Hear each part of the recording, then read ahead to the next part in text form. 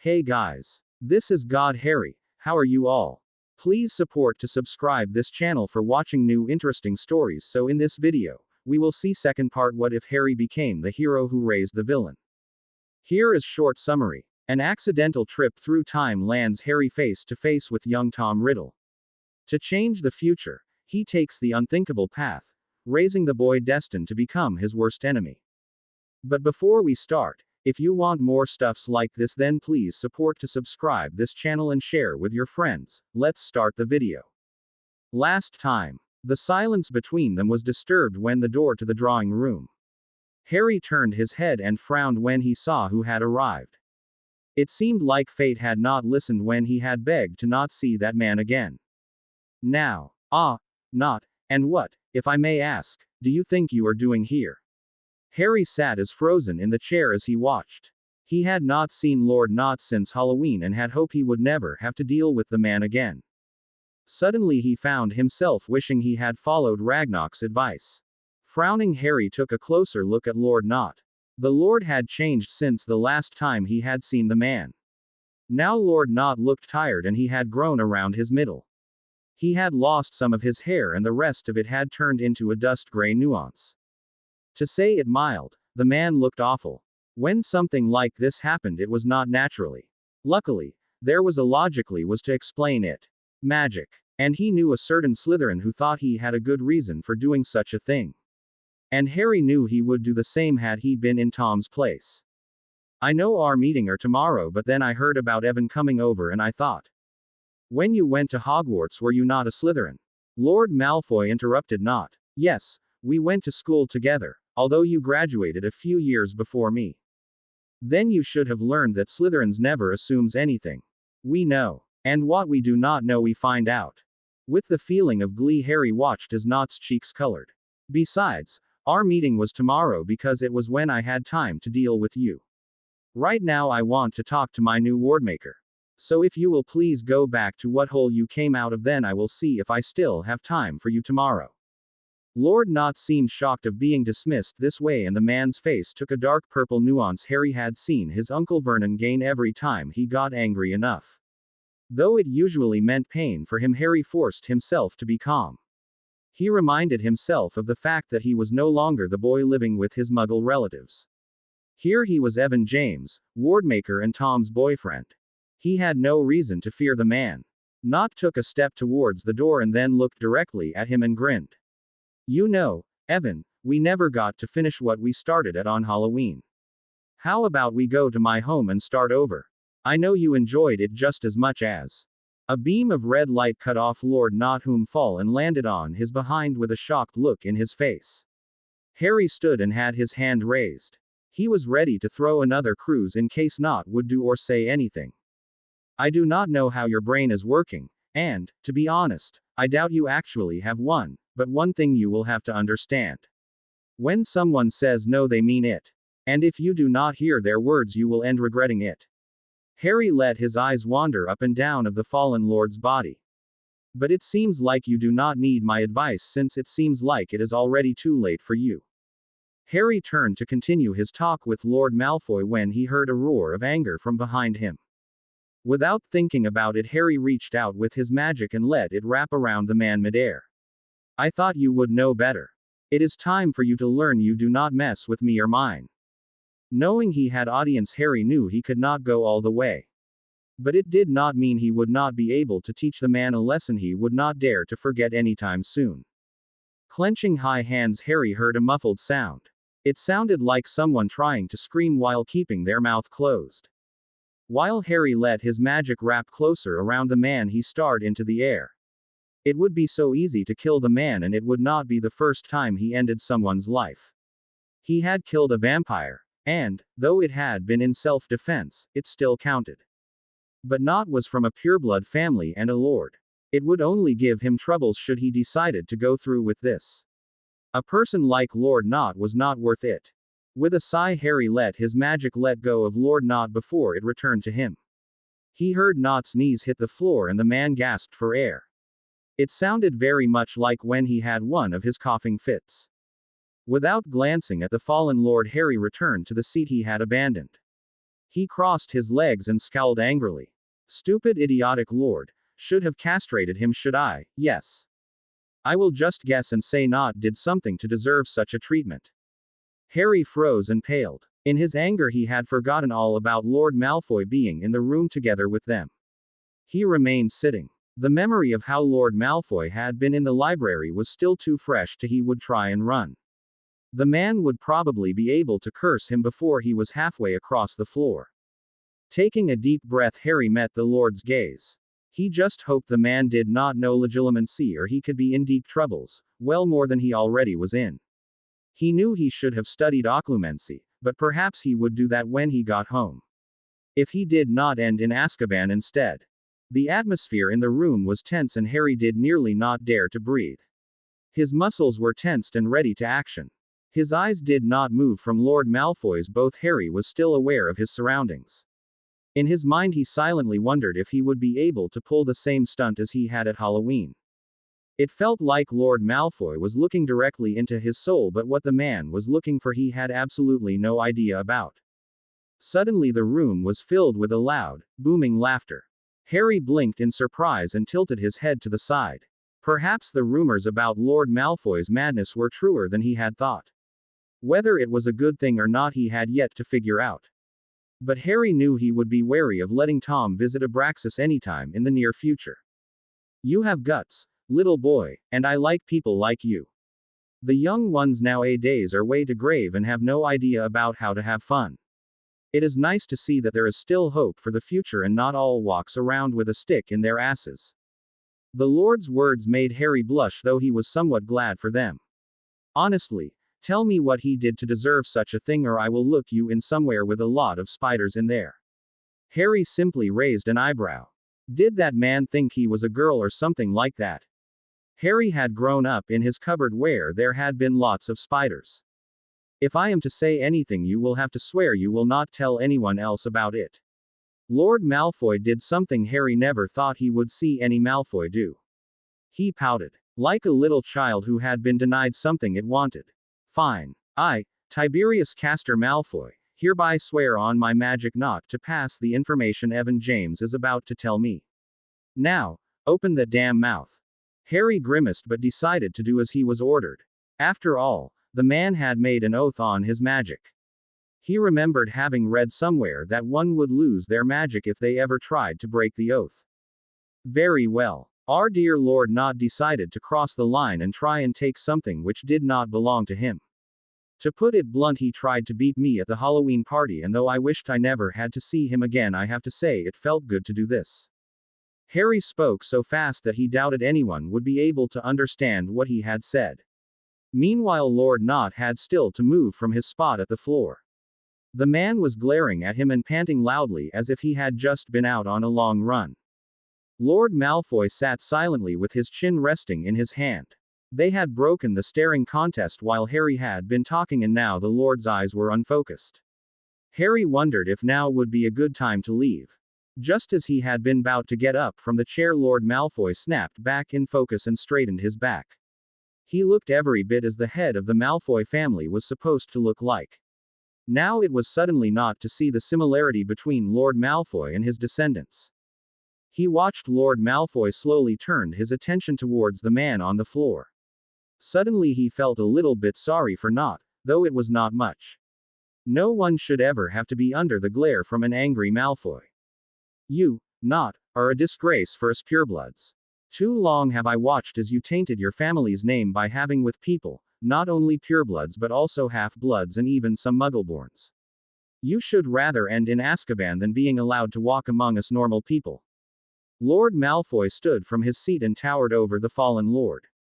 As long as you are alive, all connection between our two families will be cut. And I will let others know that the same fate will befall them if they do not follow me.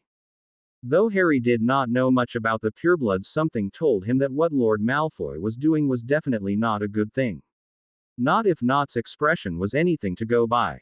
You cannot do that. Lord Malfoy grinned. It was not the half-crazy grin he had had until now, but one which did not make Harry question the Lord's sanity. Watch me. I, Lord Tiberius Castor Malfoy, ban Lord Not from my family's grounds. As long as he is alive, our families will not interact. As small bond of silver bound the two of them together before it was cut over with a move of Lord Malfoy's hand. Take Lord Nott outside the wards and make sure he does not return. A house elf arrived and took hold of Lord Nott's arm. It bowed for Lord Malfoy before disappearing with a loud pop and taking Nott with it. So do you accept it? Harry blinked and looked at Lord Malfoy. The many changes of mood were starting to give him a headache. He had never met a person so confusing, in the lack of better word. Accept what? Lord Malfoy chuckled and sat down before he crossed his legs. Do you accept the offer about working as my wardmaker? You will, of course, still be able to work with Gringotts, but all new wards you will present to me before you show it to anyone else. I will pay for your work, but if you as much as thinks about going behind my back, you will see just how much power the Malfoy family has. Unable to find anything to say, Harry simply nodded. He could not really see anything bad about this deal. And he had a feeling it was best to keep himself on Lord Malfoy's good side. We have a deal, Lord Malfoy. Lord Malfoy grinned and offered his hand. Just call me Mortimus. I have always wanted to be called that, but in the wizarding world it is kind of hard to change your name. Harry blinked slowly and grabbed the hand. Of course, I mean Mortimus. Somehow Harry had a feeling that his life was getting a bit more interesting than it already was.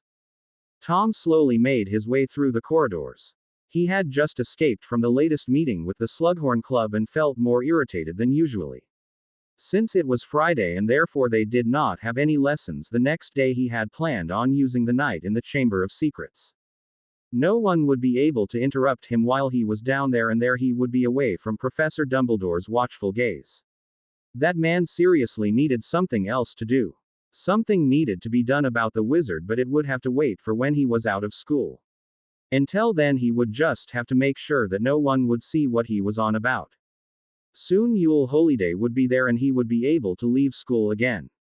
The thought of being with Evan made his chest fill with a warm feeling. Perhaps he enjoyed being together with Evan more than he let out. It felt good to know he would never have a reason to stay at Hogwarts for the vacations. He was no longer one of those few who stayed behind when the rest of them returned to their homes to celebrate with their families.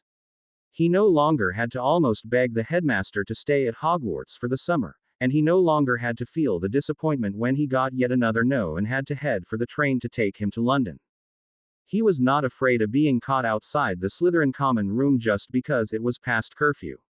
Since he was prefect, not even Professor Dumbledore would be able to stop him from wandering around in the corridors whenever he wanted to. Tom stopped at a window and looked out with a frown. His birthday would be soon, and then he would only have one more year before he was considered a grown-up. Still, he wanted to complete his education.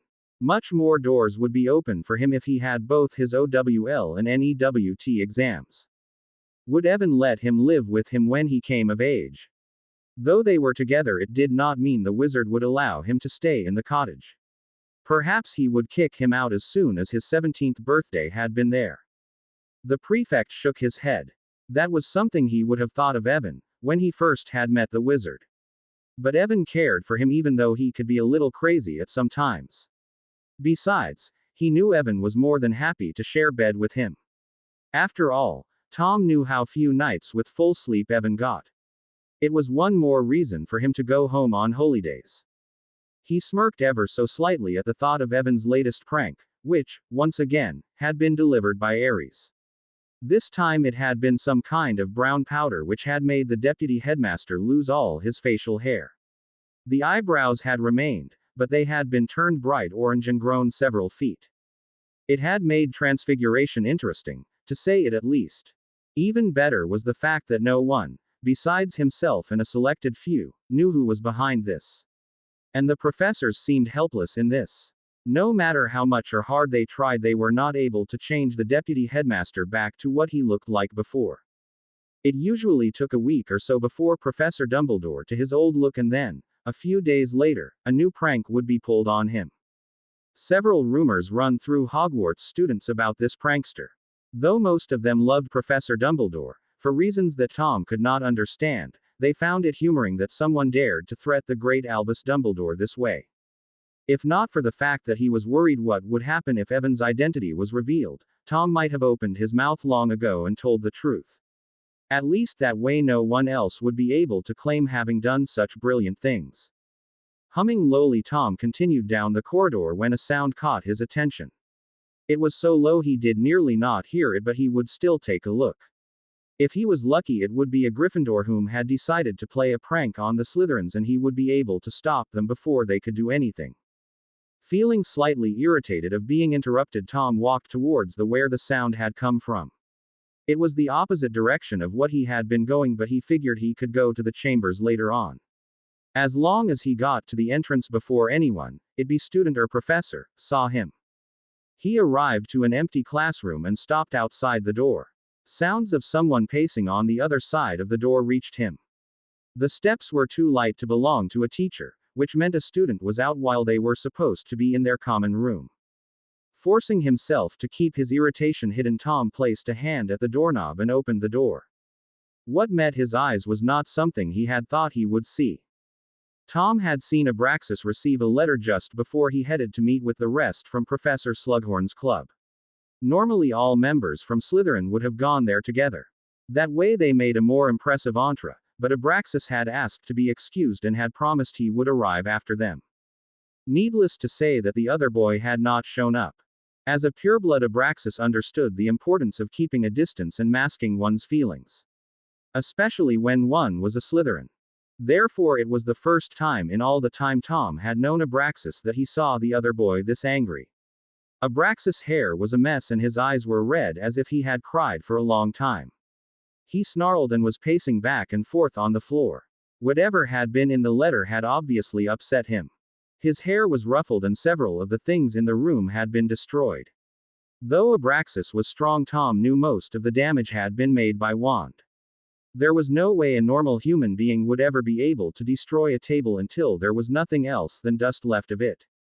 Luckily, Abraxas was not stupid enough to try and use one of the unforgivable inside Hogwarts. The wards around the school would have registered it and he would already have been on his way to Azkaban if that had been the case. He would rather have his commander where he could have some use of him rather than being crazy after having seen the inside of Azkaban. One mad Malfoy was more than enough. He was not sure the world would be ready for another one. Soundlessly, Tom glided into the room and closed the door behind him before he placed a silencing charm in the room. He did not need anyone to disturb them.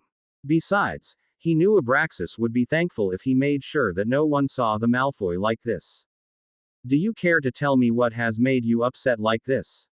Abraxas turned around with his wand raised by the sound of Tom's voice. When their eyes met, Tom saw the other Slytherin pale before the boy kneeled down on the floor.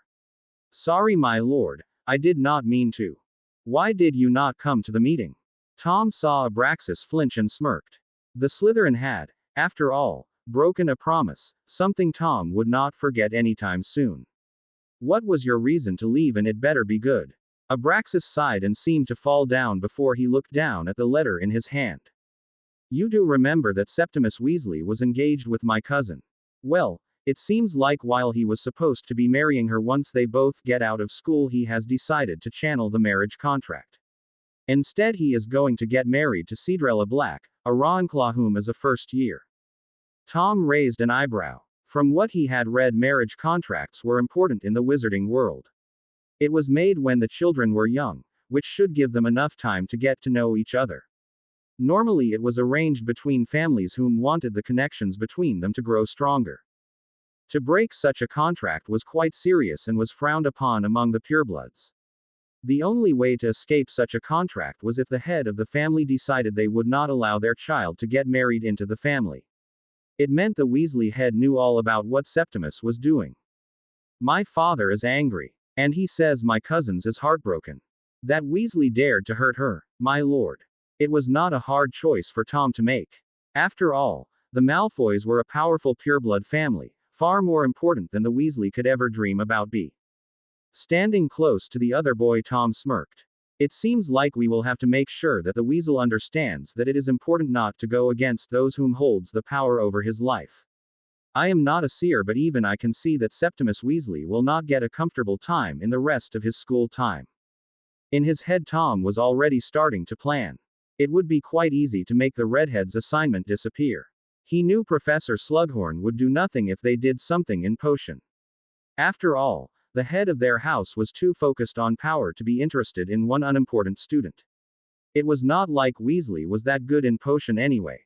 Grabbing the other boy's hand, Tom led Abraxas out of the unused classroom and started to walk back to the common room with the Malfoy heir following him like a little child. It seemed like he would need to arrange a meeting with his followers soon.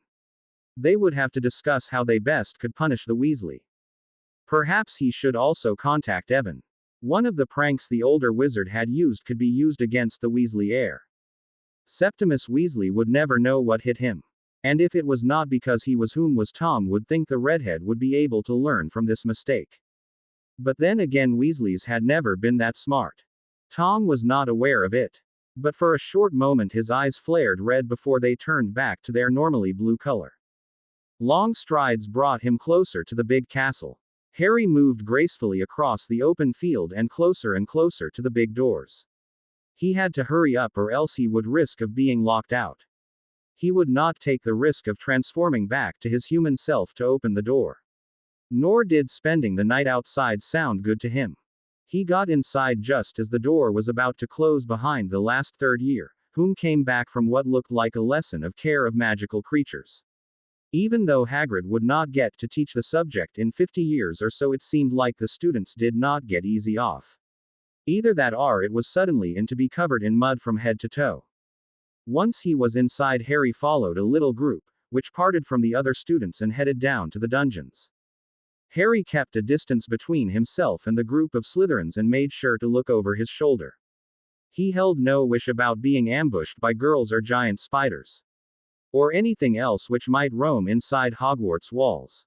He started running when the students turned a corner and disappeared out of sight. He did not worry about getting lost. The mud on the floor made it easy for him to track them down. But he would not risk of running into students which were heading to the Great Hall.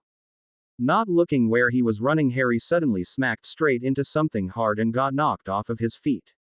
Cold hands closed around his body before Harry could clear his head enough to make a run for it. The hands which held him were gentle but strong enough to make sure he would not be able to get free of the hold. Harry's small body froze when his green eyes met stormy gray. He only knew of one wizard family with this kind of eyes. Mortimus grinned at him and nuzzled his neck with a finger. Harry leaned into the touch and purred. In the empty corridor it sounded louder than it normally would. Such a pretty little kitten you are. But it is an unusually color your eyes have. They remind me of. The Malfoy tilted his head to a side and narrowed his eyes before his face lit up in a bright, childlike smile. Now I know it. Your eyes remind me of that tea which can make people sick with its smell alone. Unsure of what he should do, Harry simply blinked. When people talked about his eyes, they usually told how he had his mother's eyes or how the color reminded him of the killing curse. Though it was nice hearing something new, Harry was not sure if he liked this or not. His thoughts stopped when Mortimus continued petting him. The Malfoy was nearly as good as Tom. Perhaps he should be near the Lord some more in this form. Harry frowned and opened his eyes half. He could not help but wonder what Mortimus was doing at Hogwarts. Those few times he had seen Lucius there, the man had always meant troubles. If that was the case with the Malfoy, Harry was not sure what to think. Until he knew more, he would, for once, just sit back and watch the show. His ears twisted by the sound of feet moving in their direction. Mortimus turned his head in the direction of the sound and scowled. Damn it. I had hoped to avoid that insect for a little longer. The Malfoy turned his attention back to Harry and winked at him. Ever since my first visit at the school after I graduated, it was decided I should not be allowed to go unsupervised. Honestly, it is not my fault that their house elves cannot take a few surprises. And if they did not want to feel the weather, then why do they have a charmed ceiling to show it? It was only raining a little that day. The way Mortimus said it told Harry there was more behind it than the Lord let out. He wondered just how much it had actually been raining at that day. And he wondered what he should do to make the Lord tell him about the spells he had used to do this. Both turned their heads when someone came in sight. Harry felt his hair rise and growled. He may be small, but it did not mean he could not be dangerous. If that man came close enough, he would get to feel how sharp his teeth and claws were. Had it been before Dumbledore had tried to kill him, Harry would have found the thought of the deputy headmaster following Mortimus around hilarious. Both of them were crazy, both. At least he did not think Mortimus would kill someone, at least not without a good reason to do so. Harry's ears were flat against his head and he hissed when Dumbledore reached out to touch him. What a beautiful kitten. Where did you find her? Actually, I think it is a him, and I do not think he likes you talking about him as if he does not understand you. Dumbledore, whose eyebrows were still orange from his last prank, looked confused. Are you sure? I mean, it is nothing more than just an animal. This time it was Mortimus whom growled, and, if Harry had been able to, he would have smirked. As it was right now, he just moved his tail slowly from side to side. He was well aware of the danger of being this close to Dumbledore. The risk of being found out as an unregistered animagus was big. Nothing would stop Dumbledore from going to the Aurors if he should find out who the kitten really was. Harry had no doubt that the deputy headmaster had no warm feelings for him. Not that he had ever had, but once Harry had thought they had been close. Like grandfather and grandchild. How wrong he had been, and it had taken a murder attempt before he had realized that much. When Dumbledore once again tried to pet him, Harry was faster. Gleeful, he watched as Professor Dumbledore flinched when his small claws dig into his skin. He did not care what the man had once meant to him. He had tried to kill him and tried to send Tom back to the orphanage. There was no way in hell he would ever let the man pet him. It was not like he was a little, defenseless animal which looked ready to pet. Well, he was not defenseless, that much he had just proved. I thought Headmaster Dippet told you not to run of, Lord Malfoy. Mortimus raised an eyebrow. Really? Well, I did not run. If you had not insisted on talking with that sixth-year Ravenclaw, you would have heard I said I would go ahead. Dumbledore sputtered but did not try to defend himself. Harry wondered what Dumbledore had been talking with the student about. If it will make you easy, I will promise I have done nothing from when we parted to when you found me here. It seemed like Harry was the only one who saw the loophole in what Mortimus had said. He could easily have done something while Dumbledore was looking the other way. With Mortimus, no one could be safe. Harry hissed at Dumbledore. But unlike the other times, this was not something a cat should be able to say. Stupid idiot. I wish I had been a snake, then I would have bitten you and watch as my venom slowly killed you. Trust me, I would enjoy every little moment. Nice little kitten, there is no reason to talk like that. Harry just blinked and looked up at Mortimus. Did the Lord know the meaning of what he had hissed at the deputy headmaster, or did he just sense the hate he felt? No matter what, Harry was glad to know he at least had one to protect him while he was in this form. Mortimus hummed softly as he continued petting Harry with a faraway look in his eyes. So, Professor Dumbledore, do you know who is the lucky owner of this beautiful example of a cat? Dumbledore looked long at Harry before he returned his attention to Mortimus. All the time Harry made sure not to look Dumbledore in the eyes. He would not take the risk of letting the deputy headmaster get a look in his memories. If I am not mistaken, Dumbledore continued while trying to ignore the snort from Harry the cat. I will guess it is Mr. Riddle's guardian's cat. From what I have heard, it visits school from time to time. One would think that Mr. James would be clever enough to ward his home so the little kitten would not get lost. Harry hissed and flashed his claws in Dumbledore's direction. Had the wizard been a little closer, he would have found himself with a new couple of scratches.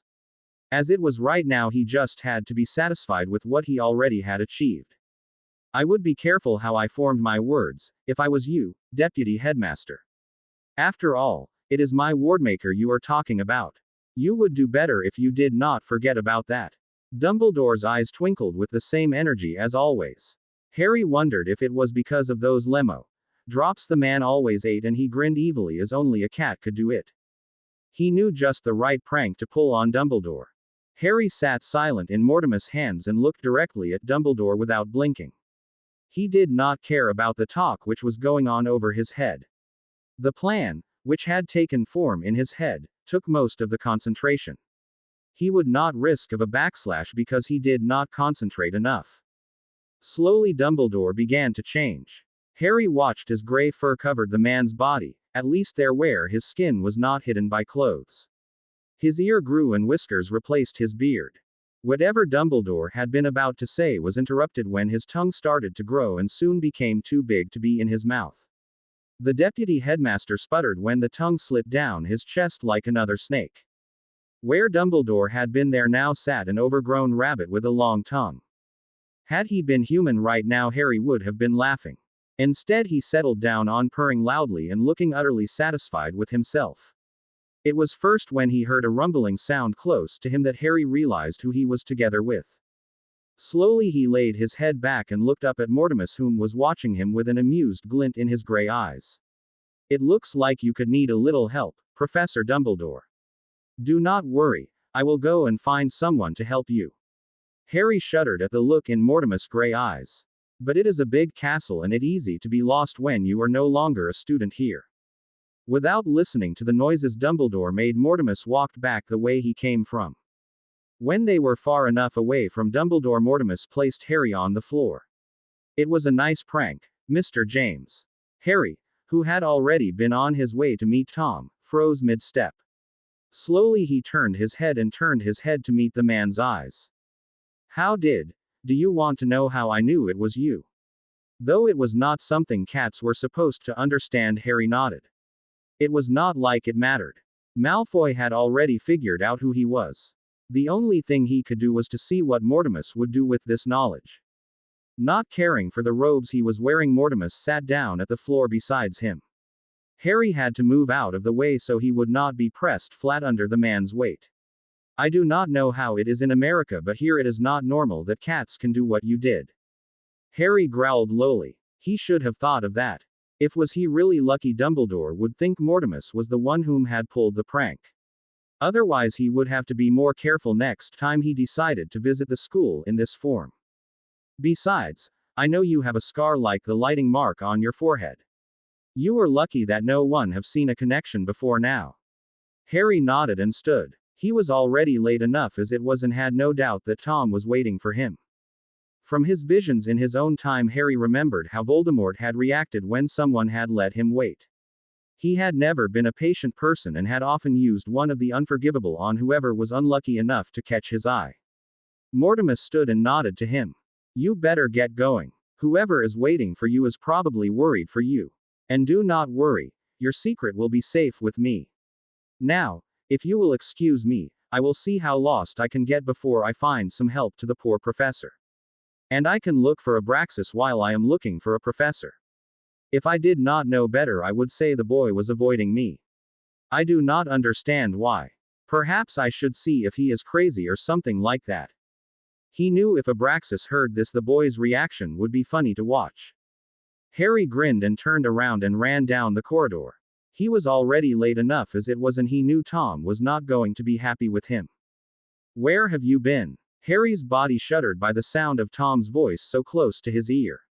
It was nice being back to his old self and all that, but he had to admit it was a little confusing with the shift of height and body mass. Smiling, Harry turned around and drew Tom into an embrace. "Hello, Tom. Did you worry about me?" Tom snorted but hugged him back. "Of course not, but you get into troubles when it should not be possible. It would not do to let you blow the school up." Harry rolled his eyes and stepped out of the embrace. "I would never dream of doing so." Looking at Tom, he knew the other one did not believe his innocent look. "What made you late?" He blinked and smiled. "I met a friend whom decided to talk with me. Oh, before I forget it, if the house elves serve anything with rabbit meat in it, you should not eat it. You will understand what I mean tomorrow," Harry said before Tom could interrupt him. "Why do I have a feeling that I do not want to know what you are talking about?" Harry just grinned and shrugged. "Evan, I am sure you can remember Abraxas." Harry looked over to the Malfoy heir whom he had not seen before now. "Good evening, Abraxas, how are you doing?" Abraxas bowed to him. "Good evening, Mr. James. It is good to see you, and I am doing fine." Harry silently shook his head. It was weird to see how different Abraxas was from his father. How could the two of them even be related? But, perhaps it was good enough that Abraxas was nothing like his father. Harry was not sure the world would be ready for two Mortimus. So, do any of you mind explaining me what I am here for? Tom had asked him to come, but his letter had not explained much about the reason to why. After a look at Tom, Abraxas started explaining how Septimus had been betrothed to his cousin, only to break off the marriage contract to Betroth the Black. And now you want my help to take revenge. It was not a question but a statement. Harry's face broke in a grin as he rubbed his hands against each other. Well, I think I have just the right idea for it. Is the Weasley not on Ravenclaw's Quidditch team? When both nodded, Harry chuckled. Who are the next ones they are playing against? Again it was Abraxas who answered him. Harry guessed it was because Tom was not interested in Quidditch. They are playing against us, but what does it have to do with it? Can you make it so I will have access to the Ravenclaw changing room? I will make sure that Weasley will learn that he should try and use his brain before he does such a thing again. None of the two Slytherins asked him questions, and for that Harry was glad. He was not ready to explain to them what he had in mind. One thing was sure. Weasley would be victim for some of his descendants' great inventions. Tom followed Evan out of the school. Once again his boyfriend was back as Belleza. It was far easier for both of them to move around when they did not have to worry about being seen. Normally he would never go anywhere near a possible crime scene, but Evan needed someone to get him inside the Ravenclaw's changing room, and Tom did not trust anyone enough to send them with Evan. Besides, it would not do for others to find out about Evan being an animagus. As far as Tom knew, himself and Abraxas were the only ones who knew about Evan and Belleza being the same. And he intended for it to stay that way. And, truth to be told, he was interested in seeing what Evan had in mind. Usually Tom saw pranks and such as a useless thing and a waste of time. But the pranks Evan had pulled on Professor Dumbledore were different. It proved that Evan had a brain, though he sometimes seemed to forget how to use it. The thought of Professor Dumbledore made Tom frown. He knew Evan would not be able to withstand the temptation to prank the deputy headmaster whenever he got the opportunity. The warning about eating anything with rabbit meat made him wonder what Evan had done this time. But, though he would rather know now than later, Tom figured it would be of no use to try and get Evan to tell him any details. Instead he would get to see Evan in work in the prank against Weasley. Ever since Abraxas had told him about what the Weasley had done, Tom had excluded the Ravenclaw from any of the meetings. He was ignored, and when the redhead tried to get to him in either class or elsewhere at school, Tom had people to keep him away from his person. He had chosen who he would side with, and with had the people whom followed him. That meant Septimus was on his own. The Slytherins had abandoned him. The Ravenclaws had nearly nothing to do with the boy. The Hufflepuff was too scared of him, and the Gryffindors saw him as a traitor since he had been hanging out with Slytherins ever since he started school. Therefore Weasley was absolutely alone, and no one would protect him against the revenge the students decided he should go through. In those classes where a pureblood taught, save Professor Dumbledore, the professors would ignore most of what they were doing against the Weasley. When they were safety inside the Ravenclaw changing room, Tom had used one of the skills he had picked up while living among Muggles. Evan turned back to human. Tom watched fascinated the changing as he happened. Ever since he found out about Evan being an animagus, he had been studying the subject. It helped a lot when he had access to the restriction department, because of Professor Slughorn. A little story about wanting to do better in his assignments could do a lot. Through his research he had found that it was no little thing to learn how to turn into an animagus. The fact that Evan had managed to do it on his own was no little thing. He had nothing else than a book to guide him through the process. Perhaps, Tom would be lucky enough to take a look at the book in the holy days. He jerked out of thoughts as Evan suddenly stood very close to him and looked worried. Tom, are you all right? If you are not feeling good, you should go back to school and let me do this. Tom shook his head, both as a no to Evan but also to clear his head from thoughts. It was not like him to get lost in thoughts like that. If that happened too often, he risked getting stabbed in the back. Tom held no illusions about that. All of those whom followed him wanted to be his friends. Some of them just waited for him to take a wrong step so they could take over his position. Tom pushed his thoughts aside and watched as Evan moved around in the changing room. The wizard disappeared into the showers, where Tom saw a small flash of lights from spells he did not recognize. He would have to get Evan to teach him over the holidays. It seemed like the other wizard had learned a great deal of spells in the time Tom spent in school. When Evan emerged from the shower room with a big grin in his face, Tom knew that he would enjoy whatever prank Evan had in mind for the Weasley. Which one of the lockers do you think is his?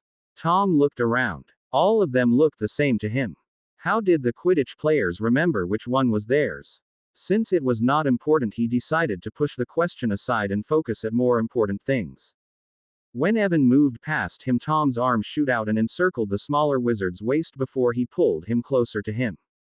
He smirked when he felt Evan shiver, as if he was cold. It was good to know what kind of reaction he could get from the other wizard. Humming lowly, he nipped Evan's earlobe with his teeth. It was not hard enough to draw blood, but enough to make Evan whimper and press his smaller body against him. Tom did not move, but instead let Evan feel what kind of reaction his body had to this. He thrust his lower body against Evan so the other wizard could feel his arousal. Evan Ned and threw his head back so it rested against Tom's shoulder. Tom let his free hand slide down Evan's waistband. It was one of the things he was happy about with Evan's way of dressing himself. The wizard dressed in a mix of wizard robes and muggle clothes. It hid his body from view, but at the same time it was easier for his hands to move around under the cloth. Evan hummed and reached out for him. It was a bit awkward since he was standing with his back against him, but Tom enjoyed the feeling of Evan's hand running through his hair nonetheless. Do you know how much I long to take you? How much I want to make you truly mine?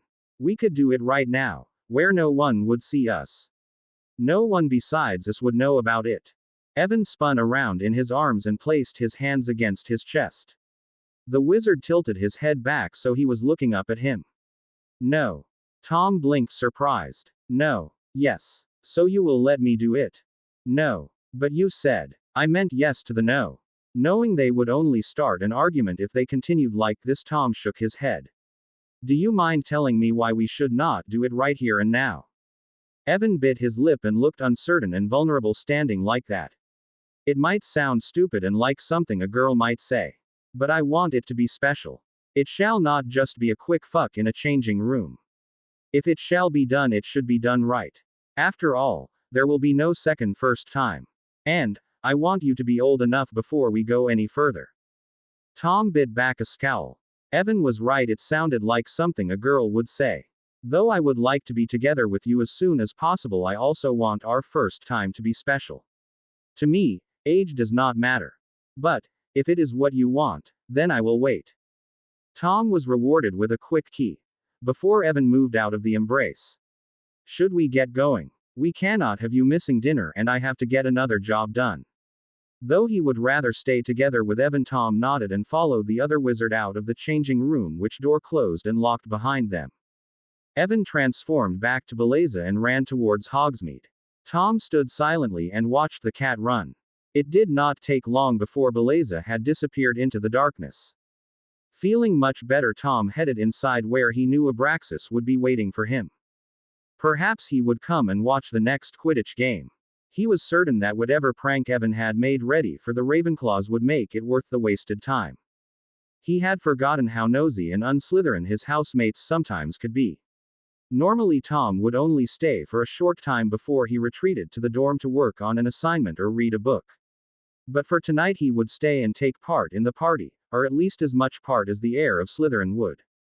Tom grimaced when he heard something break. It was probably yet another table which gave up under the weight of the dancing bodies on it. Whenever they celebrated like this, Tom wondered if he had taken a wrong turn somewhere and somehow ended with the Gryffindors. But a look around in the common room would tell him that he indeed was in the right place. Tom doubted there would be any green in the Gryffindor common room. After all, the only red the Slytherins had was the wine. None of them had to worry about Professor Slughorn stopping the parting. Last time Tom had checked, some of the alcohol had been donated by their own head of the house. Tom sat near the fireplace and the others knew better than to disturb him. He had chosen the armchair closest to the fireplace and not even the seventh years dared to try and make him moan. In his hand he held a glass of wine which he drank from once in a while. He guessed they had a reason to celebrate today. After all, their team had beaten Ravenclaw in Quidditch. It had been an easy victory. Ravenclaw had not had a single chance against their team. Since no one else protected the Slytherins, they protected their own. And when one betrayed one of them, they all fought back. The Ravenclaws would have to watch their back whenever they were out of their common room. Only those who were a part of his chosen were safe. After all, it would not do to harm those whom worked for him. Out of the corner of his eyes, Tom saw someone sit down in the chair beside him. The bee-owned hair told him who it was. What do you want, Abraxas? The Malfoy air shifted uncomfortable before calming down. I want to thank you, my lord. Tom raised an eyebrow. For what? Though Abraxas was the closet's thing he had to a friend, it did not mean he would make it easy for the other boy. For the prank. Tom only nodded to the boy. Of course. We Slytherins need to stay together, since no one else will help us. Abraxas nodded, though both of them were aware of the fact that Abraxas now owed Tom. And Tom would use it when he saw a need for it. It was quite common among the Slytherins.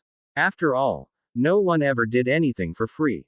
Before any of them could say more, Orion took the last free seat near them. Did any of you see Weasley's face when he came out of the shower room? Under the excuse of waiting for their own team to congratulate them about the win, the Slytherin had been waiting outside the changing rooms. Tom had made sure that no one knew about what was going on. The more who knew, the great was the chances that someone, such as a professor, would catch wind of who had done this. It was not something which Tom was interested in. Normally he would have been in the library instead of being among the other Slytherins and cheering for their team. This time he had walked down to the Quidditch pitch surrounded by his followers. Tom knew the other students was wondering what he was doing there.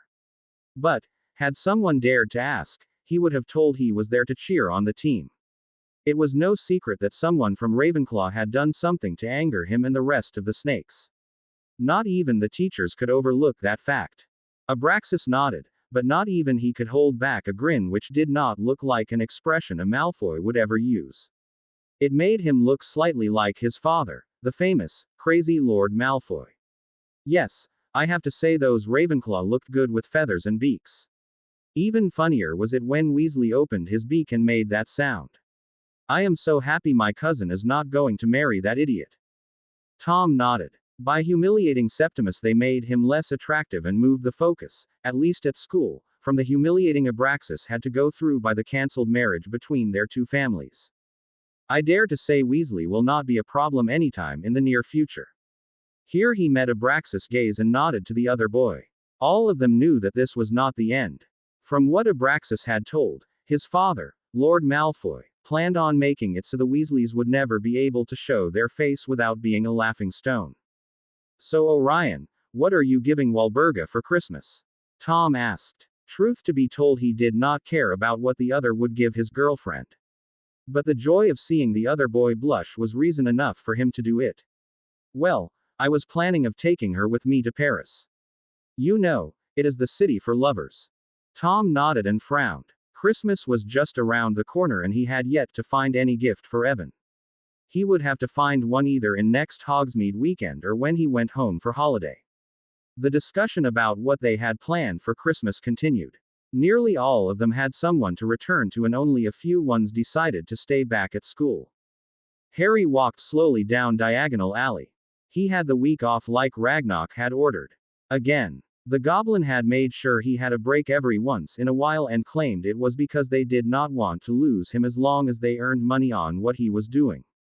The first few days he had spent home to make sure everything was as it was supposed to be. With nothing left to do, he had left home and ventured to Diagonal Alley. He had spent half an hour at the Leaky Cauldron eating lunch and talking with Daisy before he left for Diagonal Alley. There it was easy to see that Christmas was soon to come. Witches were dragging family members or friends along them. Amused Harry watched them before he shook his head and continued walking. Since Yule holidays would start soon, Harry had decided to look for a gift to Tom. This year it would not be some kind of jewelry. The necklaces he and Tom wore were more than enough for him. And giving another to Tom would make him look like a girl. He would have to think of something else. Feeling lost on what to do, Harry walked into a bookshop. He did not want to give Tom a book. It seemed pointless, especially when he knew Tom preferred reading dark books. It was something Harry was yet not willing to buy. He was not sure what kind of punishment one would receive here, but in his own time owning a dark object was enough to get one sent to Azkaban. The only reason to why Lucius Malfoy still had been walking around like a free man was that he was too Slytherin to get caught. And, if he actually should be found with a dark object, he had enough money to pay himself out of the situation. You should be careful walking around like that. The Raxperts will float into your ear and make your brain go fuzzy. Hearing a voice he had not heard since he ended in this time, Harry turned around and nearly knocked himself off of his feet. Luna. The name was out of his mouth before he had time to think. When he took a closer look at the witch in front of him, Harry realized she was not Luna, thought she looked a lot like her, if only older. Luna. What a lovely name. I think it mean moon, and I really loves the moon. Maybe, if I get a daughter, I will call her Luna. Harry became of that he was gaping and quickly closed his mouth. Sorry. It is just, you really look like someone I once knew and her name was Luna. Darling, are you sure you should say was? She could still be alive. The woman said as she let her hand wander over her bulging stomach. You are right. Just because I have not heard from her in a long time, it does not mean she is dead. It was just that she had yet to be born, but Harry thought it would be best if he did not say it aloud. It was never to know who was listening, and he did not want people to think of him as crazy. It was something Mortimus could keep on being. Have I told you my name? No. How forgetful I have become. I guess it is because of the baby. A little advice, make sure you do not get pregnant. Harry just nodded, unsure of what to do. For all he knew, men were not able to become pregnant. But since this was the wizarding world, he would have to check to be sure. Fate would probably make him pregnant should it ever get the chance to do so. Well, my name is Athena, not Nay Lovegood. Harry took her hand and shook it before he let go of it. Hello, I am Evan James. He found it hard not to fidget when Athena's eyes for a short moment became focused. Indeed you are. It is nice to honor your parents like that, but do you not think they would be happier if you used the name they gave you? Oh my dear, look at the clock. I have to go and meet my husband.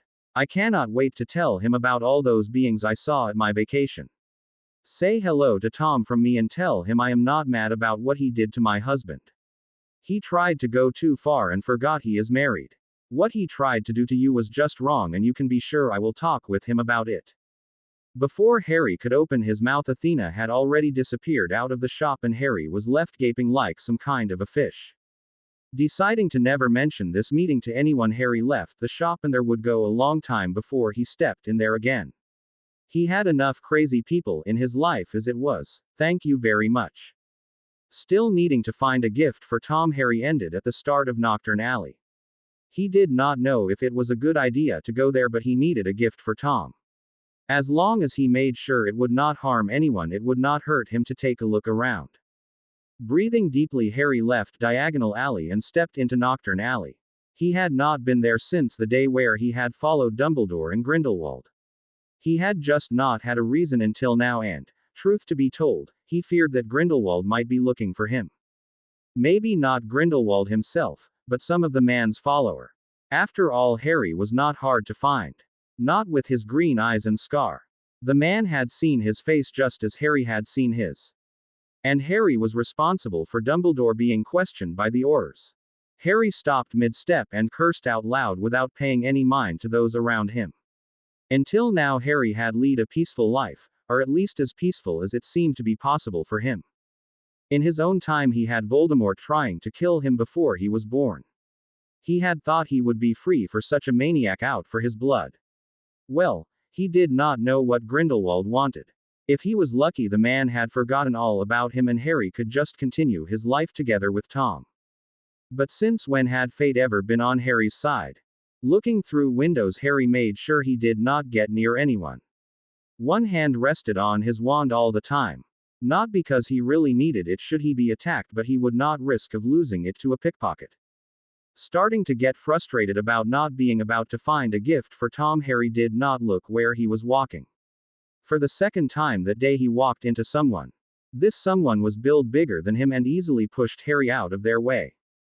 Harry stumbled a few steps into a shop before he straightened himself and wondered if it was worth finding the person just to try and curse them. But before he was able to follow the idea, a voice caught his attention. "Stupid human, disturbing my sleep like that. You step close enough and I will bite your hand off.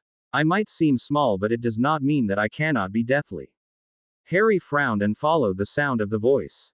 The shop he had ended in was fit for Knockturn Alley. It did not seem that large and it was dark. But the temperature was high, which made Harry wonder just what kind of things which were in the shop. "This way, little human. Just follow the sound of my voice, though we both know you are not smart enough to know what I am saying. You are a scrawny kid, there is not even enough meat on you to still my hunger." Harry stopped in front of a big aquarium and raised an eyebrow. "Just because people do not normally understand you, it does not mean you should talk to them like that. Who knows? Maybe you will one day meet someone who actually knows what you are talking about." He barely held back a smirk at the snake's shocked expression, well, at least as shocked as a snake could look. "You speak. Thanks for stating the obviously." Harry stepped closer to get a better look at the green snake. He had a feeling that he had seen her before but could not remember where or when. Perhaps, if he was just a little closer, he would be able to. "I would not get any closer if I was you. That girl is rumored for biting anyone who come close enough. It is only my luck that she is too small to do any harm. But when she is fully grown, a bite from her will be able to kill a man." Harry did not move away from the snake and shoot the woman short glance before he returned his full attention to the snake. "How much does she cost?" The woman snorted. "As if one like you have the money to buy her. And even if you were able to pay the price, I cannot just let you walk away with her." Without taking his eyes off the snake, which were following his every move with her eyes, Harry found some galleons from his pocket. "Is this enough for you?" Harry knew it should be more than enough, at least he hoped so. He had set his eyes on the snake and he would not leave the shop willingly without her. He felt the woman look at him but did not spare her a second glance. Harry was trying to remember from where he had seen the snake before. It was not like he had been much around snakes in his life. None of those in the garden were anything like this one, and the boa he had freed from the zoo had not been born yet. "Very well, it is not like anyone else will buy her. To tell you the truth, I feared I would have to keep her. She has a nasty temper and no one wants one like her. Not even though she will live as long as the one she bonds with." Harry listened silently to the woman as her mouth kept moving in what seemed like forever. He could not wait for Christmas to come so he could give Tom his gift. When the woman took forth a little cage, Harry stopped her.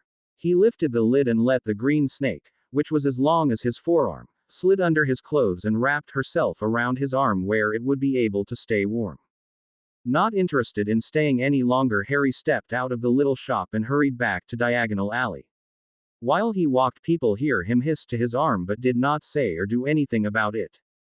After all, this was Knockturn Alley and most of them had seen more interesting things than one talking to their own limp. Finally, having figured out from where he knew the snake from, Harry grinned.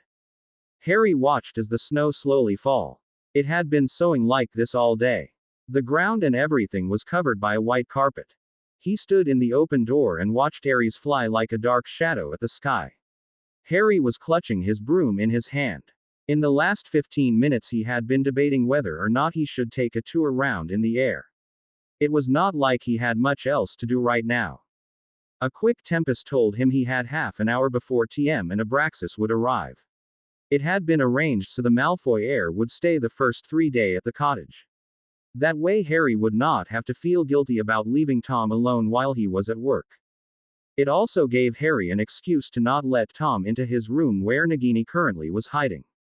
To make sure Tom would not be able to get into his room, Harry had cast several locking and silencing wards around his room.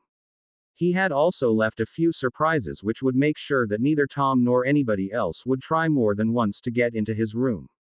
At least he hoped so. It was surprising how pleasant company Nagini made when she was not trying to eat one. The snake could be rude and blunt, but Harry liked her humor. Though he had to hide his smile, it was still funny when Nagini followed Hubert around the cottage hissing about how the ghost should be cooked before she would eat him.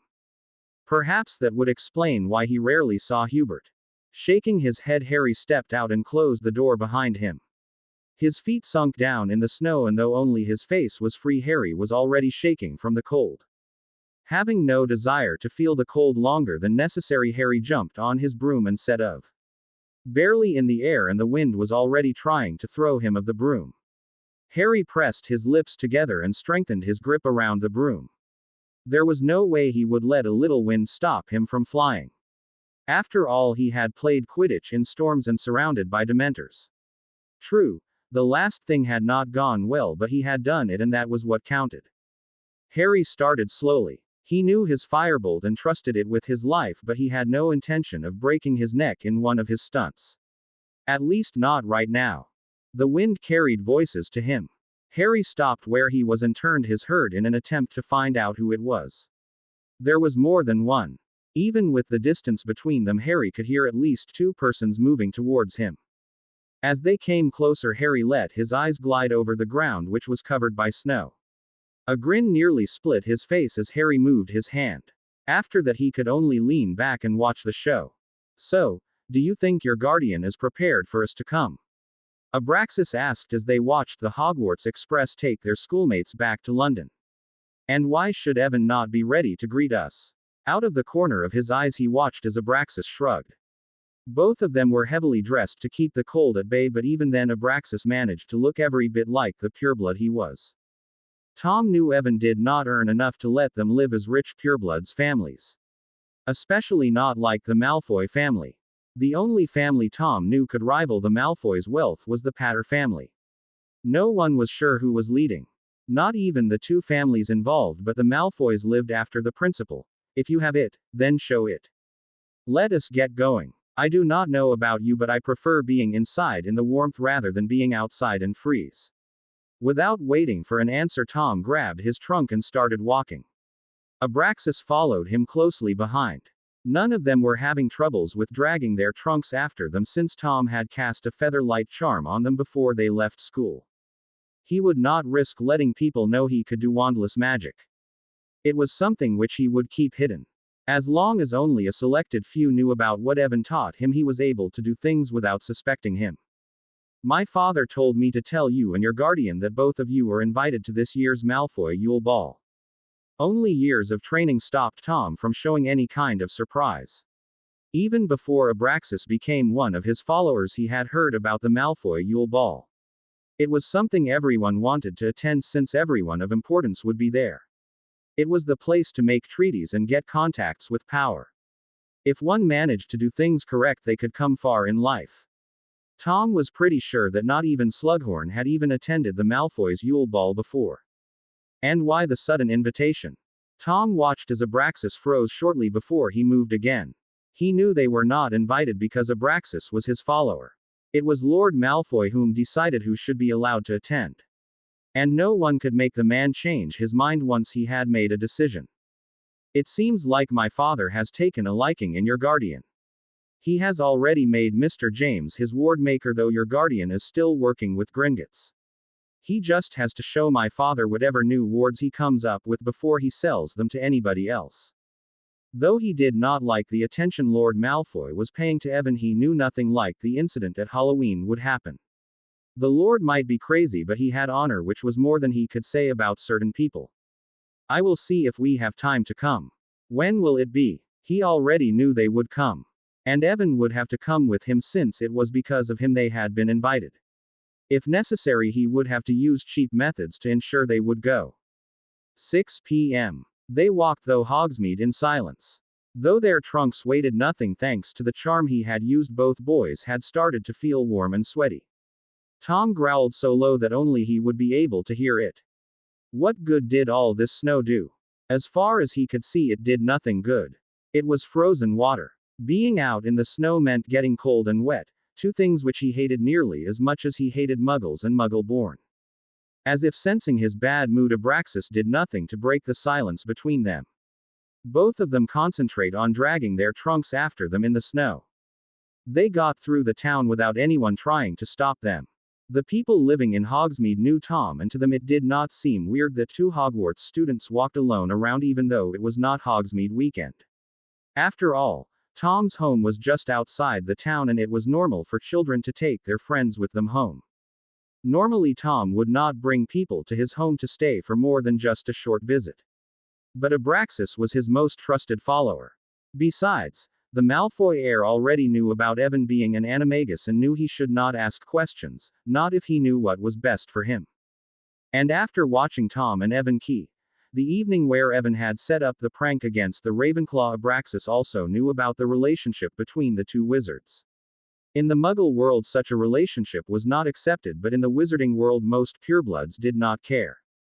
As long as the line could continue, one could be together with whoever they wanted, as long as the person lived up to the family's standards. When he had realized that his feelings for Evan were not like the ones one would have for a family member, Tom had searched for information. Unfortunately, he had not been able to find any books in the library about, and he had gone through great troubles to gather the information he needed. Not only had he gone through the troubles of finding the pair of boys he knew were together, but he also had to get the information without letting anyone know what he had been looking for. It was interesting to see how much information one could get when the observed had no idea about that they were being watched. The main reason to why they kept their relationship hidden was because of Professor Dumbledore. Neither Tom nor Evan had any doubt that the deputy headmaster would try and part them should he know the truth. He would probably say that Evan was taking advantage of being Tom's guardian and forcing Tom into a relationship. As if Tom would ever let anyone force him into doing something he did not want to do. But nonetheless, they would keep their relationship a secret until Tom was no longer a minor. If not because Tom had read several books which stated otherwise, Tom would have thought Professor Dumbledore had been a Slytherin when he went to school. But even though he was sly, the professor was still a Gryffindor. Tom hold no doubt that a Slytherin would have figured out who was playing a prank on them had they been in the Transfiguration professor's place. At least the last will be easy. Tom looked up and smirked. The pathway in front of them was free from snow. Yeah, Evan got tried of forgetting to clean the path from leaves and snow, so he warded the pathway so nothing would be able to block the way. He could not hide the pride from his voice. True, Evan might be working like a normal wizard to earn to the day, but he came up with wards that no one had ever heard about before. Tom knew for sure that Evan could easily get more money for his work than he already did, but the wizard seemed to lack of any interest of doing so. Tom more felt than heard the air around him hum as they passed through the wards, and the smirk changed to a smile. He knew Abraxas would not be able to feel the wards welcome them. The only reason to why Tom was able to do so was because Evan had used his blood to make sure the wards would recognize him. That way Tom would be able to enter whenever he wanted to, and he could bring people with him without having to wait for Evan to be there. The ritual Evan had done with his blood and the wards had been powerful blood magic. Tom had nearly not dared to breathe while he had watched Evan connect him to the wards. He was not sure if Evan was aware of it, but blood magic was considered dark arts. Probably not. And Tom intended for it to stay that way. Evan had an innocence Tom wanted to protect. Since Evan still had it after all the things he had been forced to go through, Tom saw it as his duty to protect it and make sure no one would be able to destroy it. Tom was forced out of his thoughts when something white hit him and Abraxas in their faces and knocked both of them off their feet. Scowling, Tom whipped the snow away from his face and sat straight up. His wad was already in his hand and he scanned his surroundings to find out where their attacker was. Last time Tom checked, Snow did not jump from the ground and attacked people. The only explanation was magic. Laughter sounded and Tom's eyes searched towards the sky and narrowed. Sitting on his broom was Evan with his long hair waving behind him while he was laughing at them. Though Harry tried, he was not able to hold back his laughter as he watched the two boys sprawled out at the ground. He had not thought his plan would work, but it had worked better than he had thought it would. To keep himself from falling off the broom, Harry clutched to his firebolt with both his hands. Though he knew the snow would lessen the impact with the ground, he was still high enough to get hurt should he fall. Evan. Harry grinned as he watched Tom and Abraxas get on their feet and then move towards him while their trunks lay forgotten in the snow. Hello Tom and hello Abraxas. I have to say, white looks great at both of you. As Harry saw it, nearly anything would look good at Tom. Well, maybe not the robes Dumbledore wore, but that was not what he was supposed to think about. While he had been thinking, the broom had moved closer to the ground and now he was within reach of the two boys under him. Fast as a snake, Tom and Abraxas jumped forth and grabbed his feet. Harry yelped and clung to his broom to not fall. In an attempt of getting them off him, Harry kicked wildly around himself while cursing the Dursleys. Because of them he was smaller built than most on his age.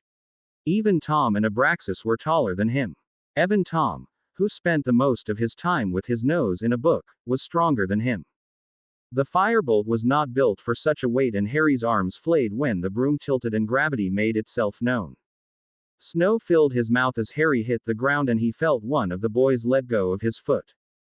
Deciding to use the opportunity, Harry twisted his body around so he was lying on his back. Not knowing which of the boys was holding him since his glasses was covered with snow, Harry kicked low and aimed for the shin. He felt the last pair of hands let go of him and Harry rolled away from his two attackers. In a matter of seconds he was on his feet and wiping snow away from his glasses so he could see. Harry found that attacking two Slytherin boys with snow was not the smartest idea he had had. Tom and Abraxas decided to join up against him. They attacked him from two sides using both their bodies and the snow around them.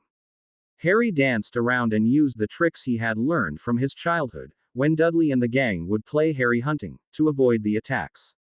Whenever he could get away with it, Harry sent snow in the faces of the two boys.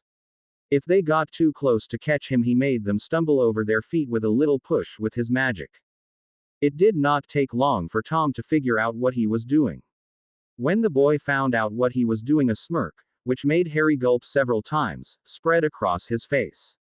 A silent fight between the two of them started. Both Tom and Harry used wandless and wordless magic to try and catch the other while they tried to make sure that Abraxas did not figure out what they were doing. It was impressive how little some people did notice when they were focusing on something else.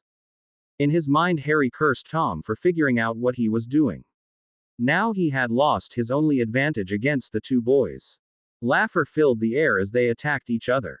Harry got the air knocked out of his lungs as Tom and Abraxas tackled him at the same time and knocked him off his feet. Breathless, he landed at his back with the two boys on top of him. Tears filled his eyes as he felt the well-known burning and cramps start in his lungs. He could not let Tom see that something was wrong with him. His body tried to curl into a ball to protect him from the pain. But the boys on top on him stopped him from doing so.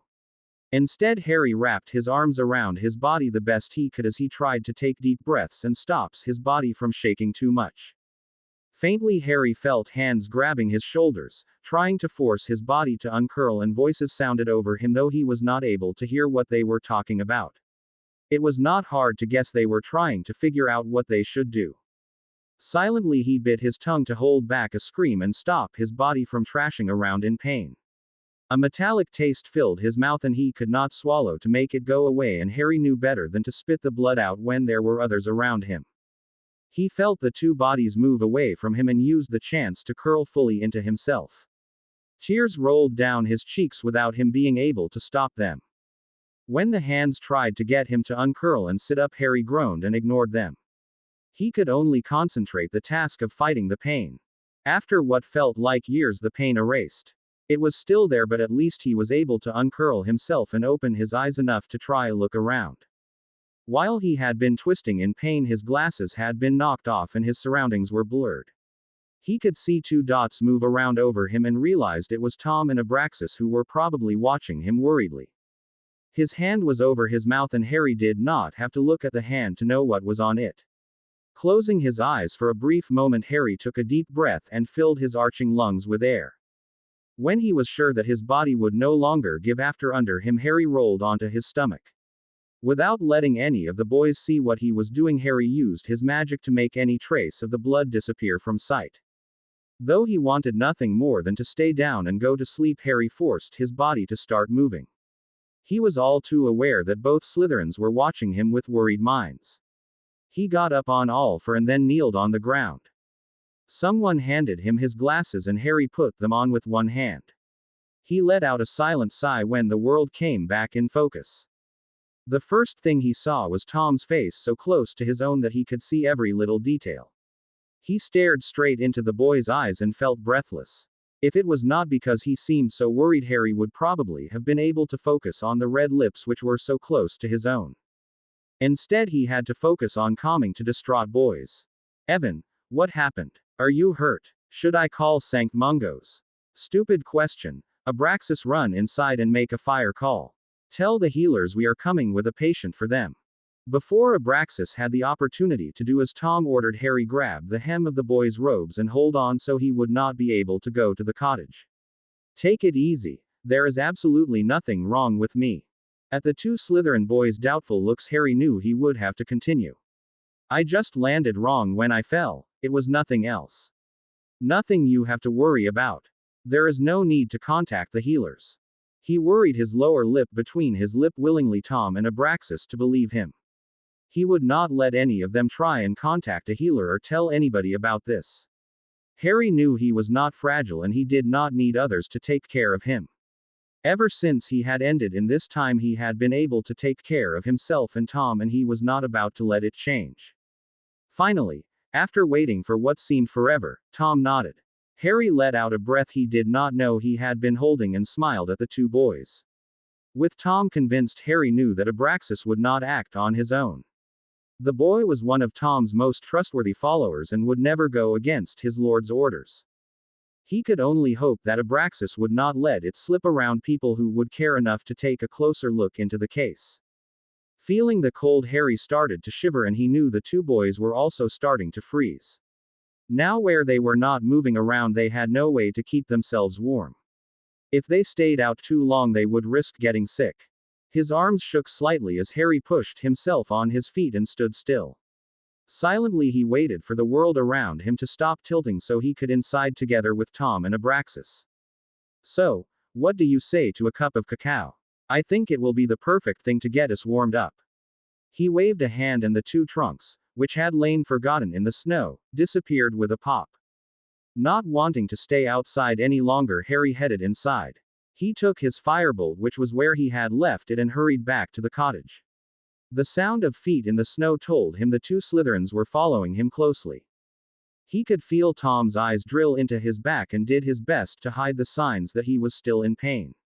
After having been hiding it for so long, Harry knew he was doing a good job and he had probably nothing to worry about.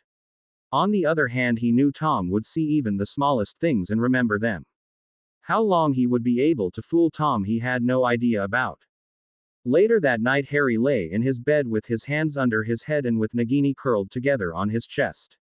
The snake had accepted she was not allowed to leave the room for now, though she did not really understand why. As a reaction to be left alone for so big a part of the day, Nagini clung to him as soon as Harry entered his room and had closed the door. The rest of the day had gone fairly well, if Harry should say so himself. Nothing had happened. They had enjoyed the promised cup of cacao when they came inside and sat in front of the fireplace. Harry had listened as Tom and Abraxas told him about how school had been and the reaction to the prank he had played against the Ravenclaw's Quidditch team. As Tom and Abraxas had moved on to other subject, Harry had sat with half-closed eyes and watched the flames in the fireplace. He had wondered if he was doing the right thing by refusing getting help from Sankt Mungo's. Harry was sure that whatever made his body go through those fits was nothing too serious. It was not stopping him from doing as he wanted, and though the pain had grown more intense, he was sure it was nothing. With a sigh, Harry petted Nagini before he leaned back against the pillow and closed his eyes. He knew he still had to get up tomorrow to make sure everything was ready for both boys in case he should be called for work. As the heir of Malfoy, Harry doubted Abraxas knew much about how to survive without a house elf to do the work for him. And there was no way in hell he would let Tom anywhere near his kitchen again. In the room next to Evan's, Tom and Abraxas were still awake. They had talked about several things, including what needed to be done once they were back at school again. Tom had not been surprised to see a bed similar to his own standing next to his bed in his room. It was a simply charm which they had already learned in school, and if he should do it, he would have been able to do it himself. My lord, if I may be allowed to share my thoughts. Do you really think Mr. James' reaction in the snow was because we knocked the air out of his lungs? Tom did not need Abraxas to say more to understand what he was meaning. He knew something was wrong with Evan, but until he had any proof, he would not be able to do anything about it. Evan was a grown-up and therefore allowed to make his own decisions, no matter how stupid they might seem in Tom's eyes. No, I do not. But until we know more, we will do what Slytherins are known for. We will wait, watch and find information. When we know enough, I will act. Until then, there is nothing we can do about it. Though Tom's tone was calm, his thoughts were a mess. He knew Evan was not okay, but he had no idea about what was wrong. He would not risk of looking like a silly child because he dragged Evan with him to a healer to get one to take a look at him. Besides, he doubted he would be able to get Evan to go if the other wizard did not want to go. Unless something changed or he came up with a better plan, he would stick to the one he had come up with. Tom would not risk losing Evan. That night Harry awoke to the feeling of someone trying to get through the wards around the cottage. In an instant he was out of the bed, and before he was fully awake Harry had grabbed his wand and spelled his nightclothes into robes and put his glasses on. Nagini hissed angrily over being awoken in this manner, but Harry paid her no mind. By the increasing tingling feeling he knew whoever was trying to get in was strong. He knew his ward's strong and weak sides. If someone wanted to destroy, then they either had to be powerful or a great number. From the sounds of snores from Tom's room, Harry knew neither Tom nor Abraxas were awoke. As a guest, Abraxas would not be able to feel anything, and Harry saw no reason to let Tom get cobbled tea the wards which alarmed about arrival as long as he was at the ground. First at the door Harry paused.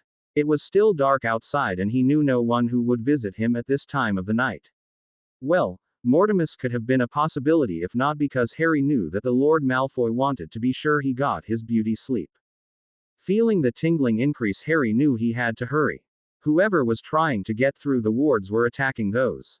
He was split between waking the boys and warn them and find out what was going on. He took the decision when he felt one of the wards break under the pressure. Knowing that he did not have much time before the next one would fall, Harry forced the door open and ran outside in the dark. Harry yelped in surprise when his bare feet sank down in the cold snow. When he had changed his nightclothes into robes, he had forgotten about footwear. Though he already felt the cold sneak into his body, Harry did not stop running to take care of the problem. Instead, he headed towards the place where the wards were being attacked. He knew the attacker could not be far from there. While running, Harry had time to think about what was going on. He could think of several people whom would attack his home. Most of them were in the future and had not even been born yet, so Harry was sure it could not be them. That left him with just two people whom Harry knew felt a very strong dislike for him. Lord Nott and Dumbledore. From the strength needed to destroy one of his wards, Harry knew it could not be Lord Nott. For one, the wizard might be a pureblood, but there was no way he could be powerful enough to do such a thing. That left him with only Dumbledore. Harry frowned and worried his lower lip between his teeth. What good would it do Dumbledore to attack them like this? Harry knew he had annoyed the wizard ever since he had come to this time. He had refused to return Tom to the orphanage when Dumbledore had tried to convince him to do so. He had pranked the wizard, and some of them were meaner than others. Especially the one he would send after Yule holidays. But all the things he did Dumbledore deserved. Either for something the wizard had done or something which he would do in the future. When Harry arrived to the wards, there was no one to be seen. Though he knew it should not be possible, Harry had a feeling of being watched. Something told him it was the ward which hid the cottage from view that had fallen. Harry watched his breathing, making white clouds come out of his mouth. He was cold to the bone and his body was shaking. Right now his bed seemed like a better choice than it had ever done before. Unfortunately, he would not be able to return to bed before he found out what had made his ward fell. Good morning, dear Evan. The voice sounded from somewhere in the dark and Harry froze. He knew that voice and wondered what he was doing there. Had he come to get revenge? What are you doing here? Come forth so I can see you. Harry was proud to say his voice did not shake. Not even the slightest bit. A relaxed chuckle sounded somewhere to his left, still on the other side of the wards but so close that he knew he should be able to see who it was. The snow had stopped falling and the sky was free from clouds. The moon gave him enough light to see his nearest surroundings, but still he could not see anyone. Evan, Evan, Evan. I thought you would be smart enough to figure out the reason to why I am here. The man moved around while he talked with a low purr in his voice. Harry let his wand follow the man's movements. Though he knew the wards should be able to keep them safe, he found it better to be safe than sorry.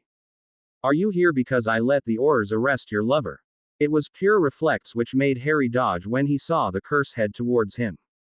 Harry threw himself to the ground and rolled away, and he got up in time to see the curse hit the wards and disappear. Laughter filled the air and sent shivers down his spine. Albus had that out for him. He acted like a Gryffindor and forgot to think. He is like a child, unable to do anything if no one is there to tell him what to do. Harry crossed his arms and glared towards where he thought the man was. If my memories serve me right, it was you who told the professor to take care of me. His eyes darted around. Though he could not see Grindelwald anywhere, he had a feeling that the man could see him clearly. It was a mistake from my side. I spoke before I knew enough about you. If I had known you were so powerful, I would not have allowed Albus to try and kill you. Not that he had much luck with that. I have punished him for that mistake. I do not allow my followers to fail me. This time it was Harry's time to laugh. Honestly, I have had enough people to try and kill me. I doubt a simple transfiguration professor would be able to success where others have failed. Harry grew silent as soon as the words had left his mouth, and he saw something move in the darkness. Grindelwald became visible, and Harry knew the man had used a spell to hide himself until now. This time Harry took his time to look at the man. Unlike other wizards, Grindelwald had trained his body so it could be seen. Perhaps the man had been an Auror before he had decided to try his luck as a Dark Lord. What are you here for? Without meeting the Dark Lord's gaze, Harry watched the man. He would not risk of letting the man knew he was a time traveler. It was bad enough he seemed to have caught the man's interest. Grindelwald stepped closer, and only a few inches were between them. Harry knew the only thing stopping the man from coming any closer were the wards. You are young, powerful and beautiful. You would make a perfect consort. Harry glared as the man raised a hand and placed his palm at the wards. Harry waited until he knew the man was touching the wards, and then he sent an electric shock through the wards. To his impression, Grindelwald did not show any reaction to the attack other than moving his hand away from the wards. He knew it had been painful, as it was supposed to be, and it frustrated him that the man had not given in to the pain. I am sorry to break it for you, but I am already together with someone, and even if I were not, you are simply not my type. To his surprise, Grindelwald did not seem angry, more amused. How the man could pain funny Harry had no idea about. He himself would rather avoid pain of any kind. Grindelwald smirked. You do not have to think about it. I always get what I want. But I guess I will just have to convince you to join me. Harry shook his head. Voldemort had also offered him to join him, and Harry had given him the same answer. Although Harry doubted Voldemort had had the same intentions as Grindelwald seemed to have about the offer. As I said before, I am not interested, and nothing you do will make me change my mind. Opposite to what Harry had hoped for, Grindelwald did not lose his smirk. Harry felt an itching to punch the man but did not move from where he was standing. He knew the wards would protect him. For how long they stood like that, Harry had no idea about. Finally, Grindelwald turned around and started to walk away. I suggest you think about my offer. I will be ready for your answer the next time we see each other. For the safety of the boy you are living with, I hope you make the right decision. He sent a Bombarda Maxima towards Grindelwald, but the wizard apparated away just seconds before the curse hit. A crater was where the curse had hit, and Harry could easily imagine what it would have looked like if the curse had hit its target. Cursing aloud, Harry sent more curses in an attempt to get some of the anger worked out of him. 15 minutes later, and a whole lot calmer than he had been before, Harry headed back to the cottage. When he stepped inside, Harry found Hubert waiting for him. Ever since he had brought Nagini with him home, he had seen very little to the ghost. It was funny to see how someone, who was already dead, could fear snakebite. And that was without being able to understand what she was saying. Evan, are you okay? I saw you leave, but you did not react when I called your name. You stayed out there for a long time and without your shoes. What in the world were you thinking? Do you want to get sick? Harry blushed and rubbed the back of his head. Sorry, Something was disturbing the wards and I had to find out what it was. There is no reason to worry, I have already taken care of it. While he talked, Harry moved into the living room. He glanced at the fireplace and flames jumped to life. It was one of the reasons to why he loved magic. It just made his life so much easier. Then how come you look like something that the cat brought with it home? Harry curled into a ball in the armchair and closed his eyes. He felt drained for energy and his whole body was cold.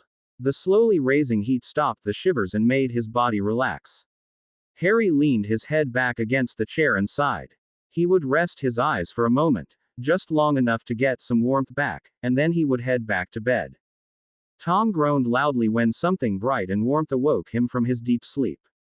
Unwilling to wake up just yet, Tom rolled away from the light and snuggled into his covers with a satisfied sigh. With his eyes still closed, Tom let his hand reach out for Evan. It was too early for any of them to be up. When his hand hit the empty, cold spot, he frowned. It was his bed at home he was sleeping in, so why was his sleep-fogged mind telling him that he and Evan were sleeping in their own rooms and not together as they were supposed to? Had they had an argument? In that case, what had it been about? His musing stopped when he heard the soft snores not far from where he lay. As far as Tom knew, neither he nor Evan snored. This was a sound he usually only heard at school when he was sleeping in the dorm together with the other Slytherin boys from his year. Frowning, he opened his eyes and turned his head towards the sound. Abraxas was laying at his stomach with him bum in the air and his arm tugged under his chest. His face was turned towards Tom and his mouth was open. Tom smirked when he saw some salvia in at the other boy's chin. He wondered how much Abraxas was willing to pay to make sure picture with his sleeping position would not come out among the students. It did not take long for Tom to get bored of staring at Abraxas. It was not near as fascinating as watching at Evan in the mornings. That was something which he would never grow tired of. Not feeling like sleeping anymore, mostly because Evan was not in the bed together with him, Tom stood and walked over to the bed where Abraxas was still sleeping. Tom stood and watched the sleeping boy, wondering just how he should awake him. Finally deciding, Tom grabbed the edge of Abraxas' cover and yanked the cover away from the sleeping Malfoy heir. "Dad, I wanna sleep." Tom raised an eyebrow, unimpressed. "You should know it is impossible for me to be your father. Unless, of course, I get my hands on a time tuner and sends myself back in time. Even then it would not be possible since I am not a Malfoy. Of course I could always kill Lord Malfoy and then use a Polyjuice potion to take over his place." Tom closed his mouth when Abraxas sat up in the bed and stretched his body. "The thought of you being my father is scary, if I may speak my mind, my lord." "You have already done so, Abraxas. Now get up. We are not supposed to sleep the whole day away when there are things to be done." Not wanting to wait for Abraxas to get up, Tom left the room and went to the bathroom.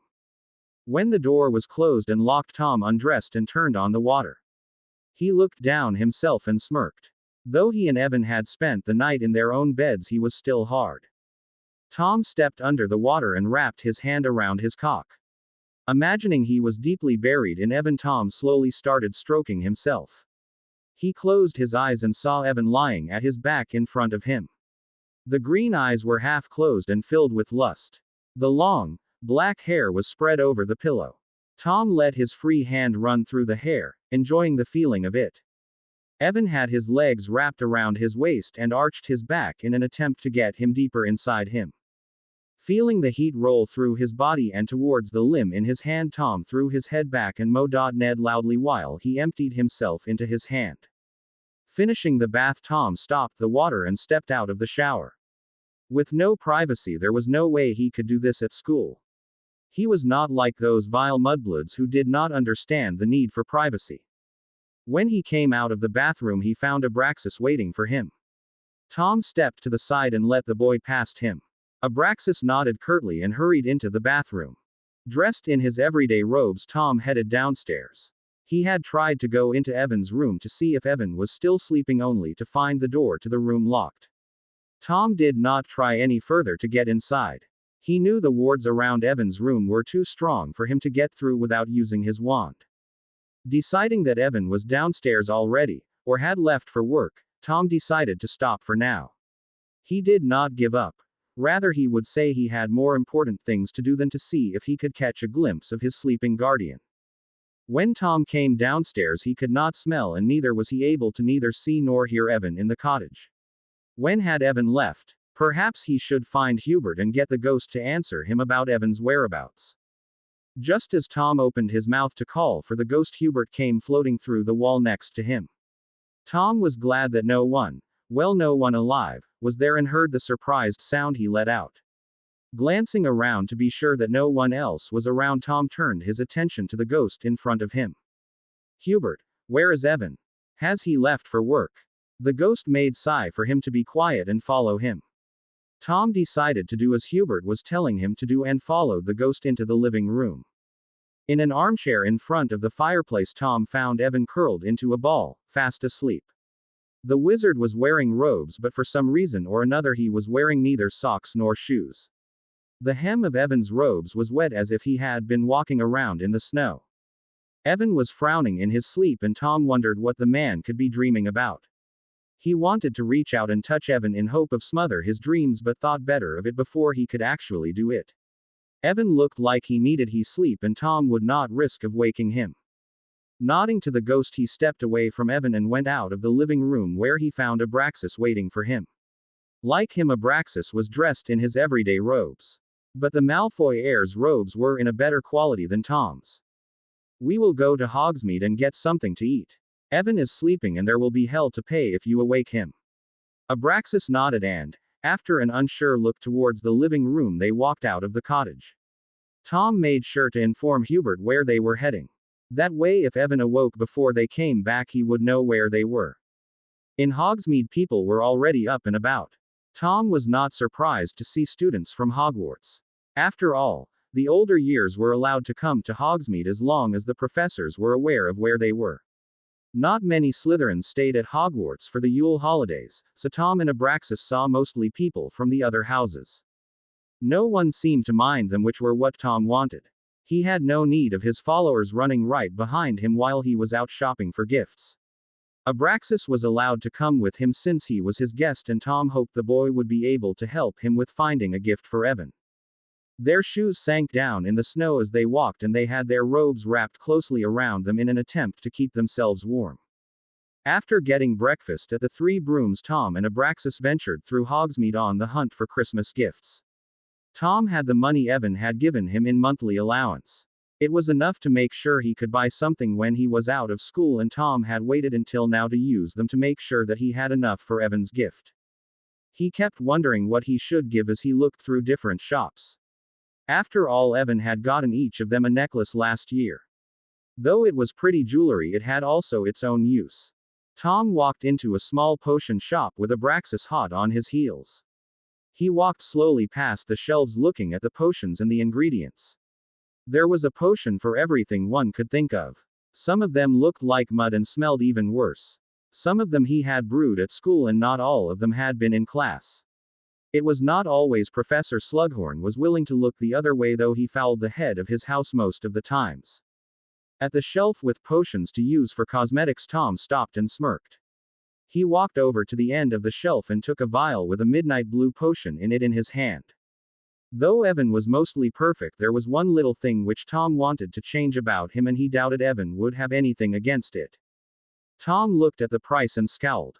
It would cost him most of the money he had. Still, he knew it would be worth the price if it made Evan perfect. Nothing less than perfect was good enough to Lord Voldemort. Before he could run over and save his godfather, strong arms were wrapped around his torso and chest and stopped him from doing what he had planned to do. Instead, Harry was forced to watch as Sirius fell in slow motion. They were reaching out for each other, but the arms holding him stopped Harry from getting close enough to take Sirius' hand. Suddenly it was Harry who was falling. He did not need to look behind him to know that the veil was right behind him. Instead, he looked forward. He did not want the veil to be the last thing he saw before he died. He saw the faces of people he had known from his own time before Dumbledore had tried to kill him. The teacher whose hair he had turned blue when he had gotten angry enough. Hagrid, Hedwig, Draco, Ron, Hermione, and the professors at Hogwarts he had had through the years, Death Eater, the Weasleys. They mixed into one twisted snake-like face with red eyes and no lips nor nose. Voldemort was smirking at him and victory was gleaming in his eyes. Voldemort's face morphed into Tom. Now it was Tom who was trying to reach him in a similar way to when Harry had tried to reach Sirius. Tom was being held back by Voldemort had stood behind the boy and had his arms around the boy in a similar manner to when Remus had held him back from following Sirius through the veil. Harry's back hit a hard surface and he forced his eyes open though he had no wish about seeing Tom and Voldemort together like that. His surroundings were a blur and Harry realized he did not have his glasses on. The light in the room told him he was not in the Department of Mysteries any longer. Instead he found himself lying at his back on the floor in the living room. Tears filled his eyes and Harry tried to rub them away. It had just been a dream and he had not had such a dream in a long time. Sirius had not died yet. He had not even been born yet. Harry had no doubt that his godfather would come to the world when his time came. Even though neither Orion nor Walburga had any love for each other, they would do their duty and make sure the Black family had an heir to continue the family name. It felt weird to know that he one day would be able to see his parents and their friends attend Hogwarts. Harry knew he would never be together with them the way he wanted to, but at least he would be able to watch them from a distance. While he laid at the floor, the flames in the fireplace turned green, signaling that someone wanted to talk with him. Harry sat up and glared at the dancing flames as if it were their fault. He still was tired after the meeting with Grindelwald last night. Knowing he could not ignore the call all day, Harry crawled over to the fireplace and seated himself at the small carpet in front of the fire. Ragnarok's head came into view in the flames and Harry smiled to the goblin. "Good evening, Ragnarok. Are there any work for me today? What other reason is there for me to contact you?" Harry smiled without letting the biting tone bother him. It was true the goblin only called him when it was something related to work. But Harry knew that Ragnarok used the opportunity to check up on him and make sure he was okay. The goblin claimed it was because they did not want to lose someone who earned them money, but Harry liked to think it was because they were friends. "Anyway, the Lord of the brave and noble House of Potter has invited you to the Potter Manor." For a short moment it felt like his lungs had stopped working and Harry worried that Ragnarok was going to be witness to one of his fits. As long as Harry could remember, he had been the only Potter left. He had never seen his parents other than at pictures and in his 4th year at the graveyard. The rest of his family he had seen in the Mirror of Erised. Of course there had to be other Potters in this time. His father could not just appear out of nowhere. When he first came to this time, Harry had played with the idea about visiting his family.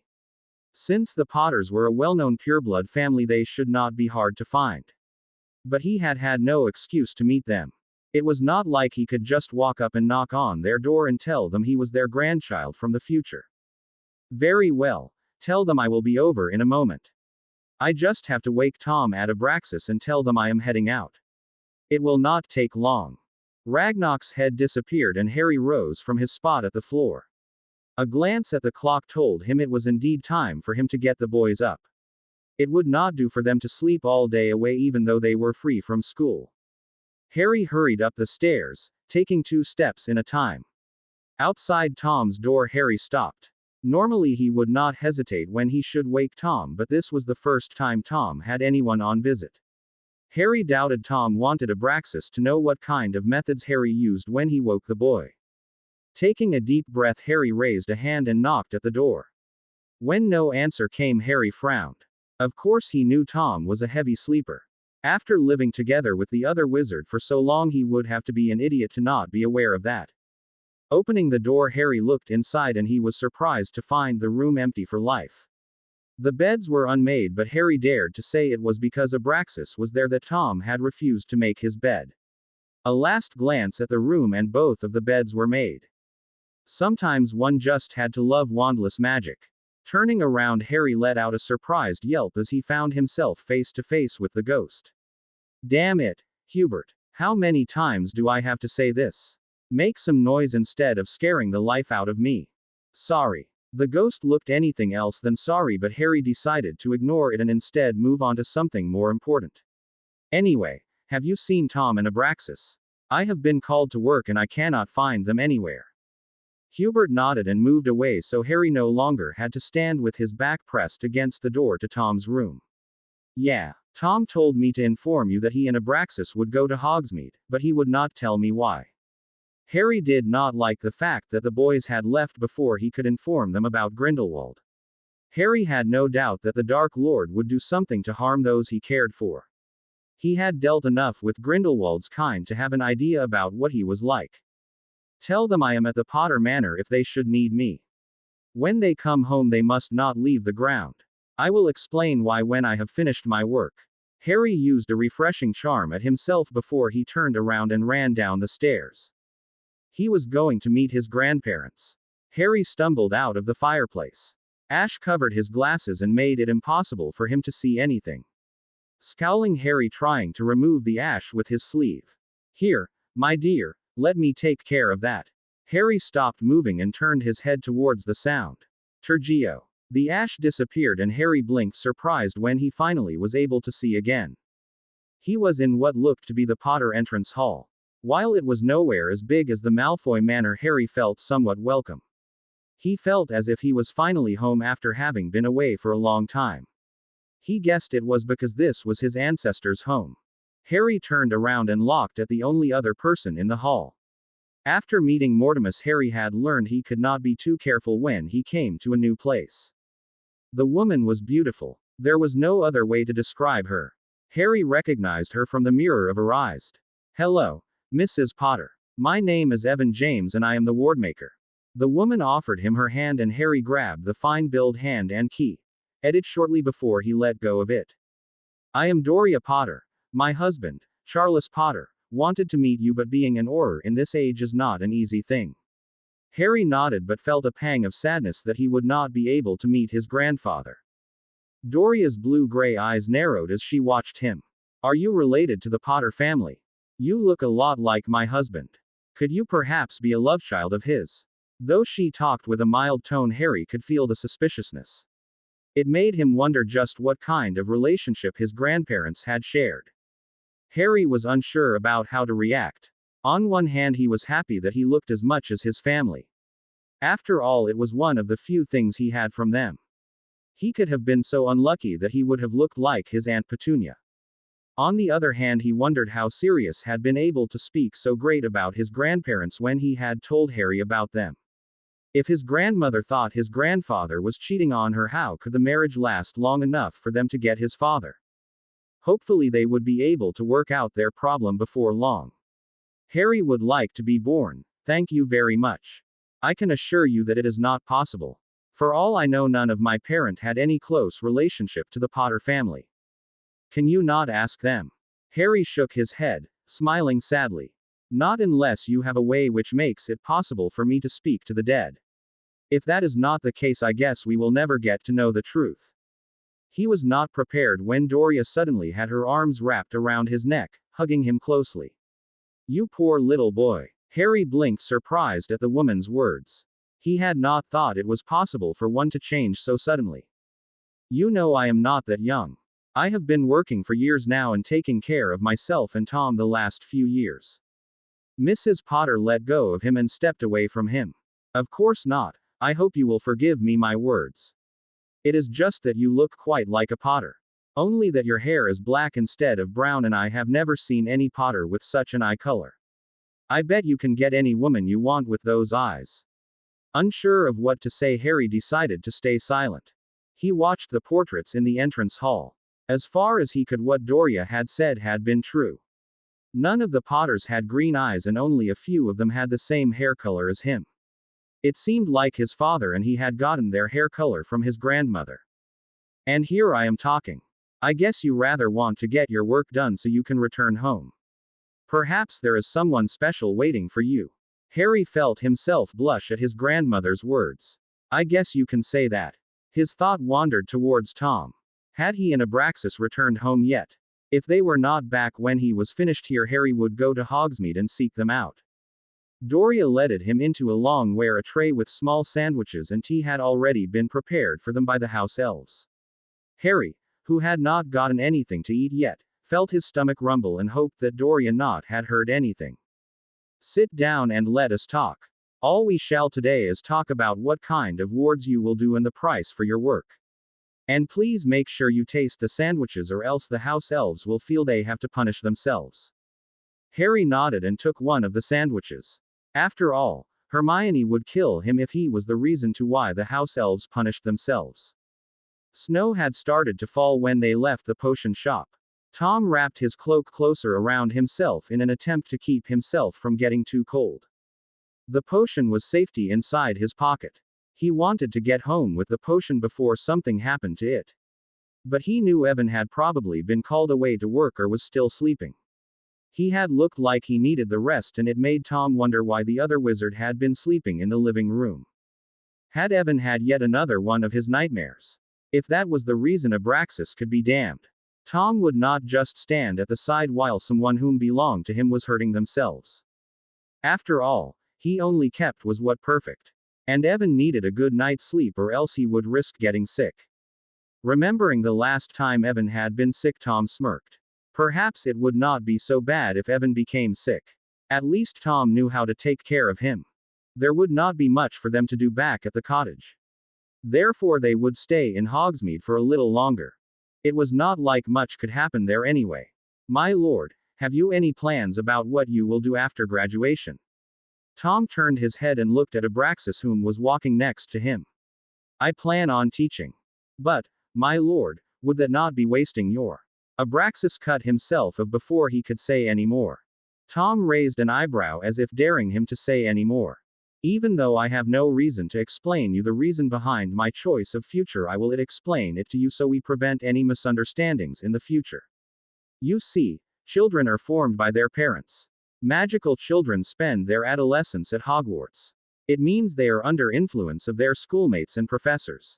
The easiest way to change the world we are living in is by stating with the rot. By changing the youth we will change the future. Tom breathed out and looked forward. Of course we also need people in the ministry to make sure the changes we want goes through. We cannot allow fools like the Weasleys and Professor Dumbledore to stand in our way. By the look of it, it seemed like Abraxas bought everything he said, and Tom smirked to himself. He had used years to perfect his method of manipulating people into doing as he wanted them. They felt important to his case. It was the easiest way to make people do as he wanted them to do. Yeah, I have enough reasons to join the ministry anyway. My father's way of acting cast shame at the Malfoy name, and people are laughing at him behind his back. As soon as I become the head of our family, things are going to change. Luckily, one can come far with money as long as they know how to use them. Tom just nodded. He knew mostly every detail about his followers' plans for their future. Some of them had he changed so they would fit better into his place. Of course he had done it without anyone else finding out. Things were much easier when people thought they had come up with it on their own. Hogsmeade was an impressive sight covered in snow. It reminded him of those Christmas cards Muggles would send to each other. It was a lovely sight, but he would rather spend his time somewhere warm rather than being out in the cold. I guess we better head back now. Evan is probably up by now. If we are lucky, he will have dinner ready for us. It was not because he wanted to spend time with Evan. However, his guardian seemed to be a magnet for troubles. To Tom, it was a wonder he had no gray hair from all the time he used to worry about Evan. I guess you are right, my lord. Besides, it seems like the weather is getting worse. Tom looked around and saw that Abraxas indeed was right. Another thing he noted was that they were the only Hogwarts student left. Of course, one would not be able to know this since they were not wearing their school robes. He did not really wonder about it since the others had to walk the whole way back to school, but Tom was still starting to feel worried. Every time Hogwarts students were allowed to go to Hogsmeade, some of the professors would accompany them and make sure that the students did not do anything dangerous either to themselves or their surroundings.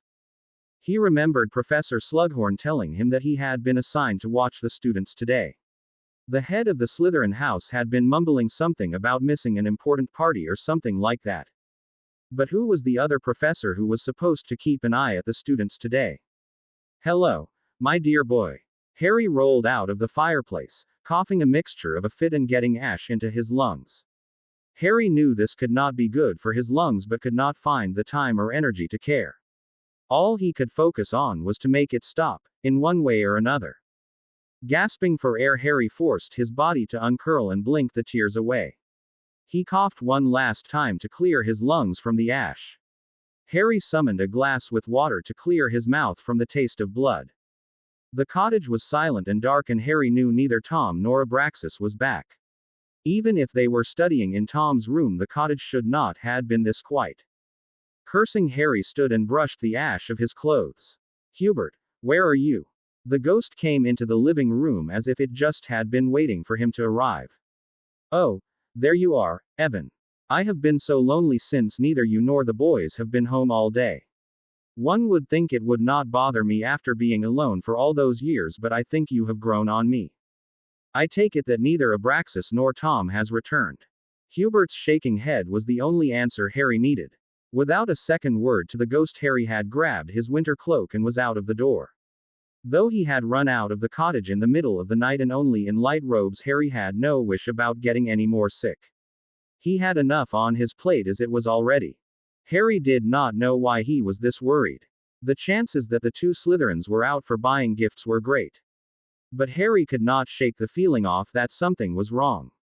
Perhaps it was because of his meeting with Grindelwald, but Harry was not willing to take any chances. When his instincts acted like this, he knew he had to follow them. Even though he knew Tom should be able to take care of himself, Harry knew he would not be able to calm down before he had seen Tom with his own eyes. It took him longer than usually to reach Hogsmeade. Harry knew that the snow had a part of the guilt. After all, it slowed most of his movements down. But Harry also knew his health was not as good as it once had been. Shaking his head to clear it from thoughts, Harry arrived to Hogsmeade after what seemed like forever. It was already dusk, and Harry held his wand in his hand and whispered a Lumos so he was able to see. Not many people were out at this clock. Most of them sat inside their houses and were enjoying some warm food. Despite the sandwiches he had gotten at the Potters, Harry felt his stomach protest in hunger.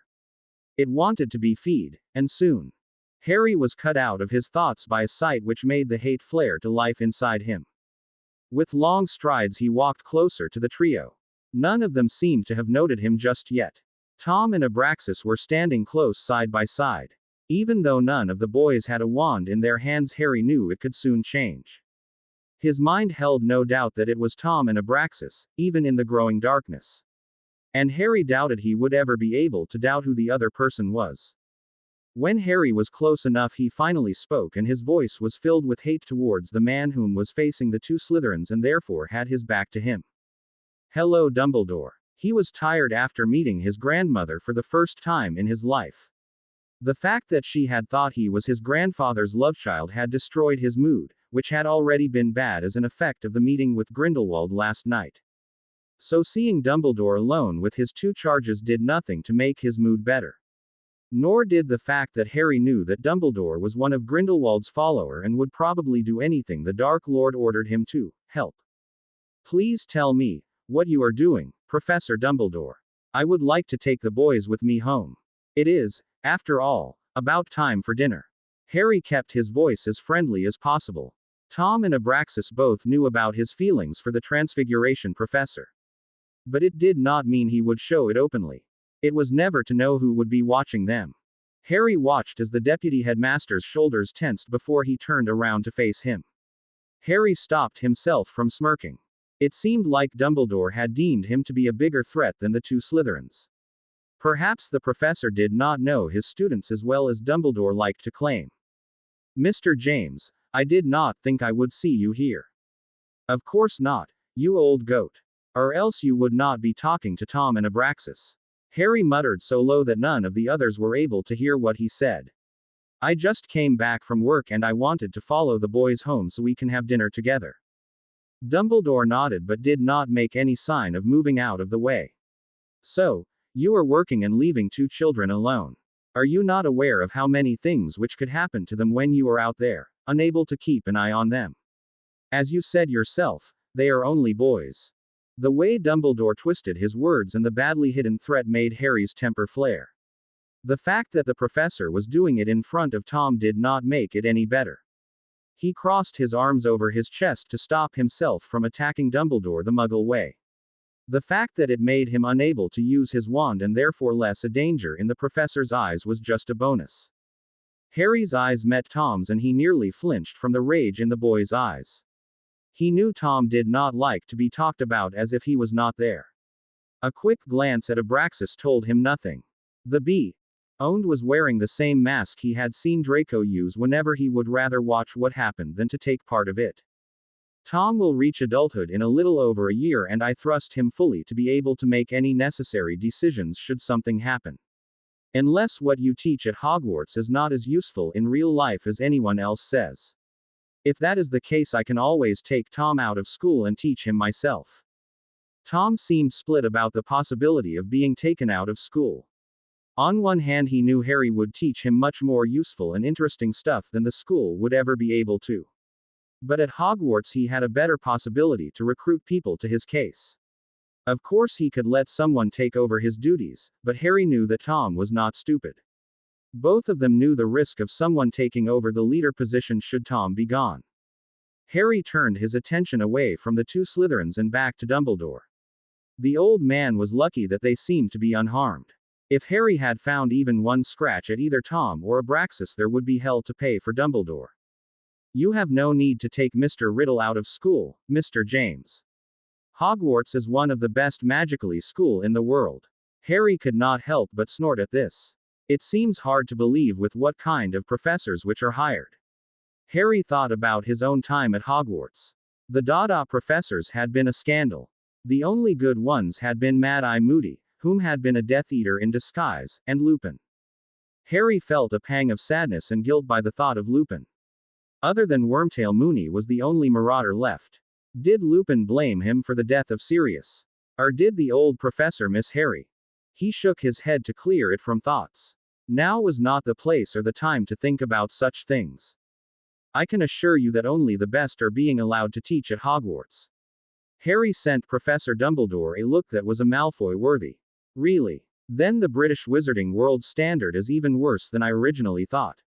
Harry looked directly at Professor Dumbledore to let the old man know what he was talking about. At the same time he made sure not to look Dumbledore in his eyes.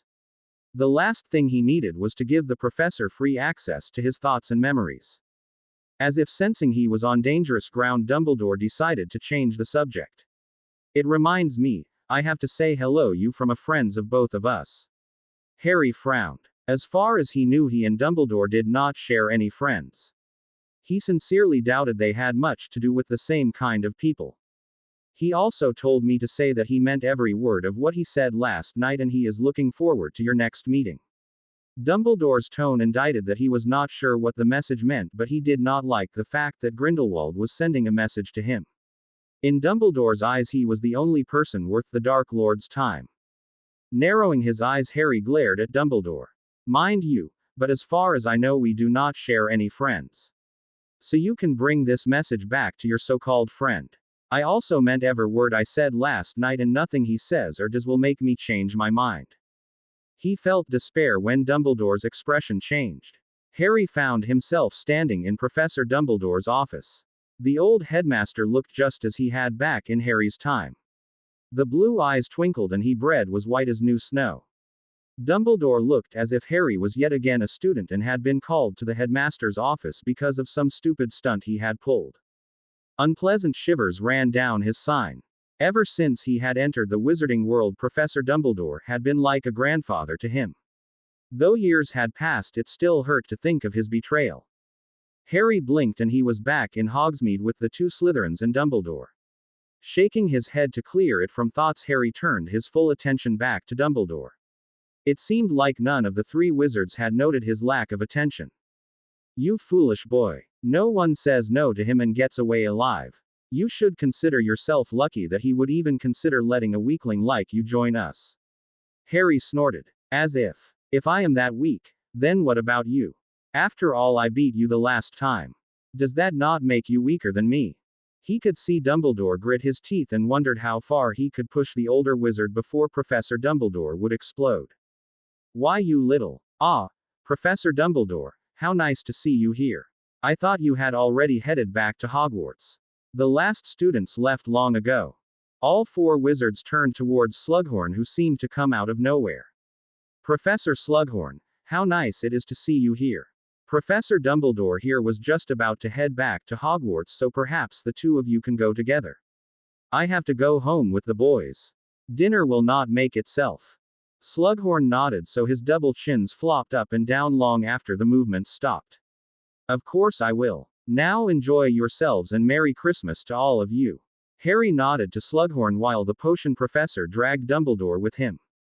Thrust Slughorn to show up when he was needed. H would have to repay the head of the Slytherin house some way. Smirking, Harry pointed a finger in Dumbledore's direction and watched as the professor glow purple for a short moment before turning back to normal. If Professor Slughorn noted anything, he did not comment. Perhaps the potion professor had already figured out who it was that was pulling pranks on Professor Dumbledore. First, when both of the Hogwarts professors were out of sight, Harry turned his attention towards the two Slytherin boys to find Tom right in front of him, with crossed arms. Abraxas was standing behind Tom but watching him with a curious glint in his eyes. Harry sighed and ran a hand through his hair. He did not want to deal with Tom right now. Was Grindelwald the so-called friend Professor Dumbledore was talking about? Why did you not tell me that you had met with him again? Are you aware of how big a danger you probably were in, and what was that for an offer the deputy headmaster were talking about? Harry was thankful that Tom had to breathe. Otherwise he was sure that the boy would still be asking him questions. I want both of you to be careful around Professor Dumbledore. Harry knew he did not need to say it. Technically Tom had been distrustful of Dumbledore longer than him. But it made Harry feel better to have said it. Let us go home. I want to be inside before it gets too dark. Ignoring the looks Tom sent him, Harry turned around and started walking the way back to the cottage. Now where the adrenaline was gone, he felt tired and empty. Harry wanted nothing more than to curl into a ball in front of the fireplace and fall asleep. But he knew already that Tom would not let him out of this as easily as he longed for. The sound of steps behind him was the only thing which told him that the boys were following him. Harry did not turn around to look at the boys or lessen his pace. The snow was falling close and he knew it would not take long before it would be impossible for them to see far. With the risk of meeting Grindelwald, Harry wanted them inside, where they would be safe, as fast as possible. Neither Tom nor Abraxas said anything. At least not something which he could hear. Harry wondered how long Tom would be able to wait before he had had enough. He was still trying to figure out how much he should tell Tom. Harry knew Tom needed to know what was going on. On the other hand, he feared what would happen should Tom hear about what Grindelwald truly wanted with him.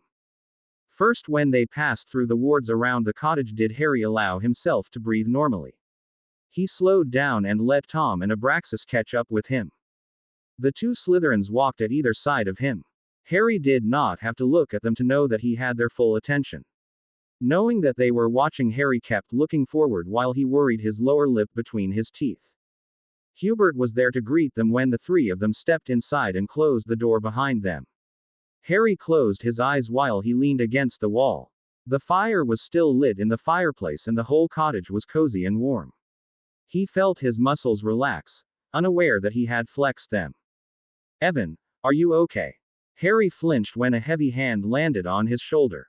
Straightening his body, Harry forced himself to smile while he met Tom's gaze. Totally peachy. I have never been better. Now I think I promised you something to eat. Just give me a little time, a dinner will be ready. With that, Harry hurried into the kitchen. He needed some time to think. Tom watched as Evan disappeared into the kitchen with a frown. The wizard had been avoiding him on the whole way back from Hogsmeade. He wanted answers and he already knew how he was going to get them. He turned towards Abraxas, whom already had taken of his winter robes. Why do you not go and take a long bath? Abraxas nodded, understanding an order when he heard one. Of course, my lord. I think a nice, long bath is just what I need after a day like today. Tom watched as Abraxas hurried upstairs before he ventured into the kitchen. Evan was already working on their dinner and was standing with his back turned towards him. Unable to resist the opportunity, Tom sneaked up behind the wizard and wrapped his arms around the other's chest. He rested his chin at Evan's shoulder and watched as Evan worked on preparing their food. They were silent until Tom no longer was able to stand it. Why do you do this? Pausing from his work, Evan turned his head so he was able to watch him out of the corner of his eye. Do what? The tone was innocent, as if Evan had no idea about what he was talking about. It was sweet, but it also made Tom want to bang his head against something hard. It was a shame he had charmed the cottage so Evan not would be able to hurt himself.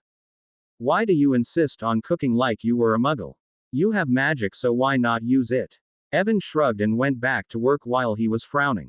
When I lived with my muggle relatives, they made me do most of the chores. As soon as I could reach the stove, I was big enough to cook. Other than gardening, it was the only chore I actually enjoyed doing. The garden and the food was something the guests always complimented. I was able to hear them talk when I was inside my cupboard. What did you say? Harry flinched at Tom's thunderous tone.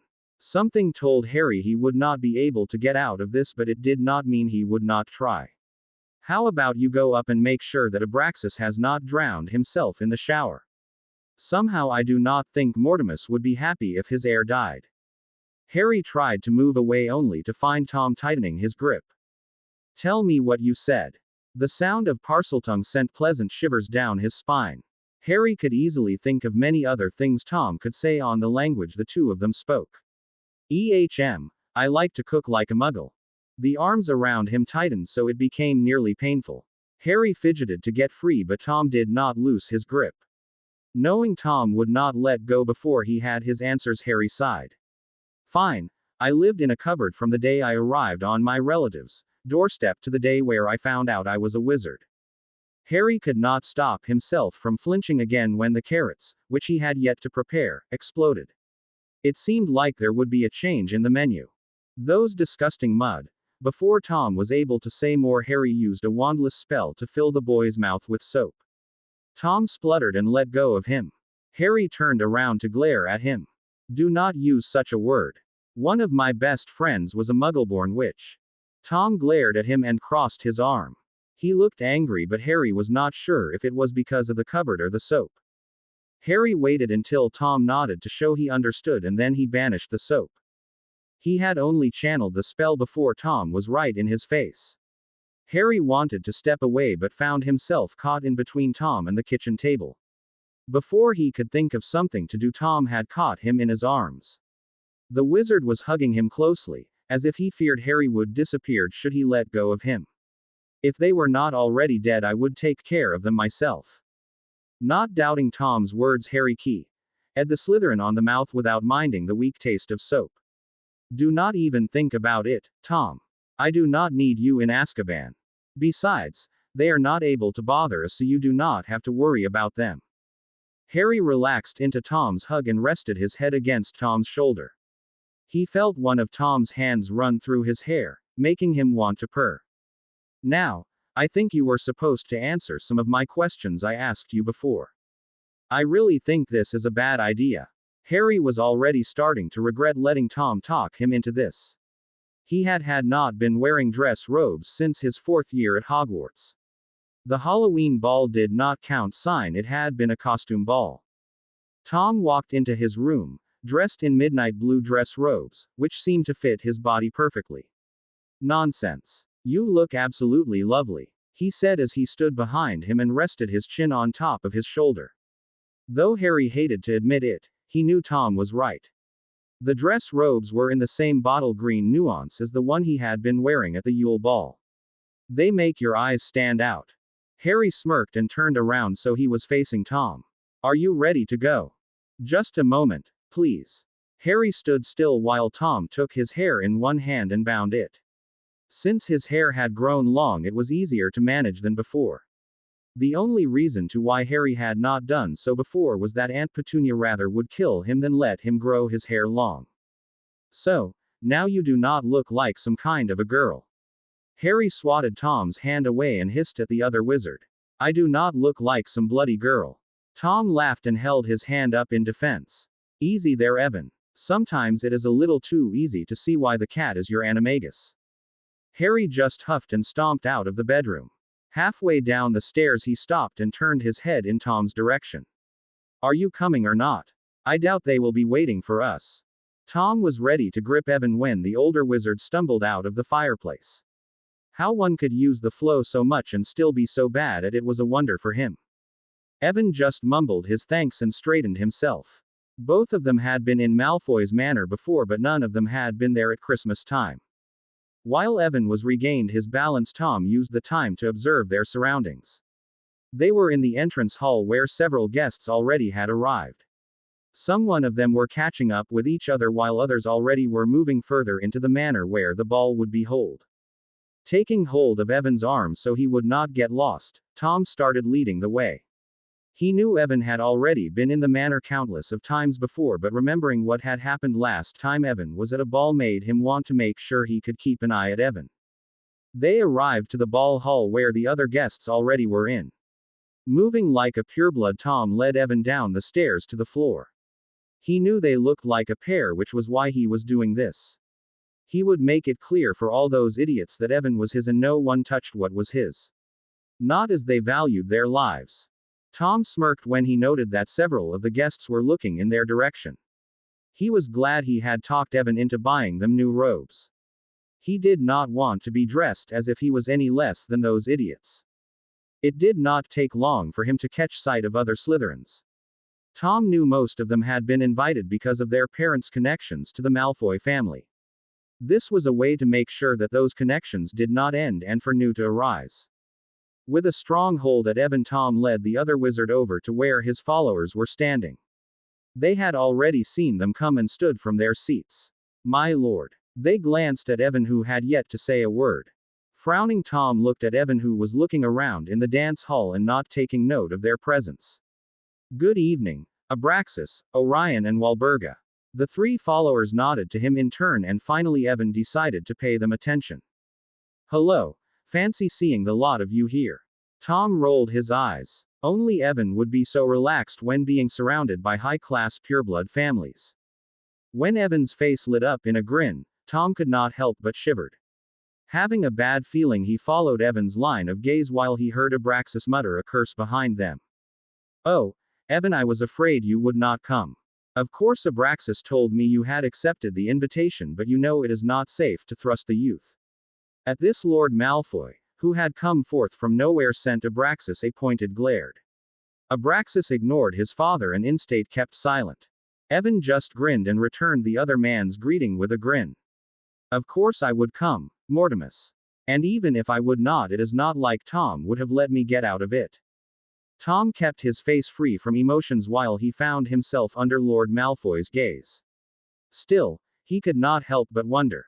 As far as he knew, Lord Malfoy's name was nothing similar to Mortimus. On the other hand, the Malfoy Lord was crazy, so it was no wonder that he made other people call him whatever he wanted them to. Lord Malfoy's face split in a grin, and he had a glint in his eye that reminded Tom of Evan when his lover was planning yet another prank on Professor Dumbledore. "I hope you do not mind I borrow Evan for the night. I promise I will try and return him as he is." Before Tom ever got a chance to answer, Lord Malfoy was gone and had dragged Evan with him. Tom shook his head silently before he started a conversation with his followers. Why was it that he sometimes felt like the parent when it was Evan whom was the older of the two of them? Harry laughed when Mortimus dragged him away from Tom and the Slytherin's merry gang. He ignored the glances the people around them gave them. Most of them turned back to their conversations, having already learned that nothing good came when the head of the Malfoy family was like this. For once Mortimus was dressed like the pureblood lord he was. But it was the only thing that had changed. The wizard was still wearing his eye patch, and it did not look like he had washed his hair the last week or so. Catching sight of robes in bright blue and the same orange nuance as Ron's room, Harry dug his heels into the floor and forced Mortimus to stop dragging him after him. "Did you invite Dumbledore?" Mortimus looked around until he saw the man Harry had been talking about. The same grin as he had used on Tom was back. "Yeah, I thought we could have a little fun with him." "I do not like the man." Harry nodded. He was glad that someone else than him had those kind of feelings for the deputy headmaster. Mortimus' grin was mirrored with one of his own. "You know, I have just the right idea for something which will knock him down a peck or two." As two children on a hunt, Mortimus and Harry sneaked towards their prey. They made sure not to be seen by hiding behind couples and pieces of furniture. Harry had his wand ready. He knew they were being watched and would not take the risk of someone finding out he could do wandless magic. It was never to know who that kind of information would reach. When he was close enough for Harry to be sure he would be able to activate the spell, the two wizards stopped and hid behind a large ice sculpture which looked like a swan though it was missing its head. The first spell needed for the prank he had cast the day in Hogsmeade. Harry had not been sure how he should deliver the next one, but it did not seem like he would have to think about that any longer. With a badly hidden grin, Harry nodded and raised his wand. It was time for the fun to start. Tom's concentration was broke by high screams from somewhere behind him.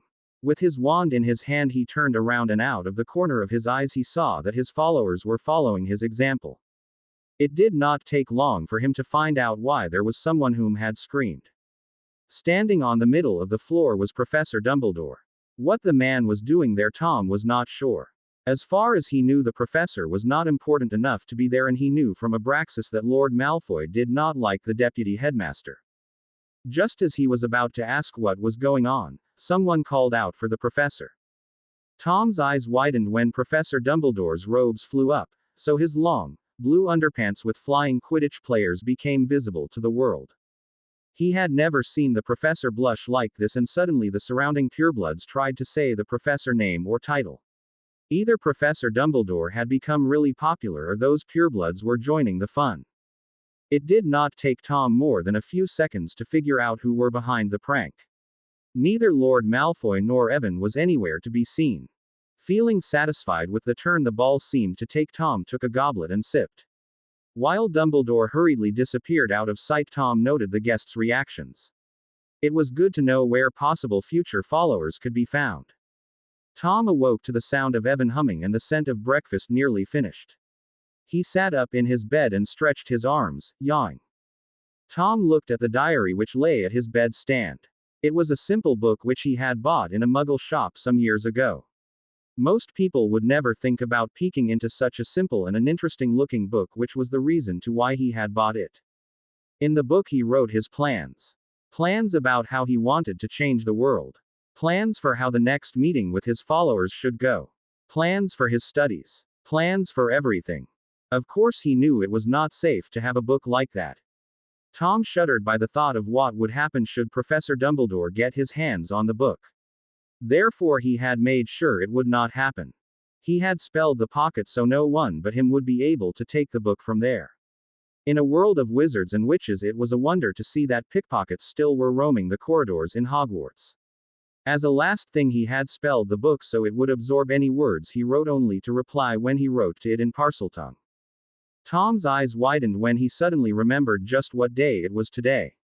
In a matter of seconds he was out of his bed and dressed in some of his more relaxed robes. After all, it was not like they were going anywhere today. In the door to his room, Tom stopped and turned around to look out of his window. Since his room was next to Evan's, he had the same view to Hogwarts as Evan had. It felt good to be able to see Hogwarts. He could see the place he had considered his home from his real home. Not wanting to waste more time, Tom left his room. He returned 2 seconds later and hurried over to his desk where the gift for Evan was. Gently, as if he feared to break it, Tom took the silver-wrapped gift and placed it in his inner pocket. Looking around in his room for a last time, Tom nodded to himself. It was impossible to see that he had had a guest in his room. Tom always made sure that his room was tidy. He could not stand mess, and this way he would always be able to see if someone had been in his room. It was not like he believed that Evan would be looking in his things, but Tom had learned from the orphanage that it was not safe to let his things be where others could find them. Both the children at the orphanage but also Professor Dumbledore had taught him this, when the old man told him about him being a wizard. Making sure that the gift was safely inside his pocket, Tom left his room and ventured downstairs where he knew Evan would be waiting for him. As he walked down the stairs, Evan's humming became more evident and Tom frowned. It was not a melody he recognized. He did not remember hearing it in neither the wizarding nor the Muggle world. And he sincerely doubted that the American music was so different from British. Though the time he had lived with Evan, Tom had noted many weird things about the other wizard, in a lack of better words. Tom shook his head to clear it from thoughts. It was not like Evan would be a time traveler. Though he had heard a rumor about the Department of Mysteries trying to make a so-called time turner which should allow people to visit the past. But it was not something which would be possible anywhere in the near future. In the doorway to the kitchen, Tom stopped and leaned against the doorframe. He could not help but watch as Evan prepared a full English brunch for the two of them. The wizard used a mix of magic and muggle methods to prepare the food, and he did not seem to note it himself. A frown marred Tom's face as he watched Evan. Though the older wizard hid it well, he moved around as if he was in pain. He looked paler than usually, and his hands shook ever so slightly when he reached out for something. Tom did not have to ask to know that Evan had had a fit similar to the one he had had when they had been out in the snow. It irritated and worried him that Evan had told him nothing about those fits. Were they something which happened frequently?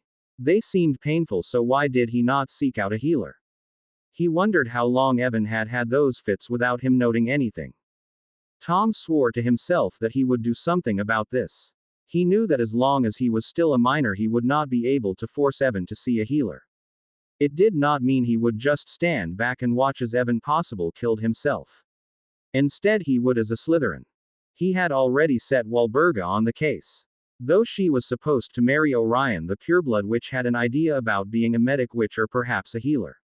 Therefore, no one would wonder if she started asking questions about a specific illness. All Tom had to do was getting enough information so she would be able to figure out what was wrong with Evan. It frustrated him more than anything else that he would not be able to do anything for his Evan. As if feeling his gaze at him, Evan suddenly turned around and greeted him with a bright smile. "Good morning, Tom. I trust you slept well." Tom nodded and took place at the table. He had learned that Evan preferred making the food for them. Evan claimed it was because he did not to repair the kitchen after every time Tom tried. Evan turned his attention back to the stove where he was making scrambled eggs. Tom inhaled the smell and sighed. Not even Hogwarts food could be compared to Evan's food. True, the food Evan made was not as fine, but it was homemade. The only real homemade food Tom had ever gotten. Evan placed the food at the table before taking seat in front of Tom. "Merry Christmas, Tom." Tom nodded while he stoked food at his plate. "So, what other pranks than the one on Professor Dumbledore did you and Lord Malfoy pull on the guests last night?" Tom looked up to see Evan wearing a mask of pure innocence.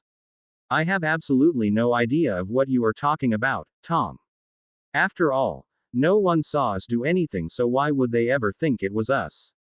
Tom raised an eyebrow. "Perhaps because the two of you were the only ones who were moving around like children who had seen a Muggle movie about agents." Evan looked like he could not decide whether he should look offered or proud of what Tom had said. "What do you think Mortimus would say to come with me to London and watch a movie?"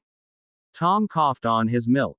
"You cannot be serious. What makes you think that a pureblood lord would ever set his feet in Muggle London, let alone to see a film?" Evan shrugged. "Actually, he seemed really open to the idea when I mentioned it. He even said something about taking Abraxas with him. Perhaps we should all go. It could be fun." Tom rolled his eyes. "Only you would be able to convince a pureblood like Lord Malfoy to go to a Muggle place." Tom stood from his seat and walked over to Evan, who had returned his attention to his food. With a smirk, he sat at the chair next to Evan and dragged the other wizard into his lap. At first, Evan struggled, mostly because he was being pulled away from his food. But when Tom started running his finger through the black mess he called hair, he relaxed back into the embrace. When Tom did not stop the movements, Harry felt his chest starting to vibrate in a loud purr. A blush colored his cheeks when he heard Tom cluck behind him. "I am glad you are finding it funny." Harry shivered when he felt Tom's lips ghost at his ear. "I think it is cute. Now sit still and let me feed you." His eyes widened and he tried to wiggle out of Tom's grasp when Tom tried to feed him some bacon. "You know, I am fully able to eat on my own." Though he was slightly annoyed, Harry could not hold back the playful tone from his voice. "I know. But as your boyfriend, I have the right to feed you whenever I want to." Harry rolled his eyes but opened his mouth to let Tom feed him. It was better than starting a discussion. Harry wanted today to be good. After all, it was Christmas. And he did not want to be reminded of the discussions his aunt and uncle had had when Dudley had been put to bed and he was locked in his cupboard. With Tom he could have Christmas as those he dreamed of when he was a child. Tom shifted between feeding himself and feeding Harry, who was completely relaxed against the boy's chest. When the spoon was inside his mouth, Harry wrapped his tongue around it and held on. He smirked when Tom tried to take the spoon back but clamped his teeth down around the silverware. Feeling like he had won, Harry let the spoon turn around inside his mouth. Tom shifted behind him and Harry felt the boy's cock press against his lower back. Harry moved around slowly in Tom's lap until he was facing the other wizard. When Harry was sitting on Tom's lap, he was only a little lower than the boy. They were sitting face to face without doing anything. Harry watched Tom through half-lit eyes while he continued turning the spoon around inside his mouth. He did not have time to react when a hand shot out and grabbed the back of his head. Tom held him still while a smirk played across the boy's face and Harry felt shivers run down his spine. Without any words, Tom thrust against him and Harry meowed around the spoon. "Be a good boy and give me the spoon back." Harry shook his head the best he could while Tom was holding him. If Tom wanted the spoon back, he would have to fight to get it. As if reading his thoughts, Tom reached out and let his free hand slip past his waistband. Understanding what the boy was doing, Harry's eyes widened. Tom's fingers curled around his erection and Harry thrust into the hand. "Aha! Do refrain from doing that." Tom used the hand in his hair to keep him still. "Now, give me the spoon back and I promise it will be pleasant for the both of us." Reluctant, Harry opened his mouth and let go of the spoon which Tom grabbed before it could reach the floor. With some training the boy would make a good seeker, and Harry swore to himself he would get Tom on a broom this summer. Tom used his spoon to clean Harry's chin when some of the food did not reach its destination. When none of them could eat anymore, Harry banished the food with a flick of his hand and snuggled into Tom's warm body. "My pillow, I have missed you." He opened an eye when Tom hummed. "Then you could stop locking me out of your room." Harry sat up and smirked at the boy. "Now why should I that when I have found a perfectly fine teddy to replace you with?" When Harry saw the anger flare in Tom's eyes, he knew he had said something wrong. Hearing Evan's words made Tom angrier than he had ever been before, and he pushed the other wizard away from him. Though he tried to convince himself that he did not care, he could not hold back a small wince when he heard and saw Evan hit the floor, hard. Evan was up in the matter of seconds and glared angrily at him. If he had been hurt in the fall, he did not let Tom see it. Lust rolled through his body in waves, seeing the anger dance in Evan's eyes and feeling the magic rise. "What did you do that for?" Not wanting to let himself be intimidated by Evan, Tom loosened his control on his own magic and let it grow until it was matching Evan's. "You know why. You are a slimly little liar. I cannot believe I ever thought I would be able to love you." Without any more words, Tom turned around and ran out of the kitchen. He ignored Evan's confused and hurt expression, though he wanted to run back to him. But that traitor did not deserve anything he felt for him other than hate. Instead of following the orders from his heart, he ran to the fireplace, grabbed some flow powder and said the first place he could think of. If Evan had found a replacement for him, he rather spent his time somewhere else. It was not like he loved the idiot or something. Harry blinked in surprise when he heard what Tom yelled at him. His body refused to react to the orders his brain was shouting as he watched Tom run out of the kitchen. He tried to figure out what had happened. What reason did Tom have to be so angry at him? It was not like he had done him anything. Feeling his anger rise, Harry stamped out of the kitchen. He refused to run after Tom like some lost kitten. Tom could come to him when he had calmed down and was ready to apologize. He knocked the door to his bedroom open and lay down at his bed. He refused to think that his tears were because he was hurt. No, it was because he was angry at Tom, who could not control his temper and absolutely had to destroy it all for them. Harry growled and hammered his fists against his pillow in an attempt to take his anger out on it. He knew Tom would not be able to hear him, and therefore Harry allowed his feeling to run free. "That sick little bastard. If I ever see him again, I am going to tell him just how much I hate him. Who has made you so angry? Is it someone I may bite? When am I going to meet Master Tom?" Harry sat up in the bed and tried to dry his tears away. In his anger, he had forgotten everything about Nagini. Harry held his arm out and let the snake sum up in the bed. I am sorry, but you will not see Tom anytime soon. He is a bastard, and I do not think he will be able to appreciate someone as wonderful as you. Though he was angry, Harry found it hard to hold back a snicker when Nagini seemed to shine. One thing he had learned by spending so much time with the snake was that the snake was very easy to please. It did not take more than a few words. Nagini lay at his chest and watched him with her black eyes. Once in a while her tongue flicked out as she smelled the surrounding. Harry ran a finger down her body following her scales. Repeating the same motion several times slowly made him calm down enough to he no longer was crying. Tell me what happened. Harry sniffed and frowned while he tried to think what had happened. I made a joke about you being a better teddy bear than him, and suddenly he got mad and started to yell at me about how he did not love me anymore. He ran out of the kitchen and I walked up here. End of the story. Did you tell him that I was the teddy? Nagini spat out the word as if it was a curse and Harry shook his head. Harry yelped when Nagini hit him with the end of her tail. You stupid human. Of course he got mad at you. When Harry made no sign of understanding him, Nagini continued, but only after hitting him again. He must have thought you had taken another mate. Nagini's words made him pale. Merlin's pant. I am an idiot. Before Nagini could come with an answer, Harry had already placed the snake at the bed and was out of the door, not caring that he was leaving it open. Tom. Where are you? Harry ran through the cottage's rooms. He looked in Tom's room, the kitchen and the bathroom before he ended in the living room. Harry felt new tears starting to run down his cheek. This time it was not because of anger, but of sorrow. He has left me. With those words, Harry fell to the floor and curled into a ball. He wrapped his arms around himself and rocked slowly back and forth. To think that Tom had left him because of such a stupid argument. Harry was not sure if he wanted to scream or laugh. It reminded him of when they last had such an argument. They had first talked to each other when he had ended at St. Mungo's. But at that time he had at least known where Tom was should he need to see him. Not caring about how he looked, Harry rose from his spot at the floor. He would have to find Tom before something could happen to the boy. He was not sure what he would do when he found the Slytherin. There were several possibilities running through his mind. Harry decided he would reach a decision when he had found Tom. Well, if you see him, then, please, contact me.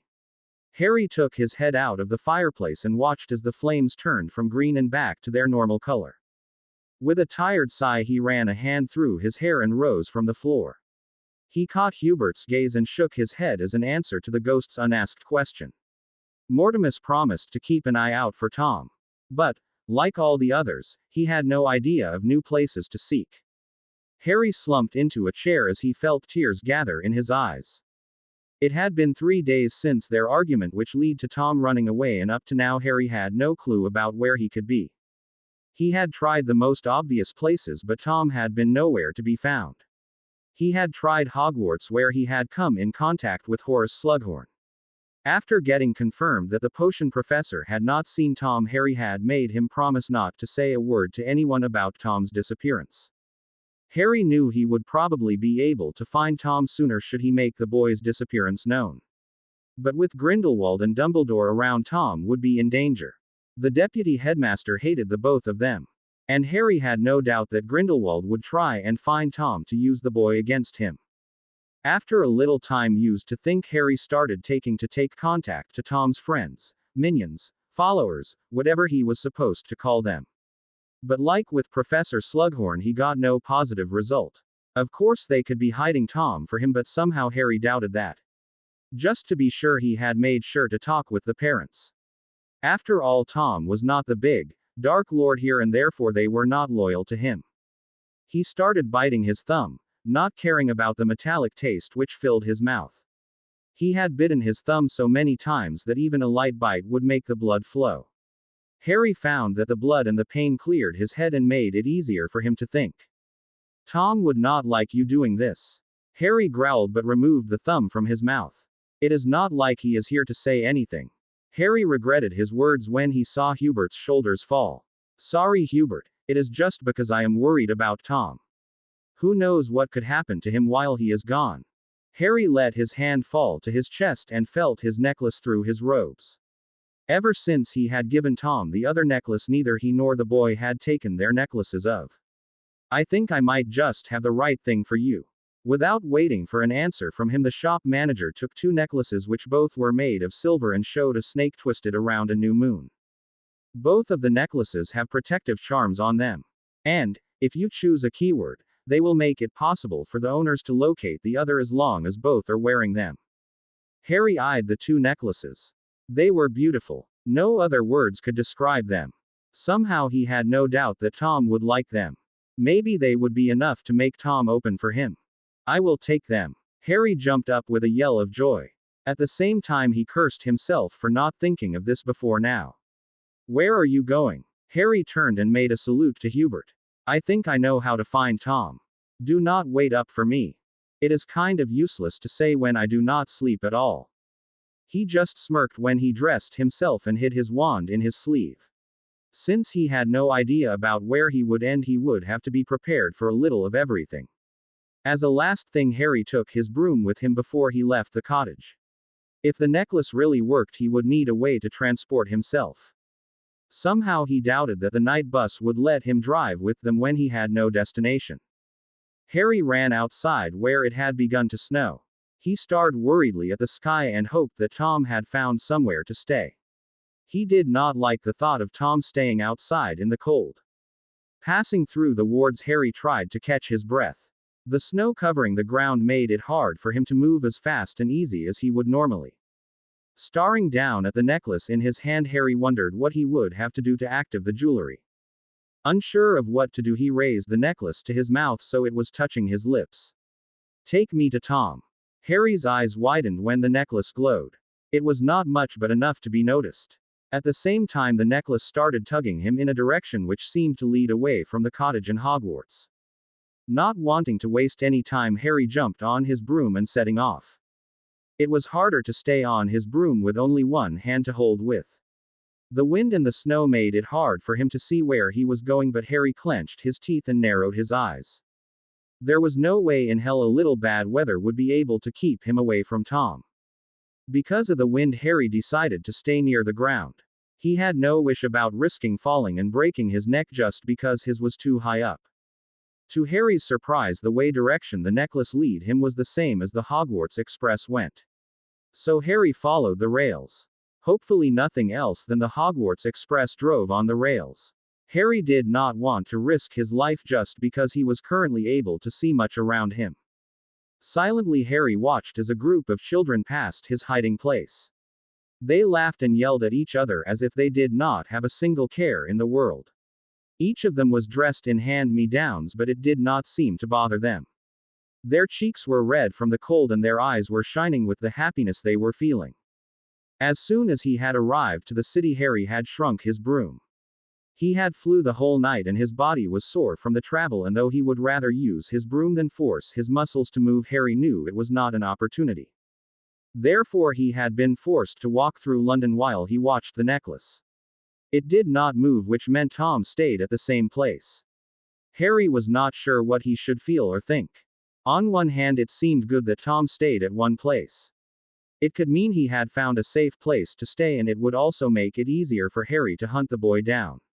He did not want to follow Tom through the whole city just because Tom was not able to stay at one place. On the other hand, Harry could not help but feel worried. There could be many reasons to why the necklace did not change.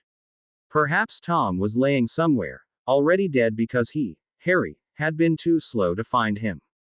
That thought had made Harry ignore the tired protest from his body as he hurried through the streets.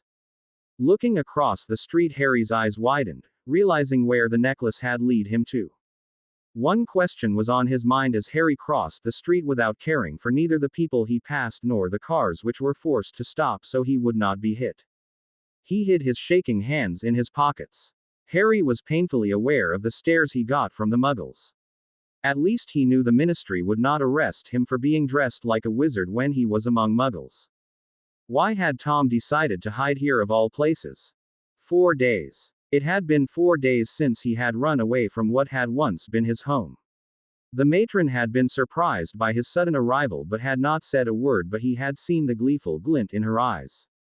The woman had always claimed that no one wanted him because he was too freaky. It had not surprised him to find his room empty. Rumors said that the room was cursed so that anyone other than Tom was unable to live there. Tom knew it because it was himself who had placed the curse at the room.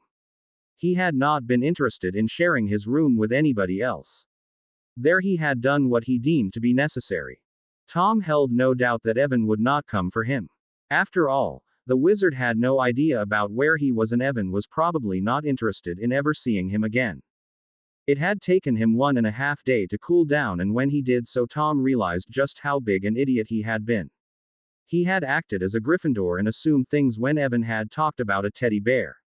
Instead of finding out what the other wizard had been talking about, Tom had jumped to conclusions. Knowing that he would no longer be welcome, Tom made no attempt to return to the cottage. If he was lucky, his things would be waiting for him once he returned to school. As long as Evan returned his school books, Tom would be okay. He could buy robes and such from the money people like him got when they went to Hogwarts. Of course, his things would no longer be of so nice quality as they once had been, but he would survive. Just as he had been doing before Evan became a part of his life. Tom did not look up from the book he was trying to read when voices sounded in the corridor. The voices were muffled and he was unable to hear what they were talking about. One thing H knew was that it was two persons, a man and a woman, the matron. Knowing it was probably someone looking for a kid to adopt, Harry turned his attention back to the book he was trying to read. The keyword was trying. He knew it was very unlikely for him to be adopted. He was too old. Most people wanted a young boy or girl whom they could play happy family with. Besides, he had already been adopted once. It made people wary. They would think that something was wrong with him since he had returned to the orphanage. Therefore they would avoid him, just like everyone else at the orphanage did. Tom had only a little over 2 years left before he was considered a grown-up in the Muggle world, but he had no plans about staying around for so long. As soon as he was 17, he would leave to live in the wizarding world. Tom knew that no one would miss him here. They had all reacted with fear and hate when they had found out he had returned. Then he would find a job. Perhaps he would work as defense against the dark arts professor at Hogwarts. The castle was the first place he had ever considered a home. Tom looked up in surprise as the voices stopped outside his door and the doorknob rattled. Not sure of what to do, Tom closed the book and sat up in his bed. If he had visitors, he wanted to be presentable. That much had Evan at least taught him. He was not able to stop his eyes from widening as the door opened and he was able to see who it was that was with the matron. Blue eyes met green and Tom felt as if the world had stopped spinning. The only thing he was able to focus at was Evan. It only took a short look to see that Evan had changed in the days which had passed since they had last seen each other. Evan was pale and had dark bags under his eyes. His hair was more ruffled than normally and he looked like he could use a change of clothes and some sleep. Tom knew he did not look much better. Since he had left the cottage, he had found it hard to care about anything. He had not left his room other than to eat, and some of the times he would not even leave for that. He found himself standing in front of Evan, not sure about when he had moved. Evan did not react but continued looking at him. Tom licked his lips, unsure of what to do. Just a few minutes ago he had been sure that he would never get Evan to see again, and yet here he was. It did not look he had brought any of Tom's things with him, but being a wizard meant Evan could easily make it all fit into a pocket. Tom did not get to finish what he wanted to say as Evan simply ignored him and looked away from him and looked over at the matron whom had been watching them. Thank you for looking after Tom, we will be heading home now. Though he knew it was impossible, Tom was sure he could feel his heart jump in joy. Evan had said home and we. Sure, that had to be good signs. Tom's confidence left him by the look of Evan's face. The wizard seemed tired. Yes, but there also was someone in his eyes which Tom did not know what was. Silently he followed Evan out of the orphanage. Tom knew the other children were looking at them but did not acknowledge them. Instead he looked into Evan's back, hoping that the other wizard could feel his gaze. If that was the case, Evan sure as hell did not show it. When they left through the orphanage's door, the matron stopped following them and Tom allowed himself to breathe again. He had never liked the woman and never would. She was a disgusting muggleborn who thought she was better than everybody else. To put it short, Tom felt relief by knowing that he would not have to spend his summer vacation at the orphanage. Tom followed behind Evan as the man walked through London Street. Evan was dressed like a wizard, which Tom knew he would not normally do when he was among the muggles. The silence was unnerving and Tom wanted nothing more than to do something to break it. On the other hand, he feared doing something which might make Evan return him to the orphanage. Tom had no plans about ever returning to that place again. The silence continued as they arrived to the leaky cauldron. Tom recognized the young man behind the counter as his namesake. Evan nodded to the boy but did not say anything and headed straight towards the fireplace. Tom followed close behind him. He would have liked to take a stroll down Diagonal Alley but also knew that now was not the right time to do so. First of all, he had to make Evan's mood better. When Tom tumbled out of the fireplace in the cottage, Evan was nowhere to be seen. Tom stayed where he was and listened to Evan move around upstairs. In his pocket he could feel the vial with the potion he had brought for Evan. When he had arrived at the orphanage, Tom had been tempted to throw the vial against a wall. But it was meant as a gift for Evan and now he was happy he had not destroyed it. Tom let his fingers play with the vial but did not move otherwise when he heard Evan move downstairs.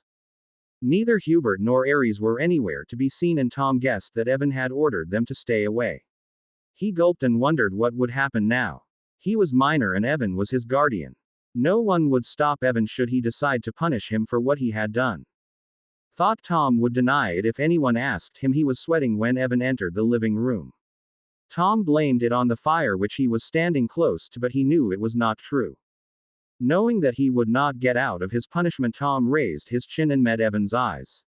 He was willing to take his punishment as a man. Everything Evan did to he would be something he deserved. To his surprise, Evan was actually smiling.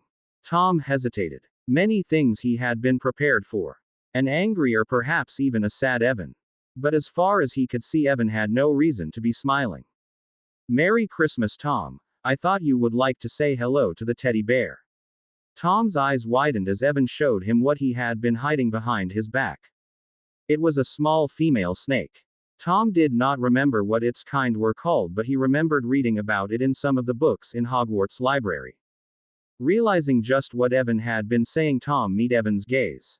"You cannot be serious. You were talking about a snake all the time. Merlin, I thought you had found a new lover or something like that and did not want me anymore." Evan looked surprised. There were no other way to describe the way he was looking. "I was only making fun, but she is really nice to sleep with. We can try it together tonight. That is, if you want to sleep together with me." Tom smirked as Evan blushed. If it was not for the fact that he knew that Evan hated to be called it, he would say Evan looked adorable. "I would like that very much. What is she called?" Evan grinned as if he was thinking of something funny only he knew. Tom pushed the thought away. Evan deserved to have some secrets to himself. Though it irritated Tom not to know what it was about. "She is called Nagini and she is yours to keep. Make sure you take good care of her." Nagini lay in the end of the bed and watched the two sleeping male. They were holding each other close and lay chest against chest. Her golden eyes moved over to the wizard who had brought her from the shop. Tom, as her new master was called, had given the wizard something to drink in a shining vial. Evan had been in pain and Nagini had been ready to attack even though she had no idea about what made him feel pain. Through it all, Tom had been holding Evan and trying to soothe him. When it all had been over, Evan had removed his glasses and blinked in surprise. Nagini had to agree with her new master that Evan looked better without glasses. It would also make it easier for him to hunt when he did not have to worry about those silly things. Had she been a human, Nagini would have sighed. She could see that the two of them loved each other.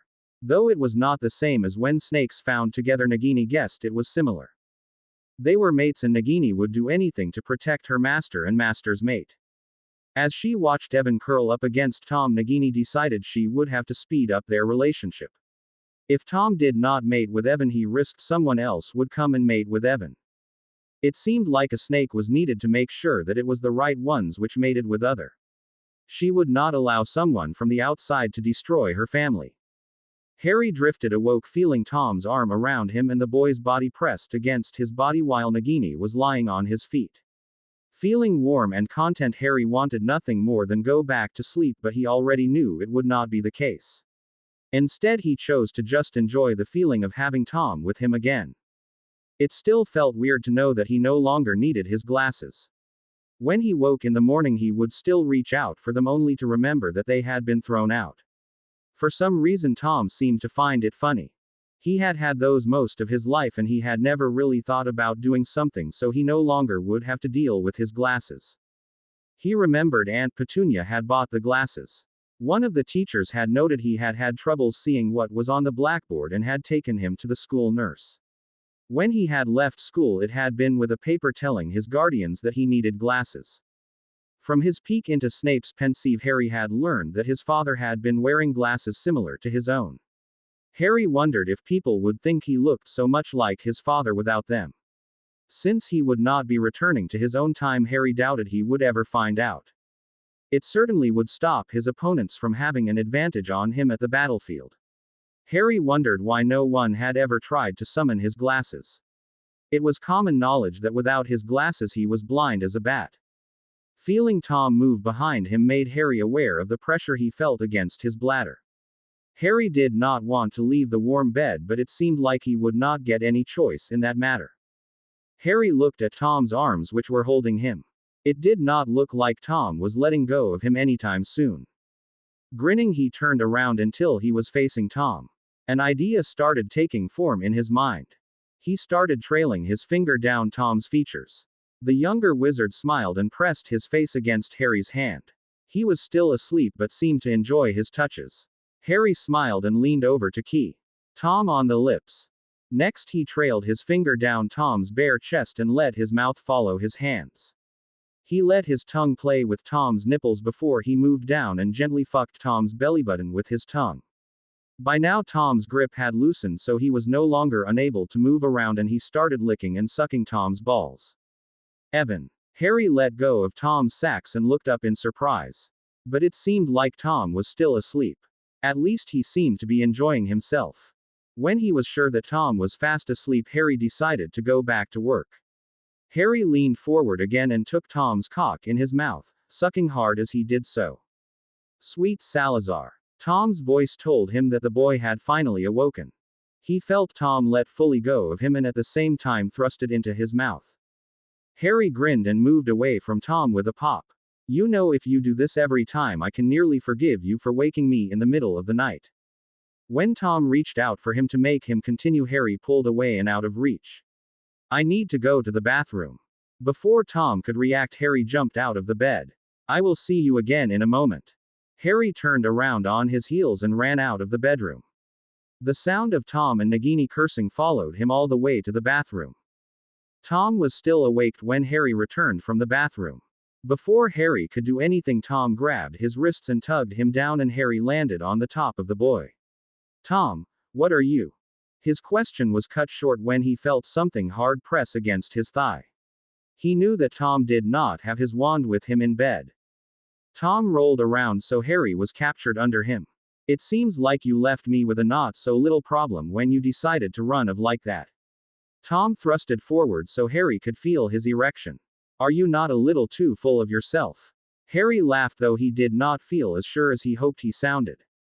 Harry was only too aware about what kind of position they were in. Though he was younger, Tom was still bigger than him, and both of Harry's hands were held over his head.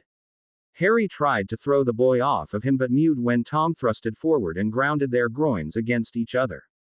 I think you should be careful about what you say. Who knows what I could do to you?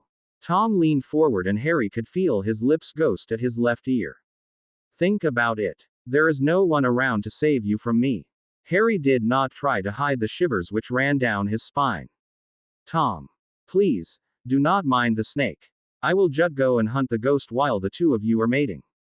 Harry chocked at Nagini's words. He had forgotten everything about the snake being in the same room as them. Harry watched Nagini leave the bedroom.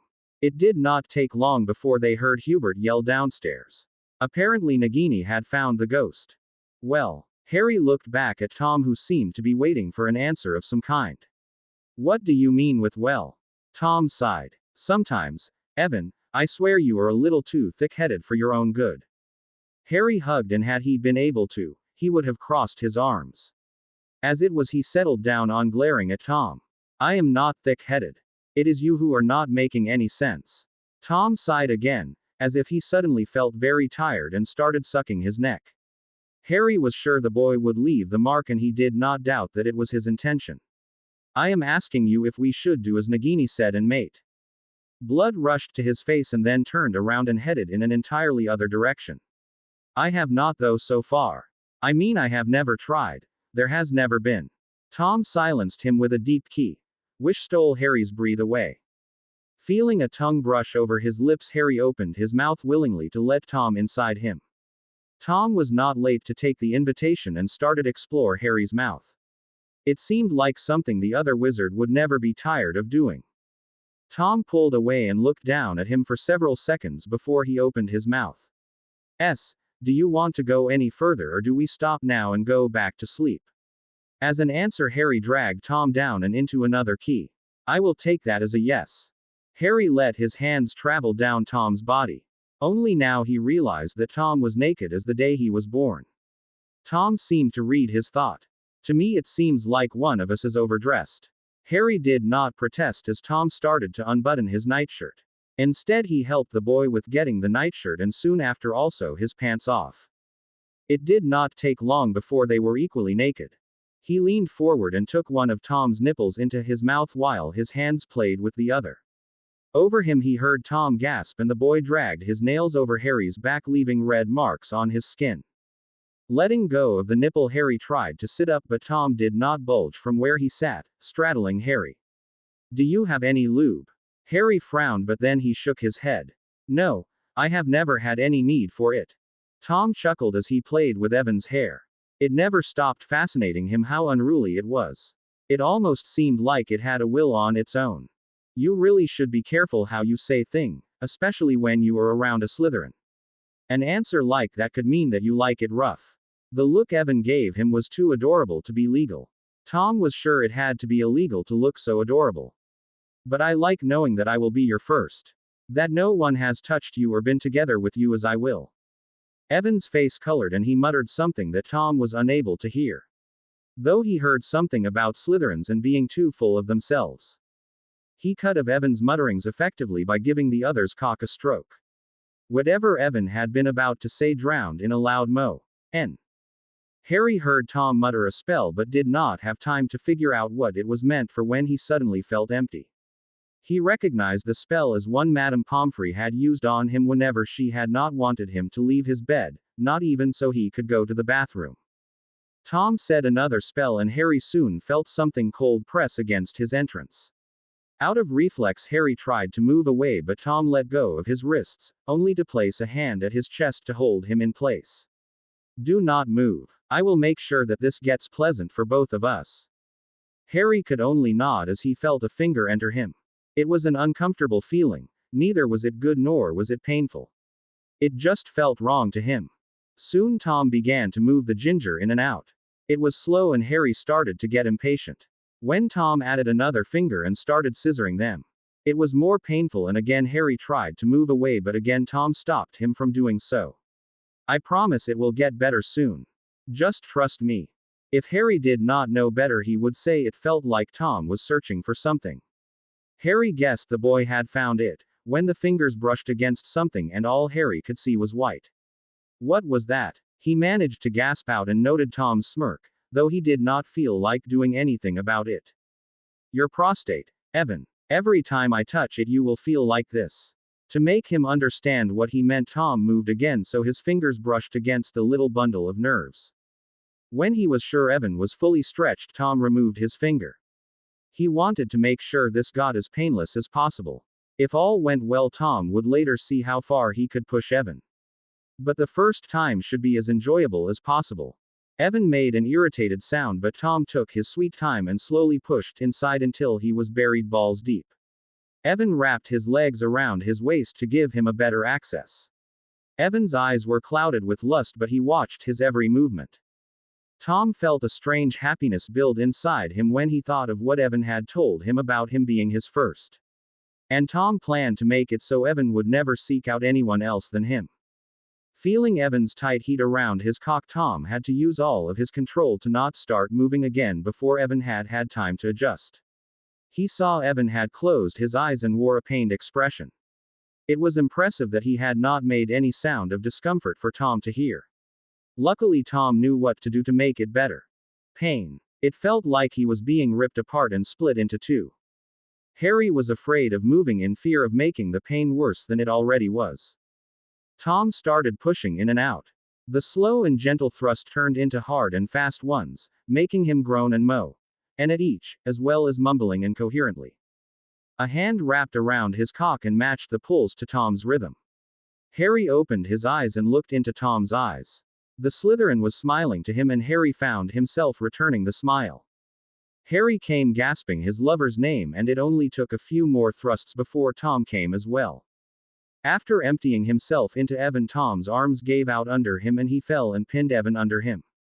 Tom rested his head at Evan's chest, listening to Evan's heartbeat. It was much better than he had ever thought it would be. Spying on those two boys at Hogwarts had definitely paid off. Also when he considered how much blackmail material he had gotten. Though he did not want to, Tom drew out of Evan. At Evan's hoarse groan, Tom smirked. I take it that you are not up for another round.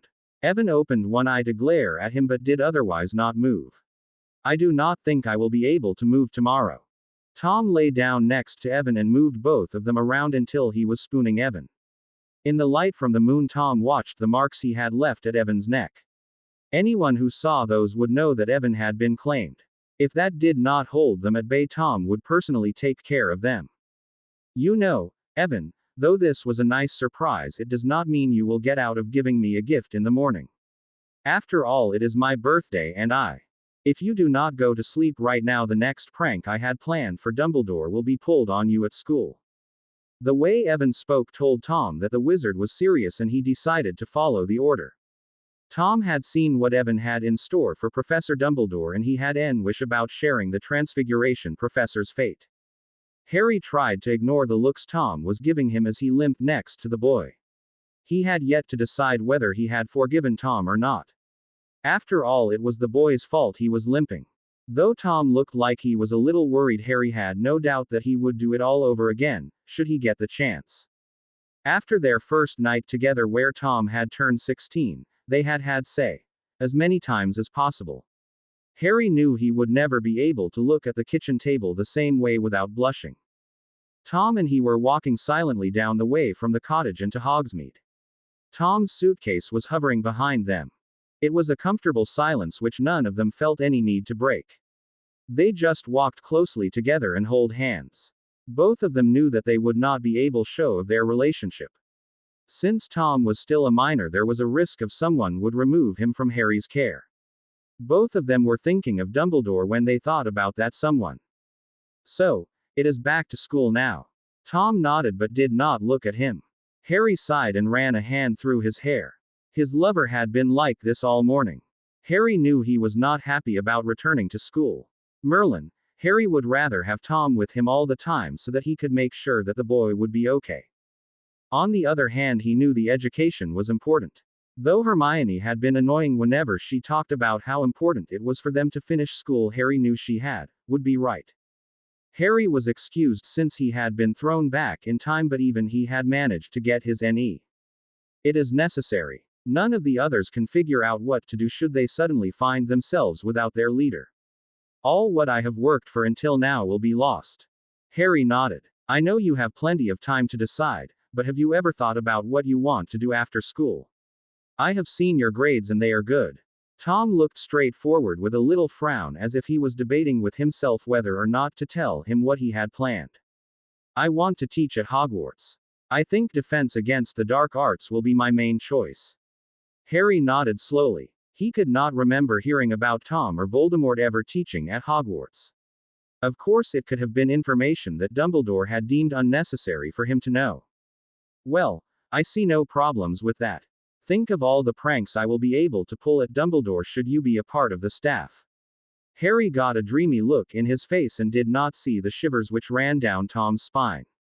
Harry yelped when Tom pulled him close and wrapped an arm around his waist.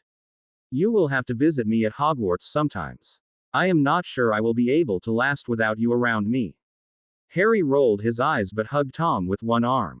I will see what I can do. Just make sure that those girls do not get anywhere near me. Harry shuddered at the thought of what the female population at Hogwarts had done to him last time they had caught him when he visited Tom at Hogwarts as Belleza. Tom laughed. I do not know. It is kind of interesting to see how many different ribbons they can put in your coat. Hissing, Harry pulled a little away from Tom. You Slytherins are pure evil. There was no hate in his voice and Harry's glare was more playful than anything else. No, we are cunning and smart and we are not too good to use blackmail material. They wandered through Hogsmeade where several were out and enjoying the good weather. Children were playing in the snow while grown-ups were walking past the shops. Tom and Harry stayed close though they no longer were holding around each other. They could not risk of anyone finding out about their relationship. A feeling of dread filled Harry as they came closer to Hogwarts. Once he had considered the castle as his home but Harry doubted he would ever get to walk through the corridors as he had done before he was sent back in time. As far as he knew, parents were not allowed to come to the school. Lucius Malfoy had done so but he was a part of the school court.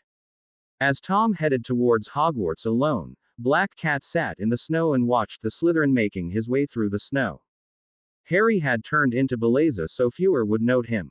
Harry knew it was not safe for him to be out if Grindelwald really should be looking for him. But since he was an unregistered animagus he would be safe as Belleza. When Hogwarts' big doors closed behind Tom, Harry stood and turned around. It was time for him to head home. He knew he should not feel worry for Tom. After all, the only place safer than Hogwarts was Gringotts. Not even Dumbledore would be able to do Tom anything there. When did Harry learn not to tempt fate? Acceptable, Mr. Riddle. Though I have to point out that the color is a little off. Though Tom wanted nothing more than to curse the life out of Professor Dumbledore, Tom settled on glaring at the professor's back. That would cause him less troubles and he knew he would feel better tomorrow when the owls arrived with the post. Stupid professor. He is always favoring his own house. That Gryffindor spider still has a handle and he gives him 10 points for a good work. Some of us finished long ago. And what worse are his robes. Honestly, how can anyone think of mixing those two colors? They all glanced over at their Transfiguration professor who was wearing bright orange robes with hot pink stakes. It was one of his more colorful ideas. Either the professor really thought he looked good in those colors or he was trying to blind as many students as possible. Tom was not sure which one he should believe. Now, my dear, calm down. It does not suit you to talk like that. One could mistake you for being a Muggleborn. At Orion's words, Walburga paled before her face turned green. Please do not say things like that or I think I will get sick. Tom ignored the couple and waved his wand over the spider so it turned back to a cup. Looking around he saw that his fellow Slytherins had also completed the task. But, like with himself, they had received no point for their work. If not for his image as the perfect student, Tom would have been glaring holes into the professor's back right now. Instead he leaned back in his seat and allowed himself to relax a little. Since Professor Dumbledore had already seen his work, the man would probably not look over at their side for the rest of the lesson. Professor Dumbledore was the only one who refused to fall for his charm. The man had disliked him ever since Tom first met him. Though the professor did not show it openly, Tom knew he was correct. He guessed it was because he had told the old man about him being able to talk to snakes. That had been before he had found out that it was considered a dark wizard trait. When the lesson ended, Tom rose from his seat together with the rest of his yearmates from Slytherin. Unlike those Gryffindors, most of the Slytherins were purebloods and had been taught manners before they were old enough to walk and talk. Unlike the rest of the school, they all acted like purebloods even though not all's blood were as clean as one's. Mr. Riddle, could you please stay for a talk? Though Professor Dumbledore formed it like a question, Tom recognized an order when he heard one. He made sign for the other to move along but knew that his followers would wait for him in case something should happen. No one from Slytherin trusted the deputy headmaster longer than he could go without offering someone one of his blasted sweets. Would you like a lemo? Drop. Which was not long. No, thank you, sir. I prefer to wait for dinner. A rumor in Slytherin said that the professor had dosed his sweets with a truth serum.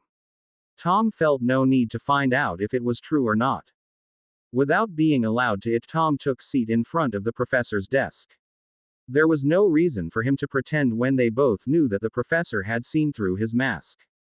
For a long time Professor Dumbledore did not do nor say anything else other than look at him. Tom stopped himself from fidgeting under the professor's gaze. At the same time he avoided looking Professor Dumbledore into the eyes. He had no wish about letting the professor know what he was thinking about. I see. Of course a growing boy needs all the right food H can get. You have just turned 17, no? Tom nodded, silently wondering what was going on. Yes, sir. Until he knew what was going on he would give as little information as possible to the man. Good. It is important to celebrate such an important day. Only one more year, and you will be a man. This time Tom did not bother with answering, instead he watched his professor in hope of being able to figure out what he was on about. What about Christmas? Did Mr. James and you celebrate it? Of course, that is what family does, sir. They had celebrated the Christmas, just not when other people normally did it. Actually, I have often wondered about something. Just how is it that the two of you are related? Tom felt his body tense before he sat back in his seat and raised an eyebrow.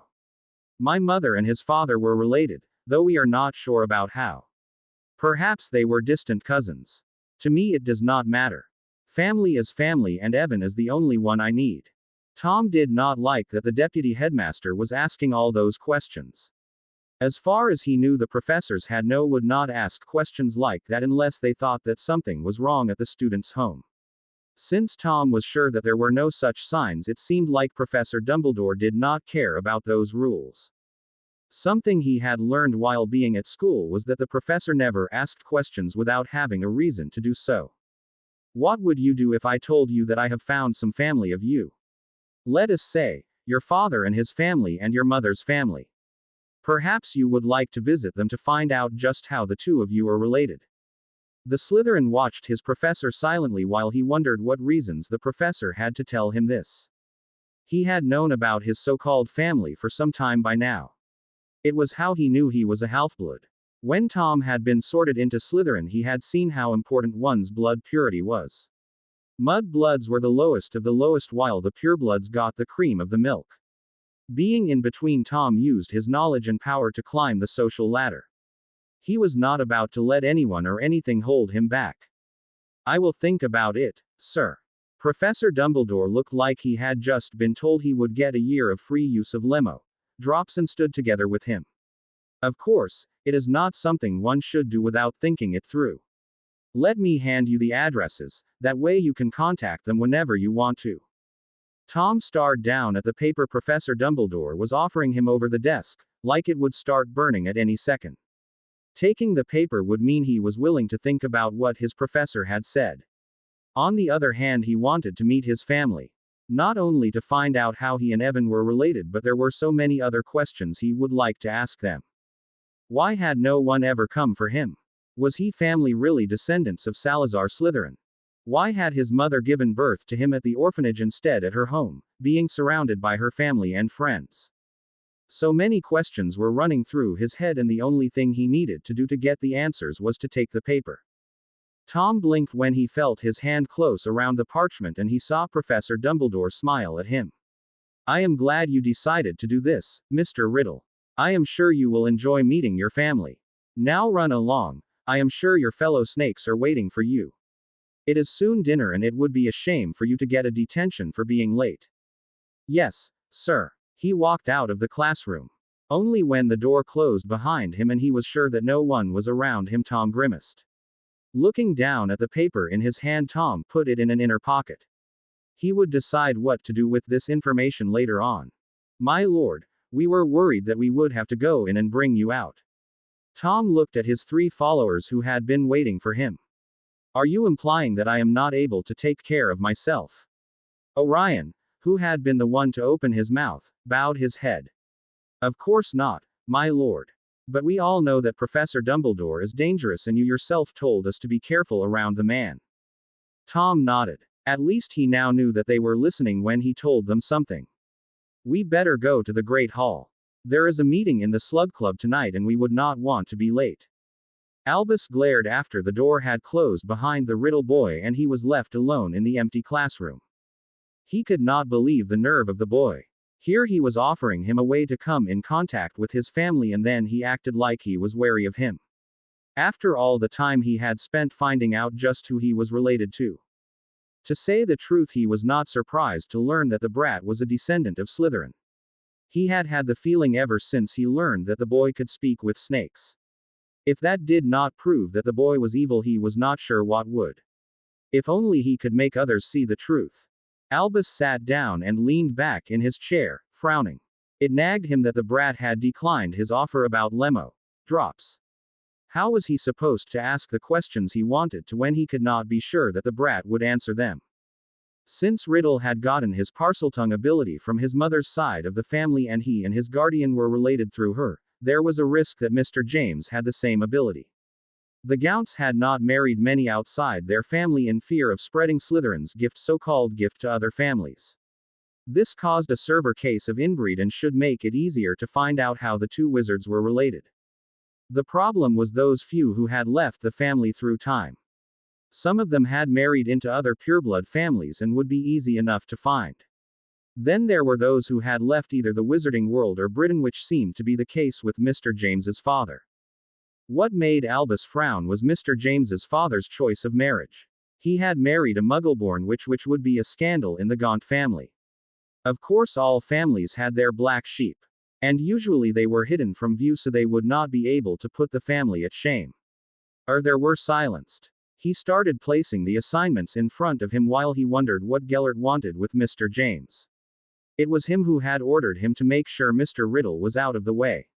Why his lover showed such an interest he was not sure. All Albus knew was that he did not like it. Not even the slightest bit. Perhaps his lover wanted a wardmaker under his command. Since it made sense, Albus decided it had to be the reason to why Gellert had given him this task. But just to be sure, Albus would make sure to keep an eye at Mr. James. Neither he nor Gellert was as young as they once had been. And though Albus hated to admit it, he had noted how his lover was looking at younger males. Albus would not accept anyone as his competitor. If anyone should be standing at Gellert's side, it would be him and not a half-blood who was still wet behind his ears. If it should show to be necessary, Albus would make sure the rivals were removed. Tom, together with some of the other Slytherins, slowly made their way through Hogwarts corridors. Though the Slytherin common room was the nearest to Professor Slughorn's office, they would always be the last to arrive without being late. After all, making a noticeable entrée was important. As usual, Abraxas, Walburga and Orion were right behind him, while Tom was leading the way. As the leader of the Slytherins, it was only naturally that he walked first, surrounded by his most trusted housemates. Of course, those incited to the Slug Club had to be of some kind of importance. In Hogwarts, it was either because of their family or because they proved themselves in the lessons. Since Tom did not have any family when he started at Hogwarts, he had had to prove himself through his schoolwork. Not even Professor Dumbledore was able to find much to complain about his work, and it was not like the man was not trying. From the very beginning, Tom had known the importance of becoming a member of the Blub. Though he did not really like the head of his house, Professor Slughorn had connections which would help him later in life. If he played his cards right, he might be able to get in anywhere. Tom knew it would look good at his application for position as professor in Dada if Professor Slughorn put a good word in for him. They entered Professor Slughorn's office, which had been enlarged for the night. A long table was placed in the middle of the office and several students were already seated. Ah, my dear Slytherins. I was staring to fear we would be forced to start without you. Tom nodded to the potion professor as he sat down next to him with the Lestrange air, a 7th-year Ravenclaw, on his left. And miss this? Of course not. It is an honor to be invited to one of your famous meetings, sir. Tom watched as the professor lapped the words in similar to how a cat would drink its milk. Thinking of cats made Tom think of Evan. How long would it take him to talk his lover into visiting him as Beleza? Tom was not sure he would be able to wait with seeing Evan until a Hogsmeade weekend. Dinner appeared in front of them. Unlike in the Great Hall, the food were already at their plates, so they would start eating right away. Professor Slughorn sure knew how to make one feel welcome. Some of this foods at the plate would never be seen in the Great Hall. Around him conversations started. Some of them were started at last meeting, but they had not had an opportunity to continue. Some talked about the war and who they thought were going to win. Others were talking about studies or some private project they were working on. It was fairly interesting to follow the work process, and Tom made sure to show a decent amount of interest. It was never to know when something useful might be made, and he would not risk of miss it. A conversation between Professor Slughorn and the Weasley caught his attention. As I see it, the Ministry did right by banning those curses.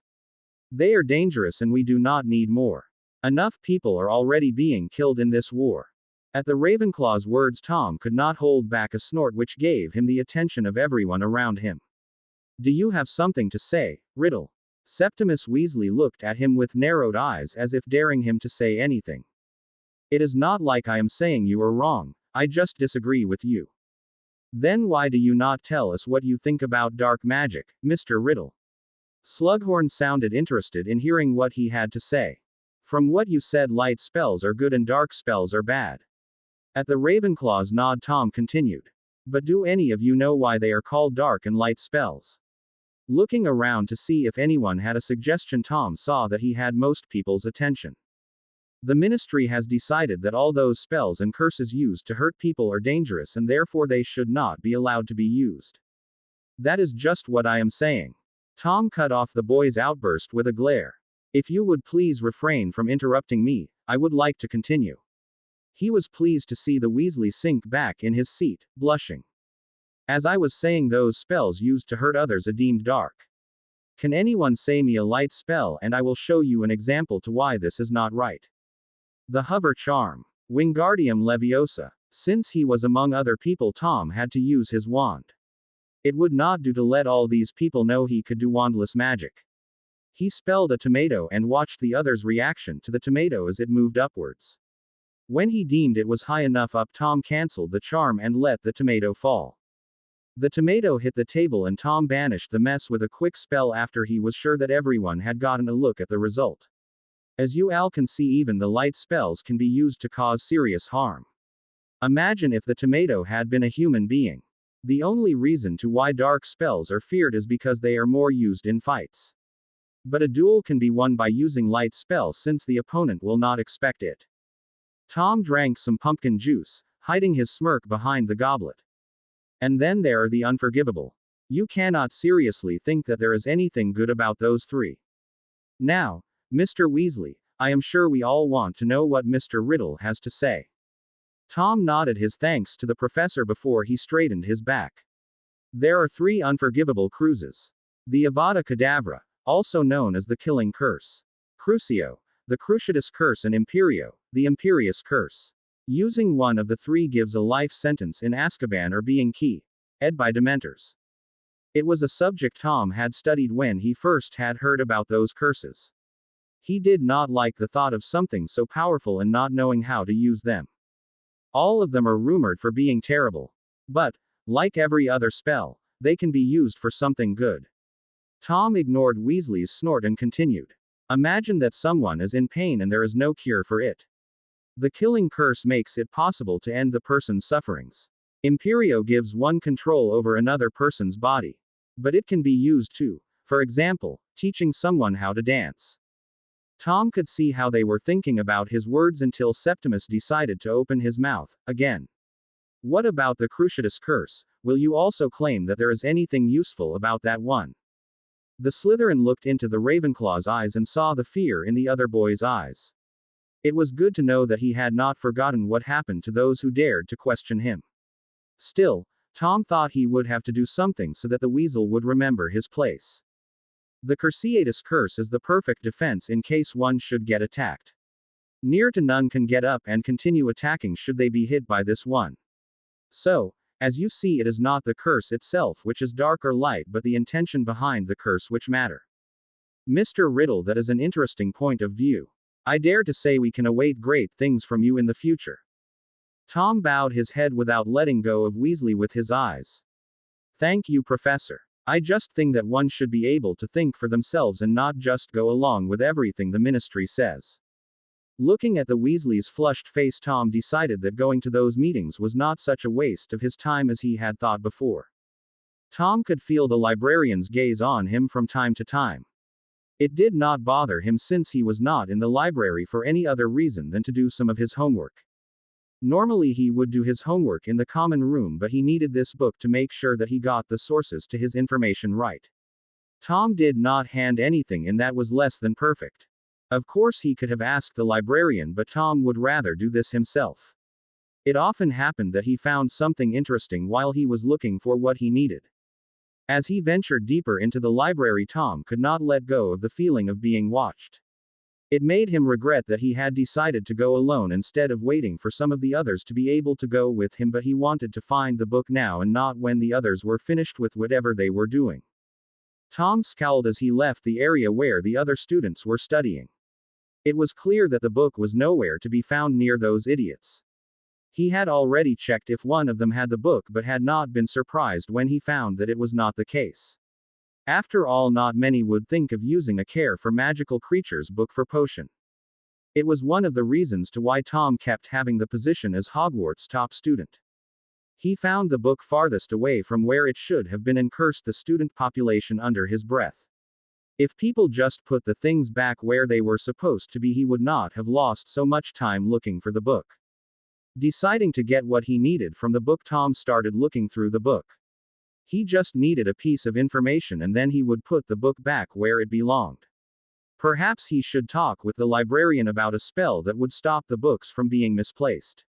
He was sure such a spell existed, and if it did not, he would find someone who could come up with one. Tom was willing to go far to make sure he could finish his assignments in time. A sound from the shelves behind him caught Tom's attention and he looked up from the book he had been skimming. His eyes widened when Tom saw the shelves fell down over him. He did not have time to react before something hard hit him in the head and knocked him out. The last thing Tom saw before he was knocked out was vibrant orange robes with hot pink steaks. Hearing the alarm he had placed on his logo of Harry looked up from the sandwich for a late lunch he was preparing, frowning. He had just returned from a job and Ragnarok usually only gave him one job a day, unless it was something important. The goblin insisted that someone had to look out for him since he seemed unable to do so himself. Drying his hands, Harry turned to Nagini, who lay at the kitchen table, watching him. Touch my food again and we will find out just how many curses can be done wandless without the ministry finding out. The snake's chuckles followed him all the way into the living room, though to anyone else it would just sound like a series of low hisses. So Ragnarok, whose wards need to be fixed? This, Professor Slughorn, what are you doing here? For once the potion professor was looking grave and Harry did not like it. He had long time ago learned that when people looked like that nothing good would come. Mr. James, is it possible for you to come over? I think it will be best if I tell you this face to face and not through the flow. You may want to make sure that nothing else is on your schedule for today. Give me a moment and I will come through. You might want to clear the area around your fireplace since my landings are not always the most graceful. When the professor's head disappeared, Harry turned around, only to find Hubert already hovering behind him. Hubert, please look out for the cottage while I am gone. I have been called to Hogwarts and I am not sure when I will return. With that, Harry threw some flow powder into the fireplace and stepped into the green flames. As he had expected, Harry landed face first when he fell out of the fireplace. Luckily, Professor Slughorn had been prepared and had placed a soft carpet in front of the fireplace. Either that or he was used to being visited by people who could not step out of a fireplace like everyone else. I will let you out when you have listened to what I have to say to you. You cannot just run off like that. Harry huffed but stopped trying to get out of the room. Then tell me what happened and where Tom is. He ignored Slughorn's attempts to make him sit again. Harry was not sure he would be able to relax until he had seen Tom and made sure that the boy was all right. Tom is at St. Mungo's after an accident in the library. The healers are working at him right now, but he is not in any danger. Harry felt his knees go weak under him and had to grip the doorknob to stop himself from falling. What happened? One of the bookshelves fell and he was buried under it and several books. Normally such a weight would kill anyone, but it seems like Mr. Riddle was able did some accident magic which seems to have saved his life. Never had Harry been more thankful for teaching Tom wandless magic. He doubted that Tom had done accidentally magic, but he would let Slughorn believe so. It would give him less to explain. If those shelves are so dangerous, then why have no one ever done something about them? It is a miracle that no one has been harmed before now. His rant was cut off by Slughorn, who was beginning to fear for his belongings. He had seen before what happened when someone powerful let their feelings take control over their magic. The problems is that there are placed such spells at the shelves. The only way to tip over one of those would be to remove the spell which keeps the shelves in place. And even then the person would have to make the shelves fall, which means the person has to push them to make the shelves fall. How many knows of this spell? It can be found in one of the books in the library. Harry walked over and sat down. Who did this? Please tell me that someone used what little brand they might have and tracked the used spell back to the one who used it. Unfortunately not. When someone finally thought of doing so, too many spells had already been used to free Mr. Riddle. He clenched his hands in an attempt to keep his anger at bay. What about testing the wands? Sure you will be able to do something. Again Professor Slughorn shook his head. Before the Aurors would arrive, the guilty would have had plenty of time to use the wand. Enough times to the spell would no longer show when the wand was tested. Harry breathed deeply a few times. He already knew it would be of no use to blow up on Professor Slughorn. After all, it was not the professor's fault that this had happened. Harry already had a few in mind who he would have to take a closer look at. I will go and see Tom. You said he is at St. Mungo's, right? Do you want me to go with you? Harry shook his head and walked over to the fireplace. No, it is best I do this myself. But I will make sure to give you an update on how he is doing. With those words, Harry once again stepped into the flames and flowed away. Harry ignored the healers who from time to time looked into the room to check up on Tom. His eyes did not move from the unmoving body in the hospital bed. It was unnerving to see Tom like this. His skin was paler than usually and faint bruises still marked his skin. The bruises had looked much worse when he first arrived, but the creams the healers had applied would make sure that there would not be anything left when nightfall came. The only things which told him that Tom was not dead was the small rise and fall of the boy's chest. He held Tom's hand between his own two and watched him breathe. Though he looked calm to anyone who might be watching, Harry was simmering inside. He had played his talk with Slughorn through his mind several times by now. No matter what, he did not come up with anything he did not already know. In his mind, Harry had cut the choices of guilty down to Dumbledore and Septimus Weasley. Of course there could have been others, but these two were the most likely choices. Both of them had reasons to go after Tom, and Harry would make sure they would end up regretting it. When he found out who had harmed his Tom, the person should consider themselves lucky to live long enough to see another day. Was this what Tom had felt when he had been ambushed by a Muggle? Harry wondered how the boy had been able to sit still so long without getting stir-crazy. Excuse me, are you Mr. Riddle's cousin? Harry looked up from Tom and saw a young healer standing in the doorway. No, but I am his guardian. At the healer's doubtful look, Harry glared. He knew he looked young, but it was not like it was his fault. After being starved by the Dursleys, his growth had been stunned and it was far too late to do anything about it now. As his guardian, I supposed you would like to hear what there is to say about young Mr. Riddle. Mr. James. Evan James. The healer wrote the information down on a little notepad he was holding. From what I can see, Mr. Riddle has been a very lucky lad. He would have been killed had he not performed accident magic. Harry felt the blood be drained from his head and was suddenly glad that he was already sitting. He had been at Hogwarts before and knew how big those shelves were. Unless they had been changed before his time, Tom had indeed been lucky. Hearing the healer words made him realize how easy he could lose Tom. The boy was not even safe at Hogwarts, which was rumored to be the safest place, next to Gringotts. Perhaps he should look into having a vault at Gringotts where he and Tom would be able to live. He was sure the goblins would be able to arrange it. Something told Harry that Tom would not like it if he knew what he was thinking about. He listened as the healer listed Tom's injuries. Other than a few bruises and a small concussion, Tom was fine. Harry let out a sigh of relief, praising Tom for the boy's quick reflexes. So, Mr. James, is there any Mrs. James? Harry shook his head. No, not what I know about. Of course, James is a common surname, so I guess there is plenty of Mrs. James out in the world. Since it is the wrong gender, I guess I will be the last James in my family. Does that mean you are free? The healer said as he placed a hand on his and slowly started caressing his neck. Realizing what the man meant, Harry shoved the chair he had been sitting at and stood. He pushed the hand away and with his wand in hand he turned to face the healer, who was looking surprised. How dare you? A family of me has been injured and the only thing you seem to be thinking about is how to get into my pants. It is people like you who I disgust more than anything else. Unless you have anything else to tell about Tom's condition, I will advise you to be gone. If you are not out of the door in 5 seconds, you can consider yourself lucky that we are already at St. Mungo's, because you are going to need their help. Harry smirked at the healer's pale face, and the healer was already out of the room when the man looked at him over his shoulder. By the way, there is an Auror who wants to talk with you. He lowered his wand when the healer disappeared out of sight. Harry was not about to curse the man, but no one had said he could not scare people. Besides, he doubted Tom would have much against him doing this. Not long after the healer was gone, a woman dressed in red robes stepped into the room and closed the door behind her. Harry raised a brow but did not say anything. Truth to be told, he had not thought he would see women working as Aurors in this time.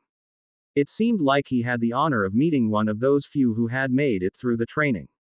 In her hand the woman held a notepad which looked like the healer had been writing on. Good evening, Mr. James. I am Auror McGonagall. At least he now knew who the woman reminded him of. Are you related to a Minerva McGonagall? Yes. How did you know? Harry smiled and looked back at Tom, who had yet to move. Tom is a student at Hogwarts and he has mentioned her a few times. She is a Gryffindor, right? Most of our family ends in Gryffindor. It is either that or in Ravenclaw. Mr. Riddle is a Slytherin, yes. Something about the tone in the woman's voice made Harry frown. Perhaps you will be able to help me with something, madam. After getting his permission, McGonagall took seat in the only other chair in the room, which was right next to his own. I have for a long time wondered why it is that people see Slytherin as the dark house. Yes, I know that many people have done evil doings since they graduated, but please let me finish. Harry said before the woman even had time to open her mouth. From what Tom has told me, the students are sorted by a hat which looks into people's mind. From what I can see, Slytherin are for those who belongs to all of the houses. Hufflepuff is known for their loyalty. Slytherins are loyal, though it is mostly to their families. Ravenclaws seek knowledge for the sake of knowledge, and Slytherins do it because they want to use. Gryffindors are brave, and so are the Slytherins. The biggest difference is that a Slytherin thinks instead of running head first into danger. Harry closed his mouth, not really believing what he had said. He had spent too much time together with Tom, so he even started sounding like him. I see, was all the woman said, and Harry beamed. It seemed like she was truly thinking about what he had said. It would be a lot easier to work together with someone whose mind was not clouded with prejudices. Do you have an idea about why the healer was in such a hurry with handing me the paper? I swear I have never seen anyone disappear that fast without using a portkey or apparating. The mention of the healer made Harry clench his jaw. That git hit on me while my charge is injured. He is just lucky that I did not go through with my threat. The woman coughed lightly. I will simply forget that I ever heard you say that. That way there is no reason to suspect you, should something happen to him. Harry grinned at the woman and bowed for her while he stayed sitting. Why, thank you for that. Harry turned serious. What can you do about Tom's case? Harry figured that they had wasted enough time by now. Though he knew from Professor Slughorn that it was nearly a lost case, he still wanted to see what could be done. Truth to be told, there is nothing we can do. Too many spells have been used at the crime scene, and too long time has passed till we will be able to find the one who did it. Though it was exactly what Professor Slughorn had told him, Harry felt like he had been hit in the gut. So you mean I am just supposed to sit back and act as if nothing happened? Unfortunately, yes. But if you know a lawyer, Contact them and see if they will be able to do something. If you are lucky, you might get a little money out of this deal." Knowing that it was not the woman's fault, Harry took a deep breath, slowly counted to 10 before he breathed out, and then he repeated the process. First, when he was sure he had his temper under control, Harry looked at the woman who was watching him with an unreadable look in her face. "Look, I know how you feel. Or maybe I do not, but I can imagine it. I know how I would feel if it was Minerva in Mr. Riddle's place." Harry nodded, suddenly feeling drained for energy. "Well, thanks for your help. I promise I will think about your suggestion. And I will see if there is not something I can do, though you should not count on it." He watched silently until the Auror had left the room and closed the door before he warded the room so no one would be able to disturb him. Knowing his wards would work, Harry turned back to Tom. "You know you can stop pretending now." When he did not get any answer, Harry reached forward and poked Tom in the side. The boy yelped and sat up only to fall back onto the pillow. Blue eyes opened and Tom glared at him. "How did you know I was awake?" Tom watched as Evan grinned. His performance had been perfect. He had used it plenty of times before and no one had been able to figure out that it was simply an act, until now.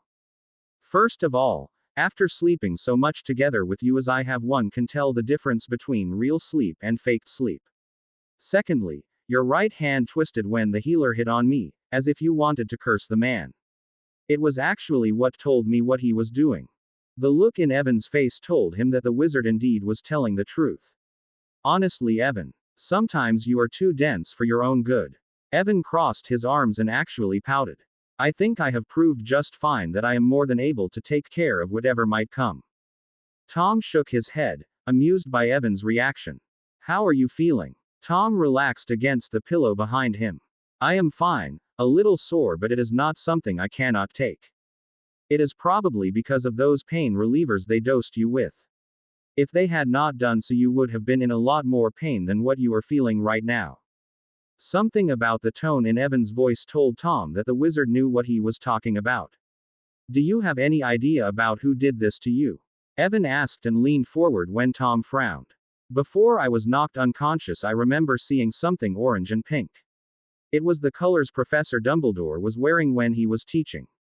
"How long have I been out for?" The question seemed to knock Evan out of the anger-clouded state he had been falling into. "A few hours. I guess you heard what the Auror said." Tom nodded and closed his eyes for a short moment before he opened them again and looked into Evan's green eyes. "It seems like there is nothing we can do. What did you do that for?" Tom rubbed his arm where Evan had slapped him. It was only a light slap and it did not even hurt. "Do you really think I will let dumb old Duck get away with this? That old goat is going to learn that there will be consequences when he does something. He is going to regret what he did. You are not planning on telling me about what you are planning, are you?" Evan shook his head and smirked playful at him.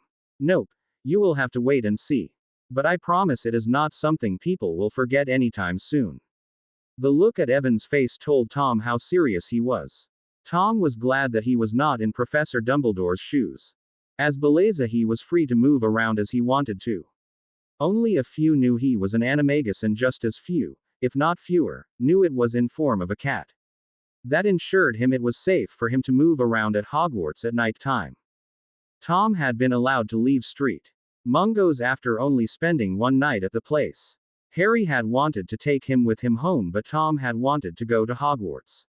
He argued that enough rumors had been made in his absence. He had to ensure that his followers did not do something stupid to revenge him. Or stop some idiot from trying to take over his position as the leader. Since Tom had not been about to give in, Harry had allowed him to go back to school. He wanted Tom to be there when Harry revenged him. After all, Tom had only said he would not let his followers do anything. Last time Harry checked, he was none one of Tom's followers. They had discussed what should be done. Both Tom and Harry wanted Dumbledore to pay for what he had done. But they both knew it was too soon for any real revenge. It would not take much for people to figure out why things would happen so shortly after Tom's accident. Instead, Harry decided to do as he had been doing all the time, only, this time he would go a step up in his plans to drive Dumbledore crazier than the old man already was. Dumbledore would never know what hit him. Harry had studied the Marauders map the whole week since Tom had returned to Hogwarts. It had not taken long for him to figure out where the professor's private chambers were. Then he had watched a few more nights just to be sure he had gotten it right. Now he sat outside the door to what was supposed to be the great Albus Dumbledore's chambers while the man was still a professor. Harry had no idea if Dumbledore still had those rooms when he became headmaster, and he did not care. The man was just as paranoid as Mad Eye would be. No professor had a season to place so many wards around his chambers unless he had something to hide. After looking around to make sure that no one was there to see him, there was not even a single portrait in this corridor. Harry turned back to his old self. He gave himself a moment to get used to stand on 2 legs instead of 4. When he was sure he would be able to walk without falling, Harry stepped forward and reached out towards the wards with his own magic. While working as a wardmaker, he had seen many different wards. This was the first time where he felt wards this hostile against him. Will probably have some nasty effects if someone should try to force their way through them. I wonder what would happen should a student be in need of his help. Harry murmured to himself since there was no one around to hear him. Closing his eyes, Harry pushed his magic out, using it to find a crack. The longer it had been since the wards had been updated, the easier it would be to find some fault at them. He knew for a fact that most professors at Hogwarts updated the wards around their chamber themselves. Since they were not working with wards for a living, they were bound to make mistakes. Albus Dumbledore was no exception. Harry smirked when he felt the wards give away. Not enough to warn Dumbledore about what he was doing, but it left him with enough place to go in through. Half an hour later, Harry emerged from the chamber, a grin at his face. He let the wards fell back into place and was about to turn into Belleza so he could get away when his lungs started cramping. Harry gasped for air and started craving the skin around his neck in an attempt to make a hole so he could get air in. His lungs burned and his eyes watered as he fell to the floor and rolled around. Harry was thankful that there was no one around to see him.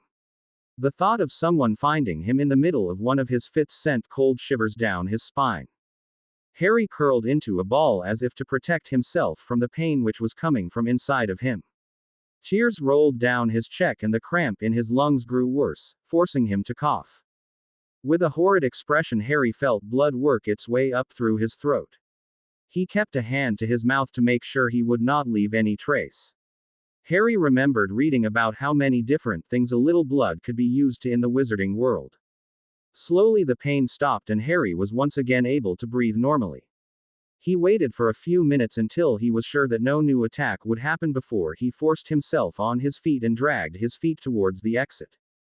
What he would not give to get a look at Dumbledore's face when the prank started working.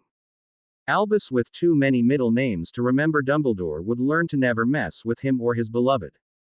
The sun was shining from a clear sky and a thin layer of snow covered the ground. All in all, it seemed like a good day. Together with the other Slytherins, Tom headed to the Great Hall for breakfast. He noted that other students were heading to the Great Hall, more than normally, and they were talking about something, though he could not hear what it was about. Though he felt Abraxas' interrogative glance, Tom said nothing. He already had an idea about what had happened. Evan had been livid when he had heard who was behind the library accident. Tom was glad he was not in Professor Dumbledore's shoes. He doubted there would be much left of the deputy headmaster once Evan was finished with him. 07T side the Great Hall, a big group of second-year Hufflepuffs were standing in his way. Annoyed that he could not see what was going on, Tom decided to do something about it. "Are you going to stand there all day? Some of us have lessons to attend and I for one would like to get something to eat." The sound of his voice awoke the Hufflepuffs in front of him. Discussing something, the students hurried inside to get away from the group of Slytherins. Tom and the rest of the snakes followed closely behind them. Stepping inside the Great Hall, Tom's eyes sought out the source to what the other students had been talking about. When his eyes went to the staff table, Tom had to hide his smirk behind his hand. Lying at the staff table was a yellow and blue donkey. Flying around its head was yellow ducklings like the ones Wish Muggles used in their bathtub. Tom was one of the few students who took seat at his table and started buttered his bread. He certainly had to compliment Evan for the work he had done. If he kept up the good work, they maybe would be lucky and Professor Dumbledore would retire because of stress. Tom looked up at the staff table where the other professors were trying to figure out how to transfigure Professor Dumbledore back to his old self. It was a shame that Professor Dumbledore was the Transfiguration Professor, or else he would probably had been turned back long ago. Feeling that today would be a good day, Tom took a bite of the bread. Sometimes life was just wonderful. Albus stepped gracefully out of the fireplace and brushed imaginary ash of his Gryffindor-colored robes. Traveling across the ocean with either Flo or a Portkey was never a pleasant experience. At least he did not make a fool out of himself by stumbling or falling whenever he arrived. The manor's vestibule was only lit up by a few candles which hid more than they showed. Ever since the incident in Nocturne Alley, Gellert's visits had been few and far between. Gellert said it was because they had been seen together by Mr. James and he would not risk something happening to them because of that. The deputy headmaster left the vestibule and walked deeper into the manor. When he and Gellert first had found together, the other wizard had always been there to greet him. After a few months, the house elves had been the ones to show him to his lover, and now he had to find way on his own. Albus understood that Gellert was a busy man. After all, taking control over the wizarding world was no easy thing. As soon as the war was over, all would turn back to what it had been like before. That had Gellert promised him the first time he had been brought to his lover by a house ELF. He had been at the manor several times before and he knew the layout by head now. Still, there were rooms he had yet to see, but that was simply because Gellert had been too busy to show them to him. And Albus knew better than to go and look on his own.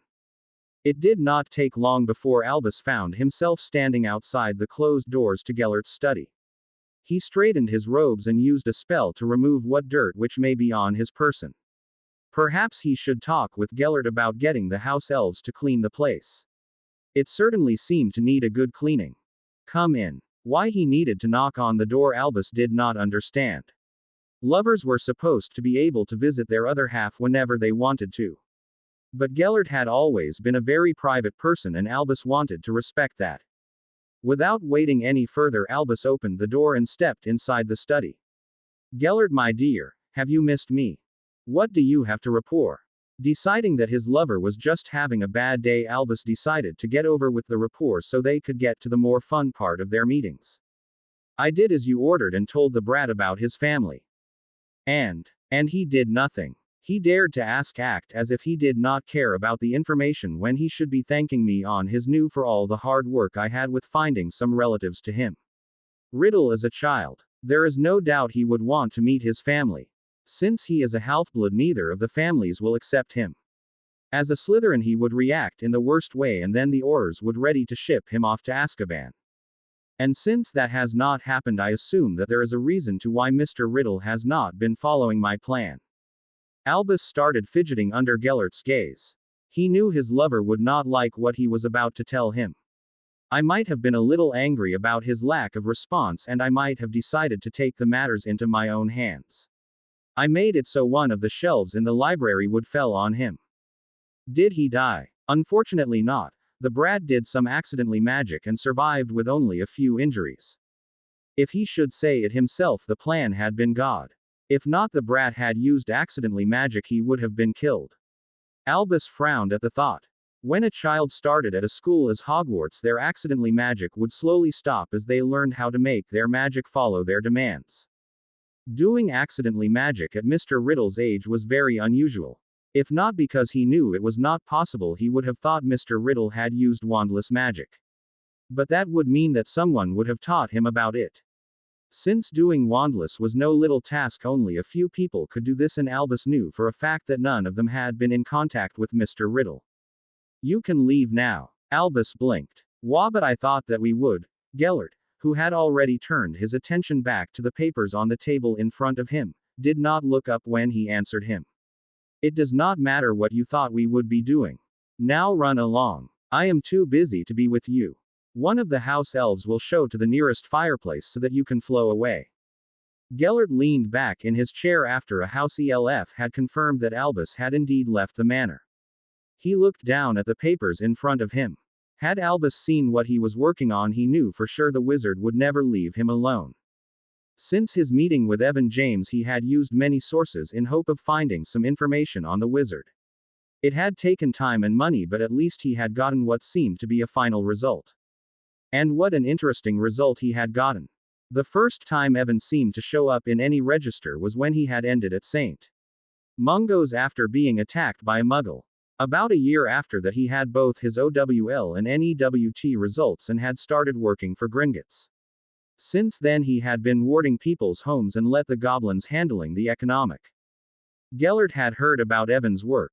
It seemed like he liked to add small details to his wards, and he had even managed to come up with a few himself.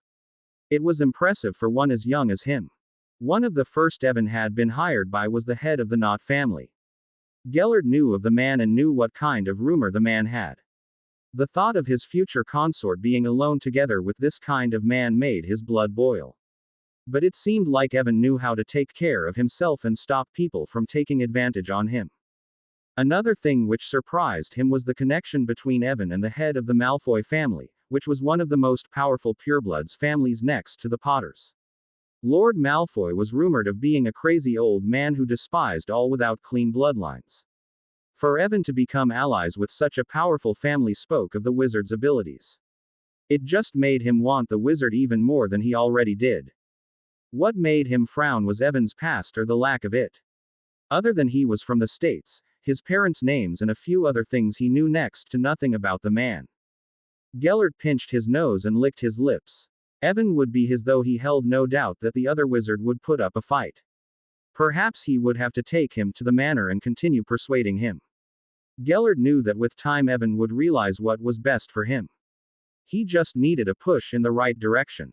He looked down at the wizard photo in his hand and sneered. It was a photo he had sent one of his followers to take of Evan. He had hoped that it would be able to satisfy his hunger until he had the real Evan in front of him. Preferably naked and in his bed, but on the dinner table would also do. Unfortunately, the one who had taken the picture had also gotten Tom Riddle with on it. The two wizards were sitting close together under a tree with Evan in Riddle's lap. Evan was leaning back against Riddle's chest and whispered something into the boy's ear. Neither of them seemed to have a single care in the world, and both of them were ignoring him. Gellert looked down at the papers at his table and frowned. The paper stated that Evan's parents had died when he was young, and afterwards he had been living with his Muggle relatives who had been killed on a raid. What made the piece of information interesting was that Gellert did not remember ordering any raids in that period of time. At least not in the States. It was just yet another thing he had to get out of Evan once he had the wizard by his side. He already knew how he would do it. Harry hummed a low melody he had heard somewhere in a radio when he felt the new ward fell in place with the others. He lowered his wand and wiped the sweat away from his forehead. Since it was still cold, he was dressed in several layers of clothes, but not even the low temperature could stop him from sweating. Stepping inside the manor, he dodged the curse sent towards him. In the time he had known Mortimus, the man had tried to curse him several times. Harry did not know if it was because he wanted to test his reflexes or that he was just plain bored. Anyway, Harry found it best to sidestep anything Mortimus sent in his direction. Good reflexes. One day you will have to tell me how you do it. Perhaps I should let Abraxas get trained by you. Merlin knows that boy needs it. I am not saying he is fat, but the Vila blood from his mother's side of the family is evident. His mother was beautiful, so is everyone with enough Vila blood in their veins. Unfortunately, I forgot what kind of effect it would have on a male heir. The boy looks so girlish that I sometimes have to check that he has not turned into a girl. Harry felt his checks burn, but whether it was from his work or because of embracement for the Malfoy heir, he was not sure. He knew he would not be able to look at Abraxas the same way from now on. Do you have any plans for today? Harry blinked and stepped back to make a little distance between himself and Mortimus, who had moved closer while Harry had been in deep thoughts. Not really. You were the last customers today, so unless something else happens, I guess I am free for the rest of the day. Somehow Harry knew he was going to regret his words. Perhaps it was the mad grin he spotted on Mortimus' face. Or that the Malfoy Lord was dragging him along with him without listening when Harry voiced his protests. He found himself running in an attempt to keep up with the Lord's long strides, since Mortimus did not seem to be letting go of his arm anytime soon. Harry grumbled under his breath, but made sure that Mortimus did not hear him. He saw the man as his friend and knew better than to say something out loud. Besides, Mortimus knew some rather nasty jinxes and Harry had no wish about getting them tested on his person. Where are we going? Mortimus had dragged all the way out of the manor and through the wards around the place and Harry was starting to get a little nervous. It was not like he did not trust Mortimus, but with all the things going on with Dumbledore and Grindelwald he would rather be somewhere safe than where everyone could attack him should they want to. Harry knew his good and his weak sides and he was no scary cat, but he also knew that there were people more powerful than him out for his head. It did not help that he did not know what Mortimus had on his mind for them. Can you apparate? Harry shook his head. The books he had found about the subject all said he needed to teach her to be there to make sure he did not split himself. The pictures in the books made Harry decide that he would for once do as the books said. Unfortunately, he had yet to find enough time in his schedule to learn it. Oh well, I guess I will just have to take you with me. Hold on. Before Harry could even come with any protest, Mortimus was already holding him closely in a hug and Harry felt a tug in his body as if he was being squeezed through something which was too small for him. Harry landed on his knees with closed eyes. It was only the arms around him which stopped him from landing flat on his face. Are you finished with acting sick or will I have to leave you here? Something about the tone in Mortimus' voice told Harry that the old man was serious. Not wanting to be left behind wherever they were, Harry forced himself to his feet and opened his eyes once the older wizard had let go of him. At first Harry did not know if he should believe what he was seeing. He did a double take and looked back at Mortimus who was watching him. Mortimus. Yes, Evan. Are we in a Muggle town? Yes. Oh. The head of the Malfoy family started walking and Harry had to hurry to follow him.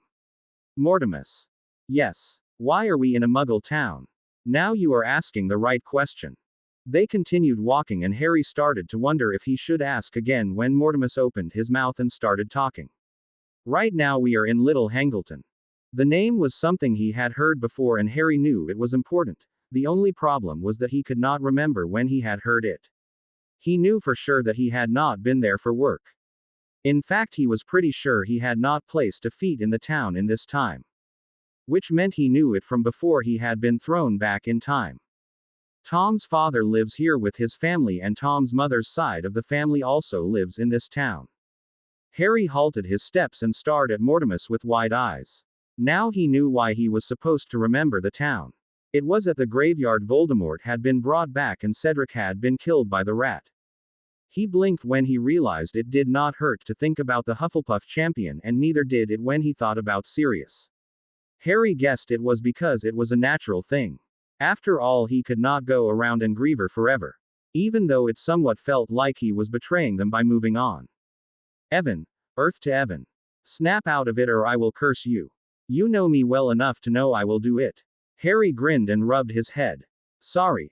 I guess I got lost in thoughts. Mortimus only nodded and started walking again. Now, hurry up. I think you will like to see your lover's family. At Harry's gaping expression, Mortimus smirked. You thought I would not know about it. You two love each other and people have to be idiots not to see it. Normally I would not like it. I fail to see how someone can love someone of the same so. But as long as you do not make Abraxas turn into liking the same gender, I can live with it. It is not worth losing my wardmaker because of such a silly thing. Not sure of how to react, Harry opened and closed his mouth several times before he found his voice again. I am sure you have nothing to worry about. Abraxas knows about Tom's and mine relationship. From what I have seen, he is far more interested in girls. Good to know that I have nothing to worry about. My late wife and I were so lucky that we were in love before we got married. But one has to make sure the line continues, so love will always come second. It is like that in most of the pureblood families. Harry looked up and had to force his feet to continue moving when he saw what was up in front of them. The sight of the graveyard, even in daylight, brought back memories which Harry thought he had buried a long time ago. Kill the spare. Ouch. What did you do that for? Harry rubbed his arm where Mortimus had pinched him. It was not hard and it will probably not even leave a mark, but he saw no reason for Mortimus to do this to him. If you do not stop zoning out, I am going to do something drastic to you which you will definitely not like. Now, get going. They arrived to the edge of the graveyard and Harry looked around without being able to see anyone near them. It looked different in daylight. It did not look like something from those horror movies Dudley watched whenever his parents were out of the house. Perhaps it was because he was not with Voldemort and the Death Eaters. This is where the Riddle family lives. They are up in the mansion on the top of the hill. Tom Riddle Sr. and his parents. All of them are muggles and they are well off, though I would not call them rich. While Mortimus talked, Harry watched the mansion. From where they were, Harry could see people move around in there, though he was too far away to see who they were. Does Mr. Riddle know he has a son? Harry could not stop his voice from shaking a little. What if the man wanted Tom back? Harry did not want to lose Tom. And though he went for being a relative, Tom Sr. was closer related through blood and would easily win. Yes, though he does not know about Tom being his son. Tom's mother was nearly a squib, but the girl was a genius with potions. She gave Riddle Sr. a love potion so they would be together. When she found out that she was pregnant, she stopped giving him the potion, believing that a child would be enough to make him stay. Not even 2 days passed before the Muggle left her. Harry found his feelings fighting each other for dominance. On one hand, he was happy he would not have to worry about having Tom taken away from him. On the other hand, he wanted to curse the Muggle for abandoning Tom and the boy's mother. You said Tom's mother's family also lives here. Yes, just follow me and I will lead you to them. They found the Grout's small hut at the edge of the town. Harry watched the place without really believing what he was seeing. Tom was Slytherin's descendant through his mother's side of the family. But after having seen the burrow, he knew that not all pureblood families could live like the royals. Who is that? Harry watched as a thing, in the lack of better words, came out of the hut. Mortimus followed his gaze to see what he was talking about. That is Mr. Riddle's uncle. He has been sentenced to Azkaban a time or two. That combined with inbreed makes him like he is today. Harry looked at Tom's so-called uncle and shuddered. Why are you showing me this? I do some research on all the people I am working together with. Harry froze. He had a feeling of where this was heading. The funny thing is that Grindelwald did not raid America in the period of time you lost your relatives. Harry's hand closed around his wand, feeling the magic rush through his veins. He knew he did not need his wand to do magic, but it gave him a feeling of safety. You do not need to raise your wand. I will not lose my Wardmaker because you want to keep your secrets. Just make sure it will not come back when you least awaits it. Just keep in mind that when I have been able to find out about it, so will others. A shiver ran down his spine at the thought of who could find out. They were not someone he would trust with that kind of information. Harry let go of his wand but kept an eye on Mortimus in case he should try something.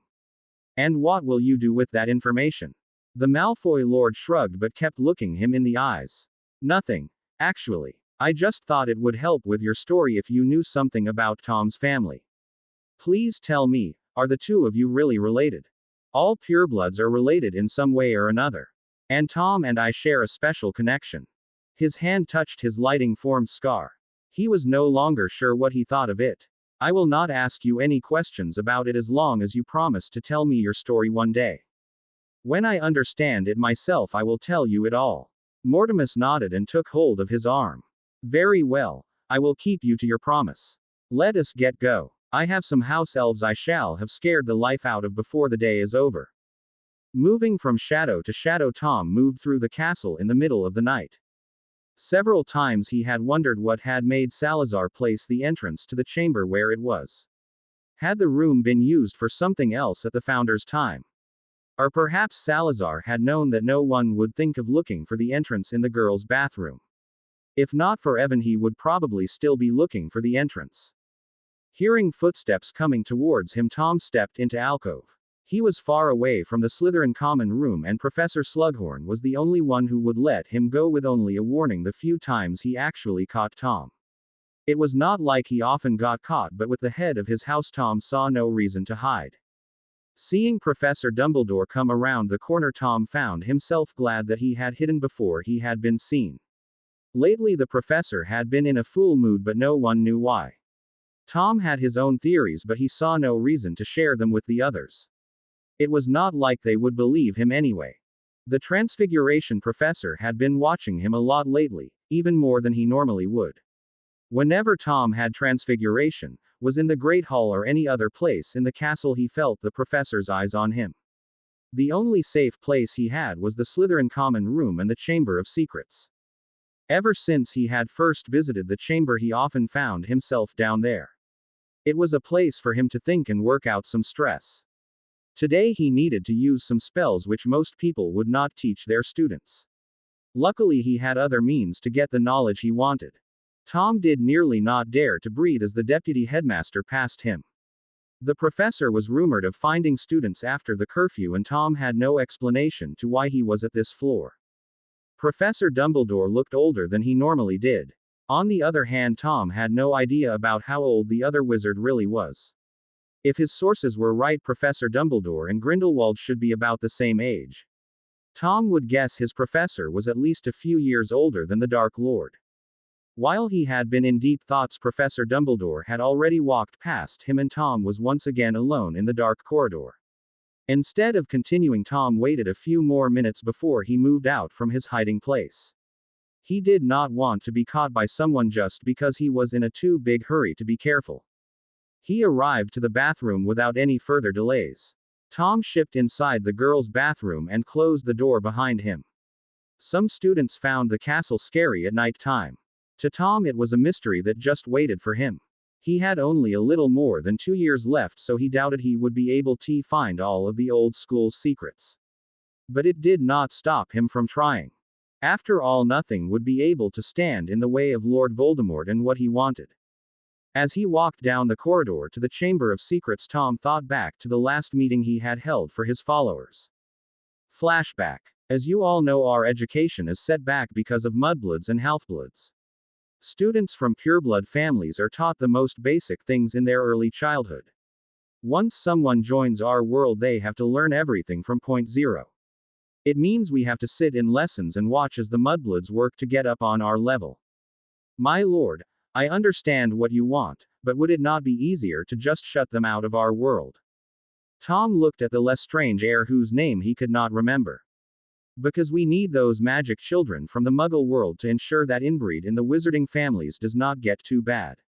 The low mumbled around Tom told him that not all of them were agreeing with him.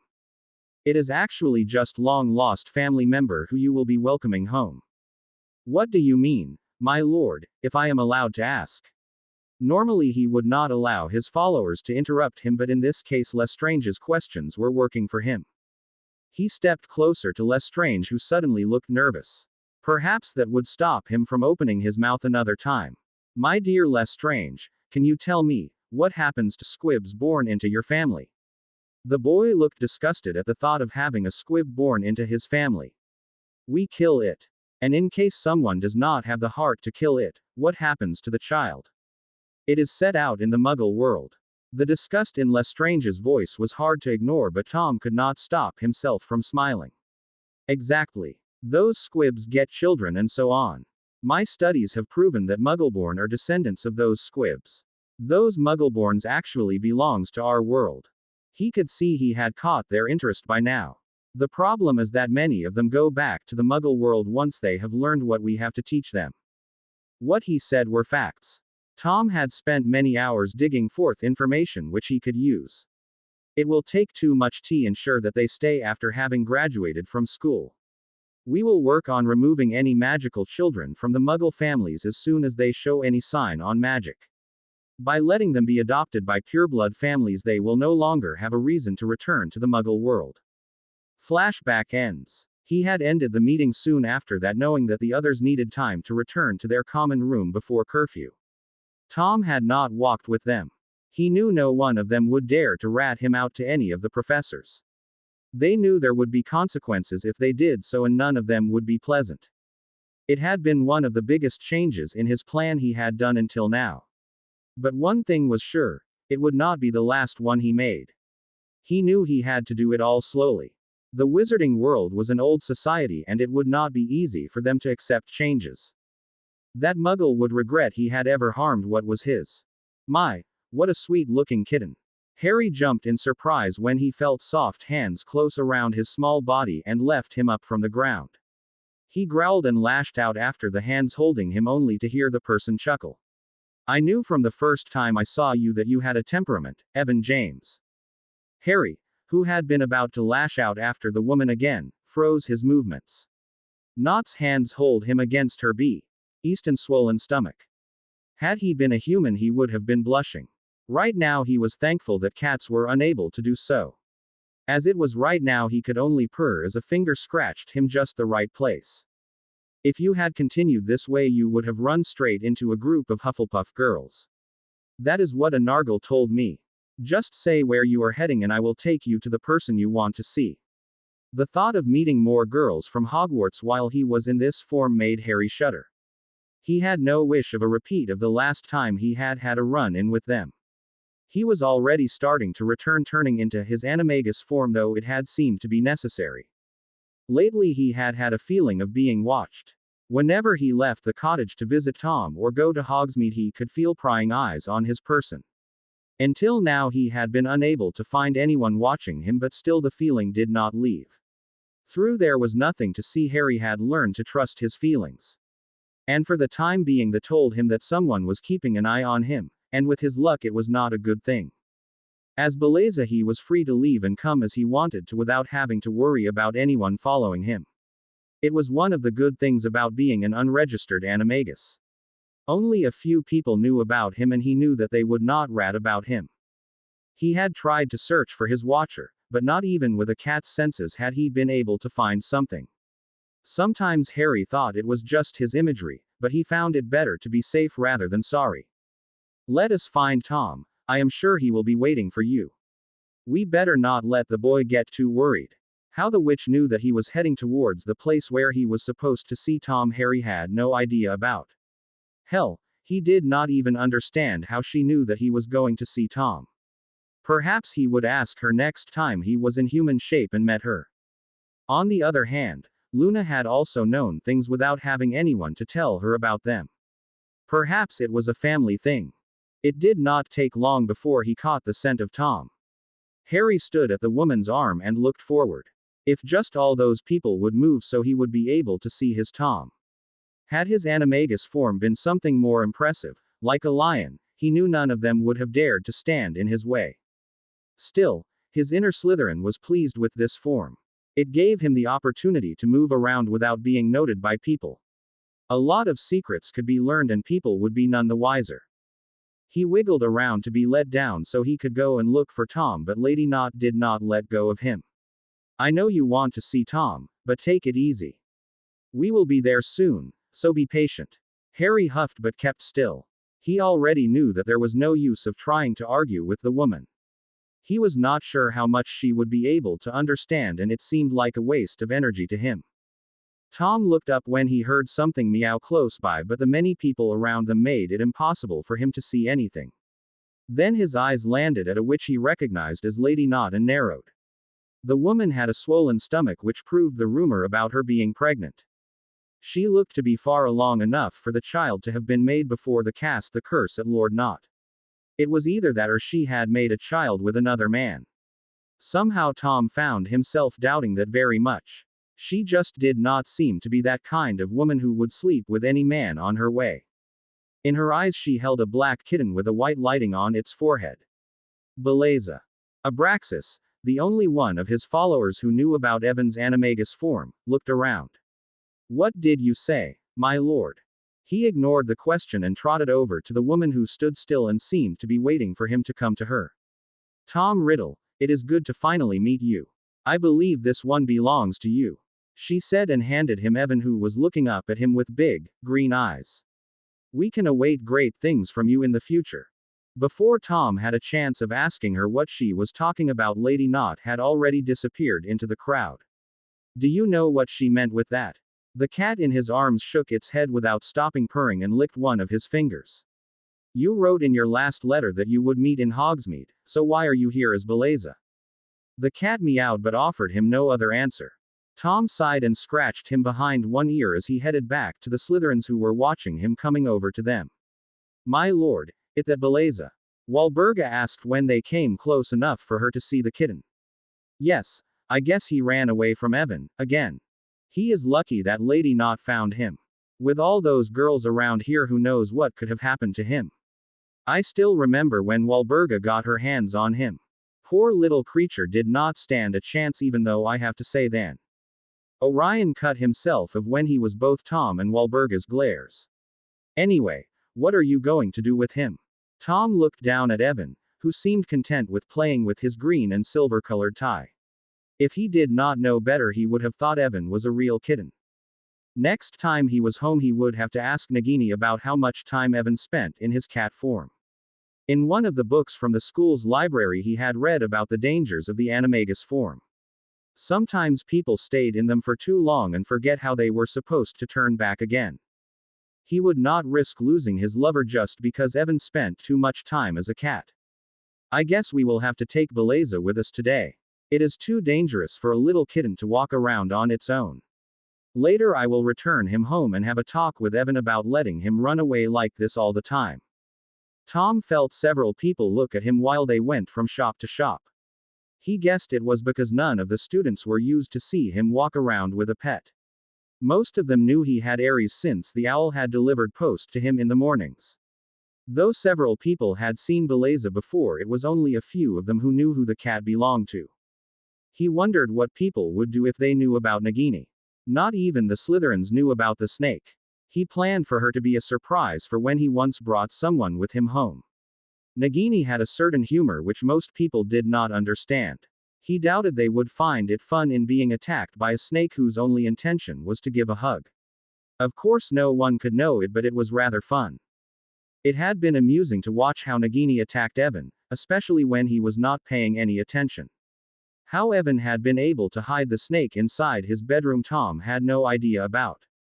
He guessed it was because Evan had placed some wards around his room which made Tom unable to hear anything that happened inside the four walls. Evan was safely seated on his shoulder and looked over the crowd calmly. Tom found he could get used to the feeling of having Evan with him all the time. This way he would be able to keep an eye on him all the time. That way he might be able to keep his lover out of trouble. Abraxas kept sending him glances, and Tom knew the Malfoy heir was wondering why Evan was in his animagus form. Tom guessed his lover had a good reason for this. Then again, sometimes Evan did things for no reason at all. Having a feeling of being watched, Tom went into a pet shop after parting from the other Slytherins. Normally they would not leave him alone in Hogsmeade, but Tom was one of the best in his classes and would be able to defend himself should something happen. Besides, he knew they would rather do other things than spending their time in a pet shop when there were so many other things they could do. When we are home, you are going to tell me why you arrived as Beleza. Tom took the lick on the back of his hand as an agreement. Can I help you with something? While Tom had been paying attention to Evan, a shopkeeper had noticed their arrival. Getting an idea, Tom put on his most charming smile. Yes, I am having troubles with my kitten. He has run away from home several times and I would like something that would allow me to keep track on him. I believe I have just the thing you need. The shiver from Evan's body told Tom that his lover did not like the tone in the shopkeeper's voice. Tom followed the wizard through the shop until they came to where the thing he needed was. Harry had stopped purring since the moment he saw what kind of shop they had entered. Now where they were heading back to the cottage, his mood was no better. It was made even worse because of the shiny new bell and the Slytherin green bow around his neck. Tom seemed unaware of the glares he got, or perhaps he did just not care. Harry found it hard to hate the boy when his fingers found all the right places. Being so good at scratching should be a crime. A low humming sound told him they had passed through the wards surrounding their home. Before Tom had time to react, Harry jumped down and landed safely on the ground in front of him. Meowing, Harry turned around and looked up. Hopefully Tom would get the hint and removed the bow. Unfortunately, Tom did not seem to get the hint. The Slytherin looked down at him with a smile which made Harry's knees go weak. You can turn back now, Evan. We are inside the wards now, so no one should be able to see us. That is if you really are as good as you say. Turning back to his human form was only a matter of seconds. Tom had just finished his sentence when Harry stood in front of him with hands in his sides and the bow and bell still around his neck. I always do my work perfectly. Harry's rant was cut off before it had even begun when Tom flew into his arms. He was knocked off his feet and landed flat on his back with Tom on the top of him. Do you have any idea about why you look right now? Tom breathed into his ear and Harry could not stop himself from shivering. He was already half hard and he knew that Tom was not much better. Their hands roamed over their skin as they helped each other out of the clothes. It did only take a few minutes for them to be as naked as the day they were born, but to Harry it felt like forever. It had been too long since they had been together like this, and when Tom slid a finger inside him, Harry could not help but wince. Tom caught his expression and stopped all movements. What is it? Did I hurt you? Perhaps we should stop. And a finger placed on his lips stopped Tom from saying what he wanted to say. Get moving, Tom. It was all Harry needed to say to get his lover to follow orders. A second finger followed and soon Harry had all three buried deep inside him. Every time Tom touched the bundle of nerves inside of him, Harry was turned into a happy pile of goo. All too soon Tom removed his finders and Harry whimpered in annoyance. Easy there. We have all the time in the world. Harry snorted and opened his eyes, not sure about when he had closed them. Sorry to say it, but none of us is immortal and you will have to return to school. Joy killer. Someone has to make sure that that head of yours does not get too big. You have your followers at school to worship you. I am here to make sure that you have both feet on the ground. Tom seated himself between his legs and slowly pushed inside him. Harry winced and he felt his eyes sting from the pain. It has been too long since we have been doing this, Tom said as he pushed until he was fully seated inside him. Just tell me when you want me to start moving. After getting used to the feeling of having Tom inside him, Harry wiggled around to get Tom to move. The boy accomplished his wish and moved halfway out of him before he thrust it into him again. Harry let out a loud meow when Tom hit his prostate and he saw stars himself. Tom came not long after that and lay on top of him, panting like he had just finished a long run. For how long they lie like that Harry had no idea about. But soon the cold from the ground under him began to seep into his body and he felt small stones dig into his back. Tom was still inside him and Harry could feel semen run out of him. We cannot stay like this, Tom. His lover hummed but did not lift his head from his shoulder and Harry sighed. I do not know how about you, but I am starting to freeze and I have no wish about getting a cold. When Tom still did not move, Harry cursed. He was really starting to get cold and his lungs were starting to ach. It was a sure telltale that another one of his fits were on their way. Tom could not see him have one of them. Harry pushed to Tom to get his lover to move while he tried to keep the coughing at bay. He needed to get inside where he would be able to hide from view. Evan, is something wrong? You do not look good. Tom was holding himself up in his arms and looked down at him.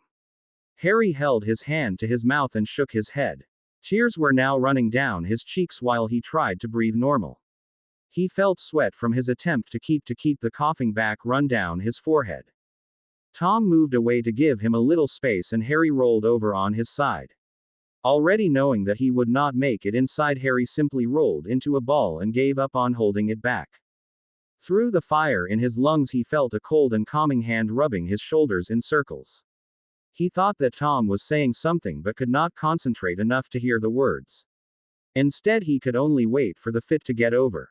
He kept his hand to his mouth, already feeling something wet and hot hit it on the inside every time he coughed. It felt like his lungs were shrinking in size, but he was still not able to get enough air in them.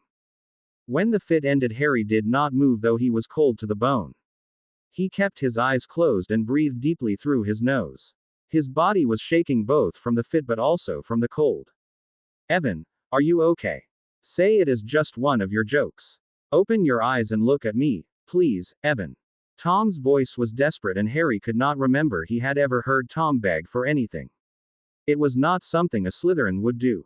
Want to sleep. He knew it was a stupid thing to do, but he was too tired to think right now. Still, Tom's voice did not let him get the peace he wanted. Since he was not allowed to sleep, he decided to open his eyes. At first everything was a blur and Harry free hand sought for his glasses. He needed to see what was going on.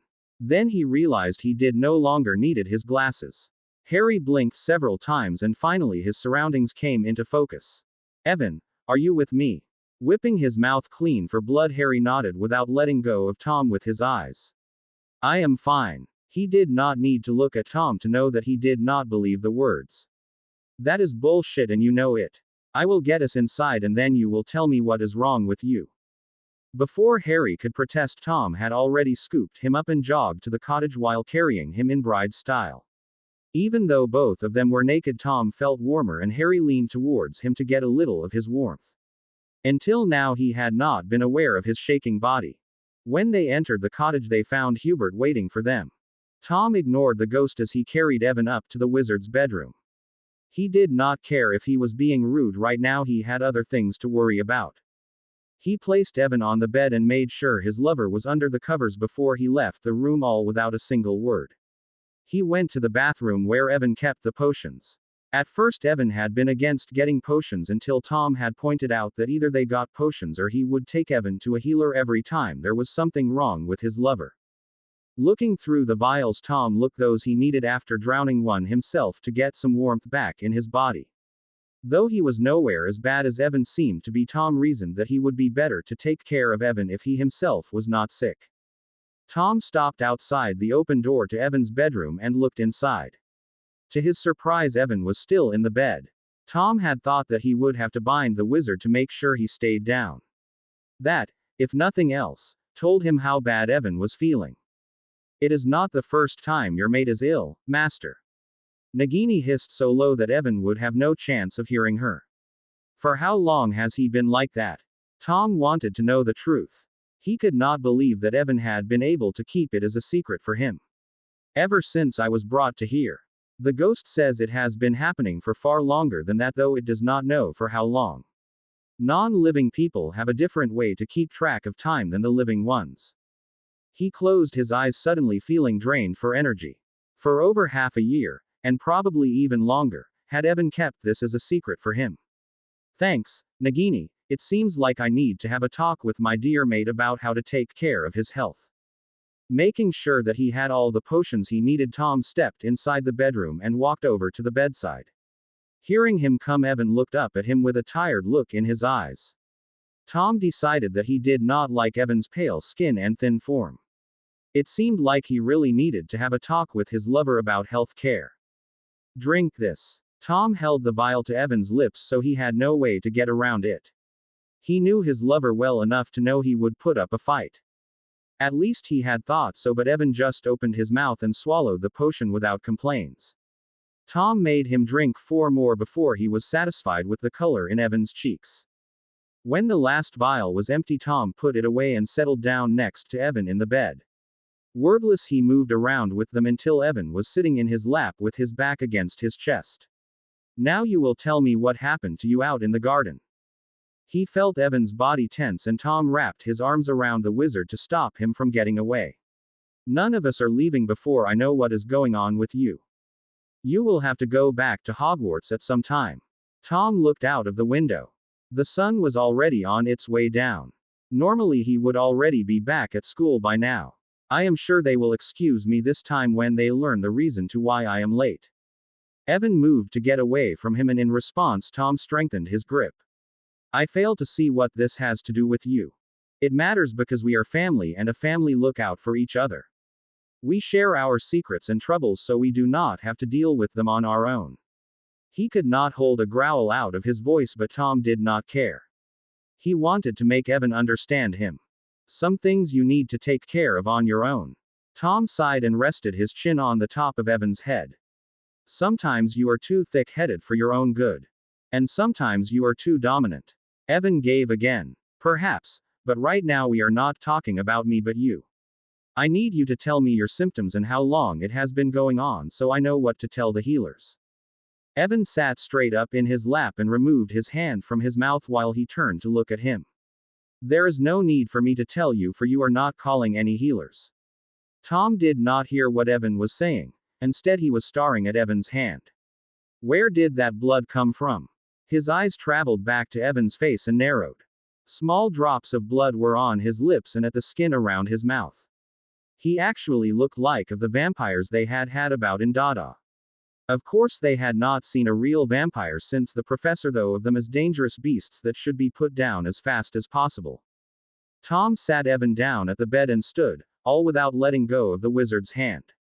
He had long wanted to take care of his lover, but he had not thought of what to do in a situation like this. One thing he knew, he would prove he could take care of Evan. That is it. I am getting a healer. Sorry, Tom, but I am not going to let you do that. Again, I am sorry, but you will not remember any of this. Obliviate. Guilt ate him up from the inside as he watched the glass lock in Tom's eyes.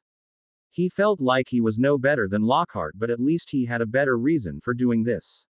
If Tom knew something was wrong with him, he would not stop worrying. Thanks for carrying me inside, Tom, though I really don't think it was necessary. Harry cast an illusion charm on the vials so Tom would not see them. The confused look disappeared from Tom's face and Harry breathed out. At least he did not look like Lockhart had when Ron's wand had backfired and he had managed to obliviate himself. What can I say? At least I am taking care of you. Then, please, allow me to take care of you. With a wandless spell, Tom was once again dressed in his Hogwarts robes and Harry had his clothes on again. It was clean and did not look like it had been left on the ground. All that wandless magic after one of his fits made him feel dizzy and drained for energy. Should you not get going? It would not be good if you were late and lost points. After all, Slytherin holds the first place, and it would be a pity should they lose it. He had never thought he would cheer at Slytherin, but that just proved that things changed, just like people did. Yeah, you are probably right. And if I leave the others alone for too long, they will probably do something stupid, like getting into a fight with some of the Gryffindors. Harry nodded and leaned back against his pillow. That sounds like a good idea. I hope you do not mind that I do not follow you to the door. I had some work I finished last night and I did not really get enough sleep. You have to take better care of yourself, Evan. Harry nodded and closed his eyes. He felt Tom key his forehead and run a hand through his hair. I love you. Only when he heard the front door close did Harry open his eyes. One hand closed around the bell which was still around his neck together with the necklace. It was for the best of all of us. I could not let Tom know that something is wrong. Harry looked over at Aries who was watching him silently. Then why do I feel like I am no better than Dumbledore? Curling into a ball, Harry continued looking at the black owl. If it gets worse, I will tell him. Right now there is nothing to worry about. It is nothing too serious and it will probably go away at some point.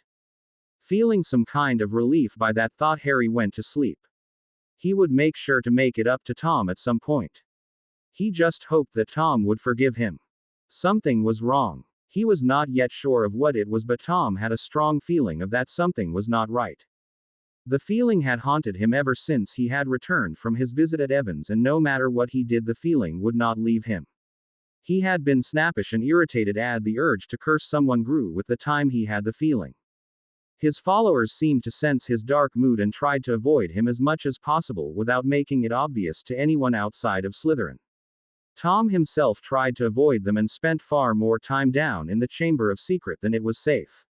It was a wonder that he had yet to get caught. It did not help that Professor Dumbledore was watching his every move. Why the deputy headmaster was keeping an eye on him, Tom had yet to figure out. He guessed it had something to do with Grindelwald. He had still not forgotten that the professor had told him about his family, but he could not see how it belonged into the puzzle.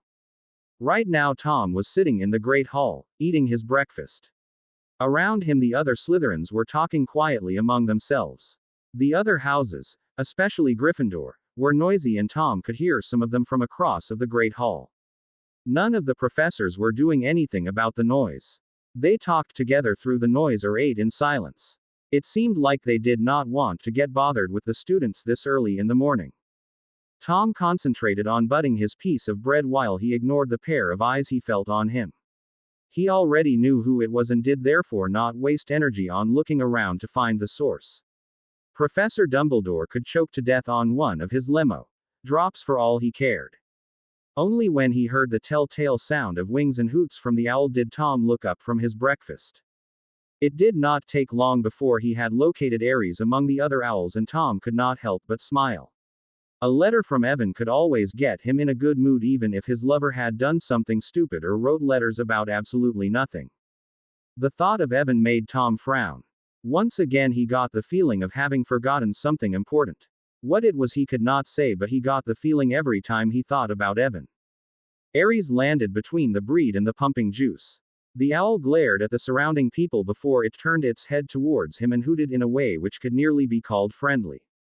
It was only Tom who would call the owl friendly. Even Evan seemed to have second thoughts before he came near the owl. Tom took the envelope and gave the owl a piece of bacon.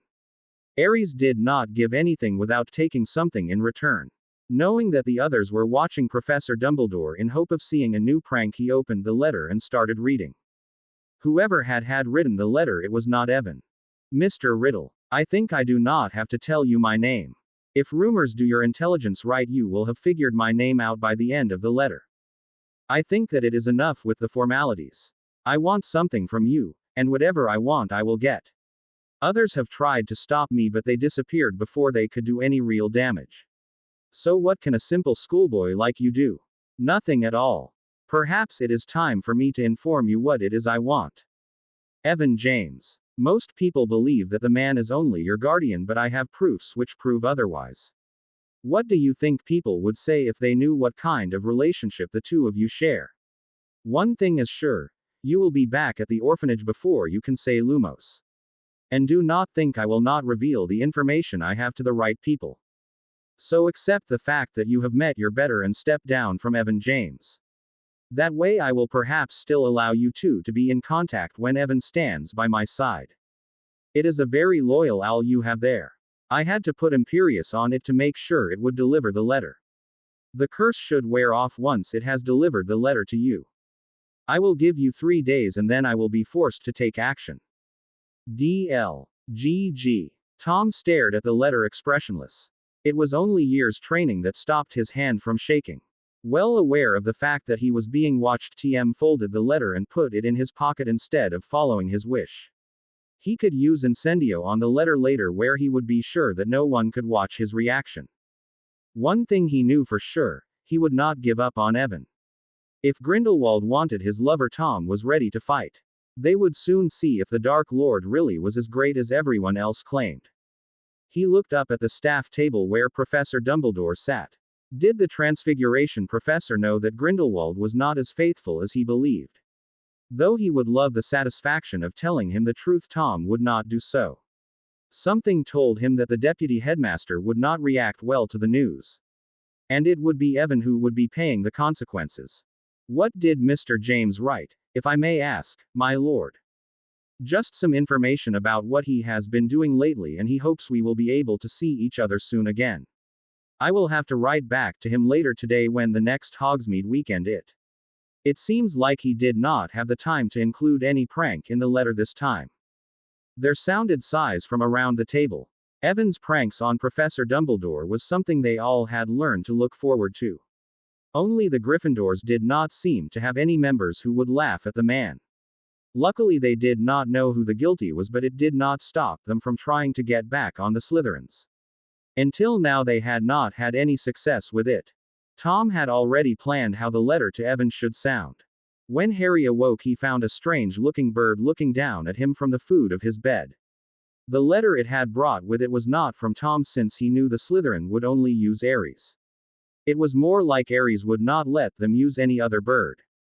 Gringotts always contacted him over the flow. And since it was not an owl, he knew it could not be from one of the teachers or the headmaster at Hogwarts. The bird reminded him of the one Sirius had used to send him a gift just before his 4th year. The only one he could think of would use such a bird was Mortimus, and since he had seen the Malfoy Lord just yesterday, he doubted it was from him. Whoever had sent the bird had sent a letter and a little package with it.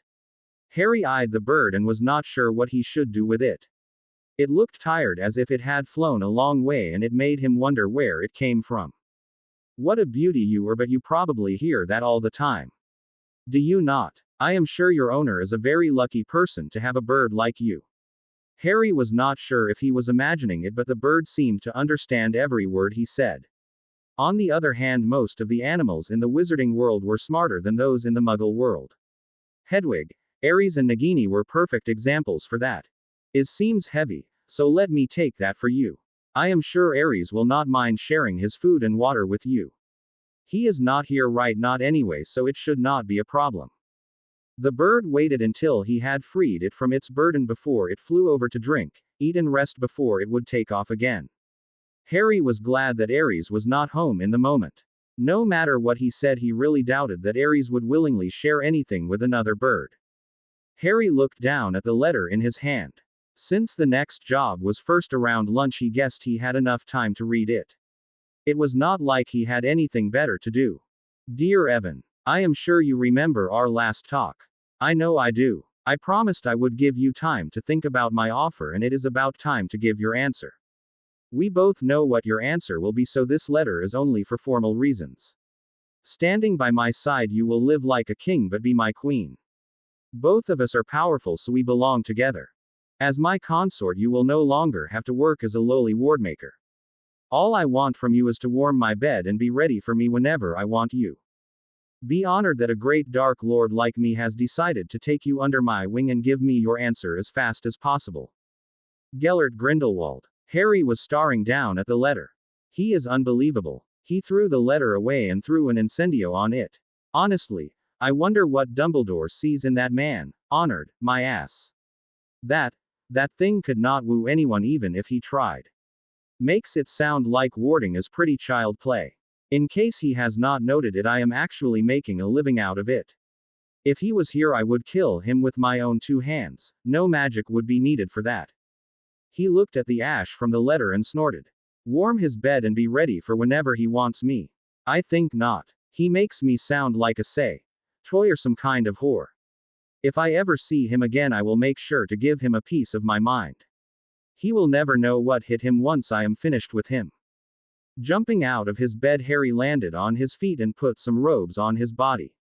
He had to get ready to get to the Potter Manor. Being dressed, he turned around to face the bed which had rested while he had made himself ready to leave. Go back to your master and tell him no. And if he ever steps anywhere near me, we will see just how much damage a simple wardmaker can make on a so-called mighty dark lord. When the bird did not move, Harry cast a light stinging hex at it.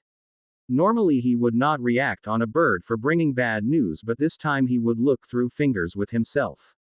The bird squealed and flew out of the window. It was so big it could nearly not come through. Harry waited until the bird was out of the window before closed and locked it. Thereafter he activated the wards which would stop any other birds than Aries from passing through them. Let us see what he says to that kind of reaction. Harry finished his preparations. He needed something to do to get his thoughts away from the letter. Anger could lead to mistakes, and he would not risk doing anything stupid in front of his grandparents, though they did not even know they were related. He threw the flow powder into the flames, mumbled, Potter Manor, and stepped into the fireplace with the now green fire. Coughing like there was no tomorrow, Harry stumbled out of the fireplace. One day I will remember not to breathe while using the flow. A deep chuckle sounded somewhere to his left, and Harry turned towards the sound. A man, much taller than him, stood at the bottom of the stairs and watched him with a bemused look in his eyes. Though he had only seen pictures of him in the Daily Prophet, Harry recognized Charles Potter, who one day would be his grandfather. Charles Potter had the unruly Potter hair, but it was brown instead of black. And he had hazel-colored eyes like James Potter one day would have. The Potter Lord was dressed in everyday robes, so unlike the formal robes his wife had been wearing those times Harry had seen her. Lord Potter, it is an honor to meet you. I have heard a lot about you. It felt weird to talk to his grandfather like this. But the man did not know they were related, and therefore it was necessary. To his surprise, the head of the Potter family snorted. If it is my so-called wife you have gotten your information from, it is most likely wrong. She always makes me look like the devil in front of new people. Harry blinked in surprise. When he first had met his grandmother, he had known their relationship was not the best. Now where he saw it went both ways, he was more confused than ever. From Sirius and Remus he had learned how caring both of his grandparents had been. They had even taken Sirius in when he had decided to run away from his home. Sure, Lady Potter has told me some things, but most I have learned from research. I like to know what kind of people I am dealing with. And what I learned through that was interesting. I know only a few people know that you donated several galleons to St. Mungo's last month. To his surprise, Lord Potter blushed like a schoolboy who had been caught in the middle of a prank. I was sure no one would be able to find out. I have my ways. Truth to be told, it had been Ragnarok who had told him. Nothing happened with money without the goblin's knowledge. And Ragnarok had said it in an attempt to make him go and see a healer. It had not worked the way the goblin wanted it to, and Harry had walked out of the office with a new knowledge about his family. I can see you are not. What did my wife call you? Ah, I remember. A brat with no idea of how to deal with the best of the purebloods. Harry was starting to wonder if Sirius and Remus had remembered wrong. There was no way these two would be a loving couple who took homeless boys into their family. Now, where we have had the joy of meeting each other, I suppose we should get started on work. I have heard the Malfoy family has gotten this war, and I was wondering if you would be able to make something similar, but better than theirs. Harry followed his grandfather further into the Potter Manor while he listened to the elder man's ideas of what kinds of wards the place needed while he came with suggestions. When Harry returned home from work late that evening, he found Aries waiting for him with a letter for him. Knowing better than to try and ignore the owl, he walked over to Aries. Getting closer to the owl, Harry realized that there was something different about the animal. Aries seemed to be confused, and the glare did not have the same strength as it usually would. Carefully he ran his fingers through the owl's feathers, and for the first time ever Aries leaned into the touch. Normally the owl would bite him if he ever tried something like this. It saw itself as Tom's familiar, and no one else was allowed to touch it. The only reason to why Harry was allowed to was because he took care of it and he sent letters to Tom. Poor little boy, what has happened to you? If I did not know better, I would think you had had a run-in with another owl. But since you are bigger than most of them and can scare them all away, I guess that is not the case. Taking the letter from the owl, Harry cast a last worried glance at Aries. Perhaps Tom had an explanation about what had happened to the bird. Evan, I will ask you to reach on the possibility of placing protection wards on a living object. I guess by now that you have noticed that something is wrong with Aries. Since I cannot be sure that this will reach you without having someone reading through it first, I cannot tell you any names. But the one who used an unforgivable on Aries is someone both of us know, but only you have met. It seems like his interested in you were far stronger than I thought. It means you will have to be careful when you leave home from now on. When you have finished the wards on Aries, perhaps you should try some for yourself. I got contacted by your admirer. It seems like he knows about our connection. He threats with making it public knowledge and claims to have proofs enough to do so. Therefore you should only leave the cottage when it is necessary. If you need anything from me, send Beleza. I am sure I would be able to figure out what he has to say.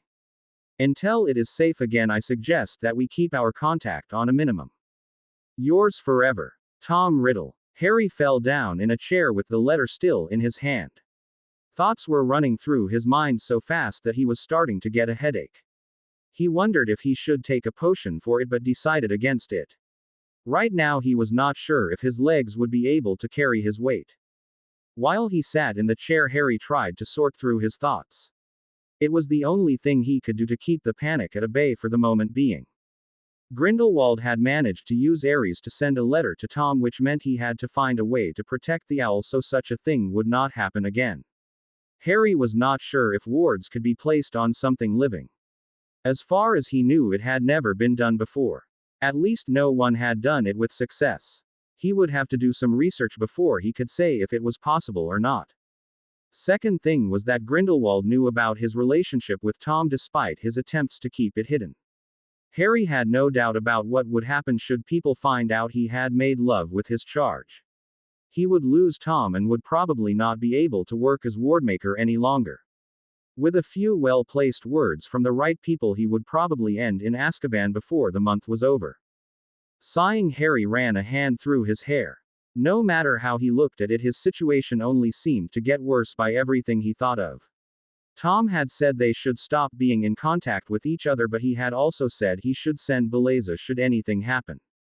That meant Harry still had a way to see his lover without letting anyone know about it. Harry regretted the day he had followed Dumbledore and the stranger into Knockturn Alley. Had he not done so, Grindelwald would never have learned of his existence and Harry could have been living the quiet and peaceful life he wanted. Who was he trying to kid? When Harry first had arrived to this time and learned that he had no means of returning to his time, he had thought he would be able to live a normal life. It seemed like fate just loved to fuck his life up. Damn it. Is something wrong, Master's mate?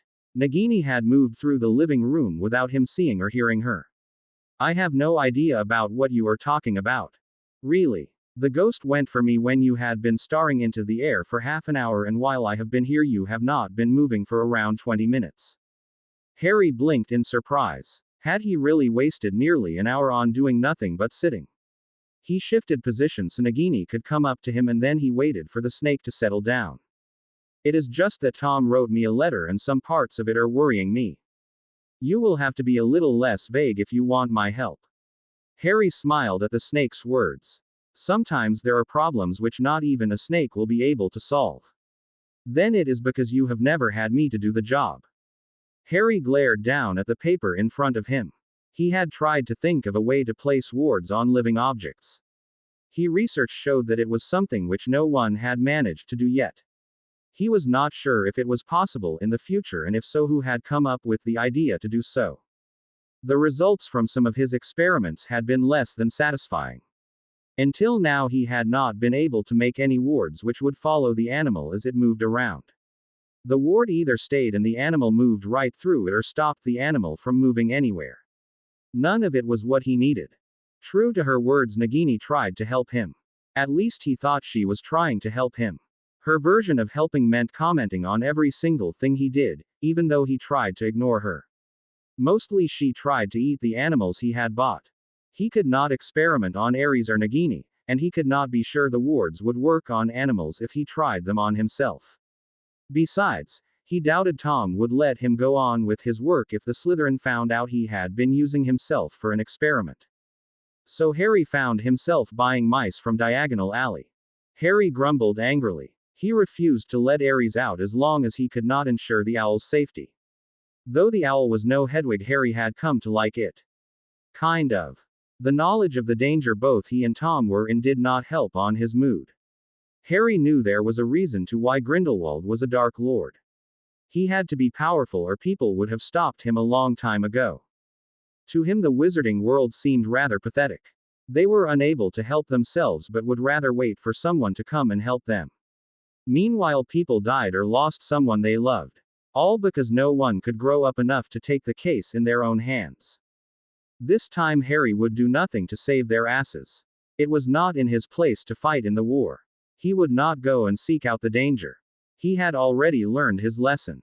It had taken the loss of Sirius to make him realize that it was not his role to play a hero, prophecy or not. But it did not mean that he would not fight Grindelwald should the wizard show himself. He was a danger to Tom and him, and Harry would make sure that no harm would befall them. Feeling a headache announcing its arrival, Harry got up from the chair. He saw no reason to sit and do nothing. He spelled the mouse into a cage to make sure it would still be there once he came back. Several times he had come back from a walk and the mice had disappeared. Ever since he had started locking the mice in a cage, Nagini had been strangely moody. Dressing himself warmly and finding his firebolt, Harry headed was ready to go outside. Other brooms had been made since he arrived to this time, but none of them came anywhere near his own broom.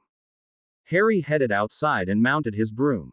He sat off and flew up in the air like an arrow. Laughing, he made a dive and pulled up again just as he was about to hit the ground. He was glad that Tom was not there to see him.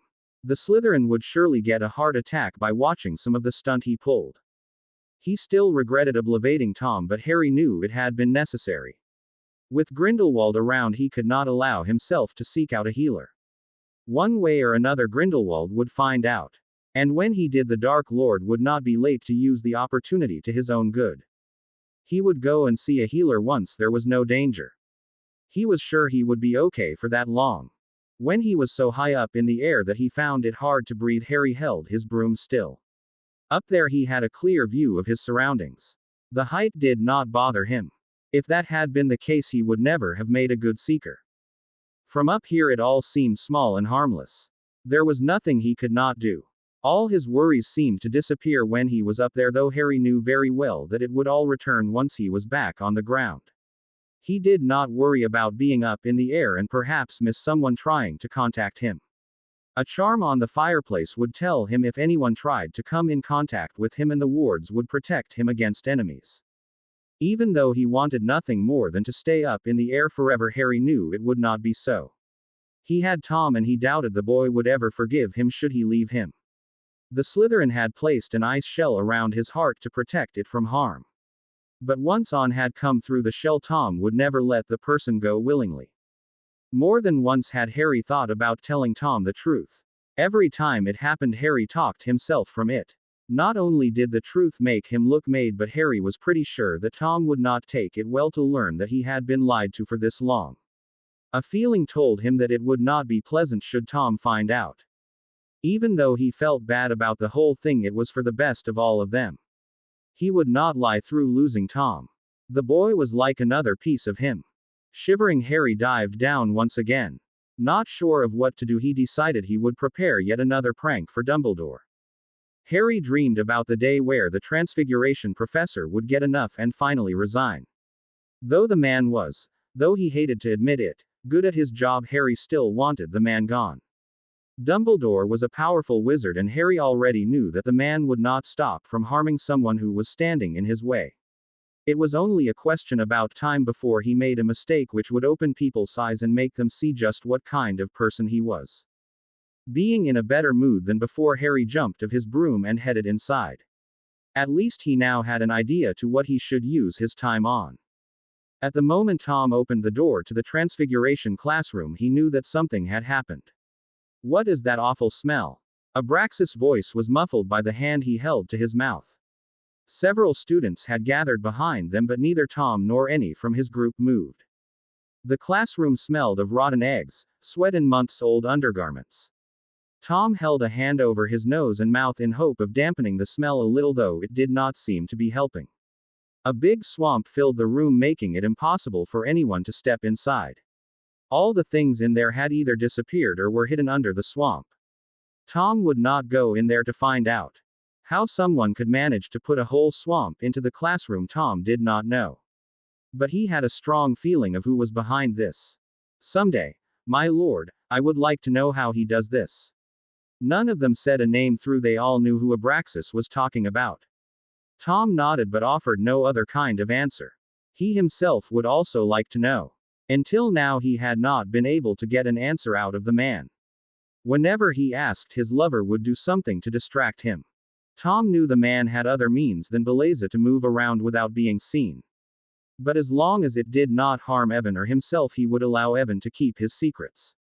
At least he would not ask about them. It did not mean he would not try to figure those secrets out when he had time for it. He still got the feeling of having forgotten something whenever he thought of Evan. Tom had yet to figure out what the feeling meant. He had thought about asking Evan what could be wrong but decided against it. Evan would be unnecessarily worried, and he did not need more to deal with. Besides, he could and would deal with his own problems. He was the heir of Slytherin, and there was not much he could not do. Tom was called out of his thoughts by movements inside the classroom. It seemed like some kind of a monster had followed with the swamp, and Tom wondered just what Evan had been up to. It came from nowhere, stood tall and covered in slime and dirt. It opened its mouth and made a strange gurgling noise. All the Slytherins raised their wands, ready to use them if it should be needed.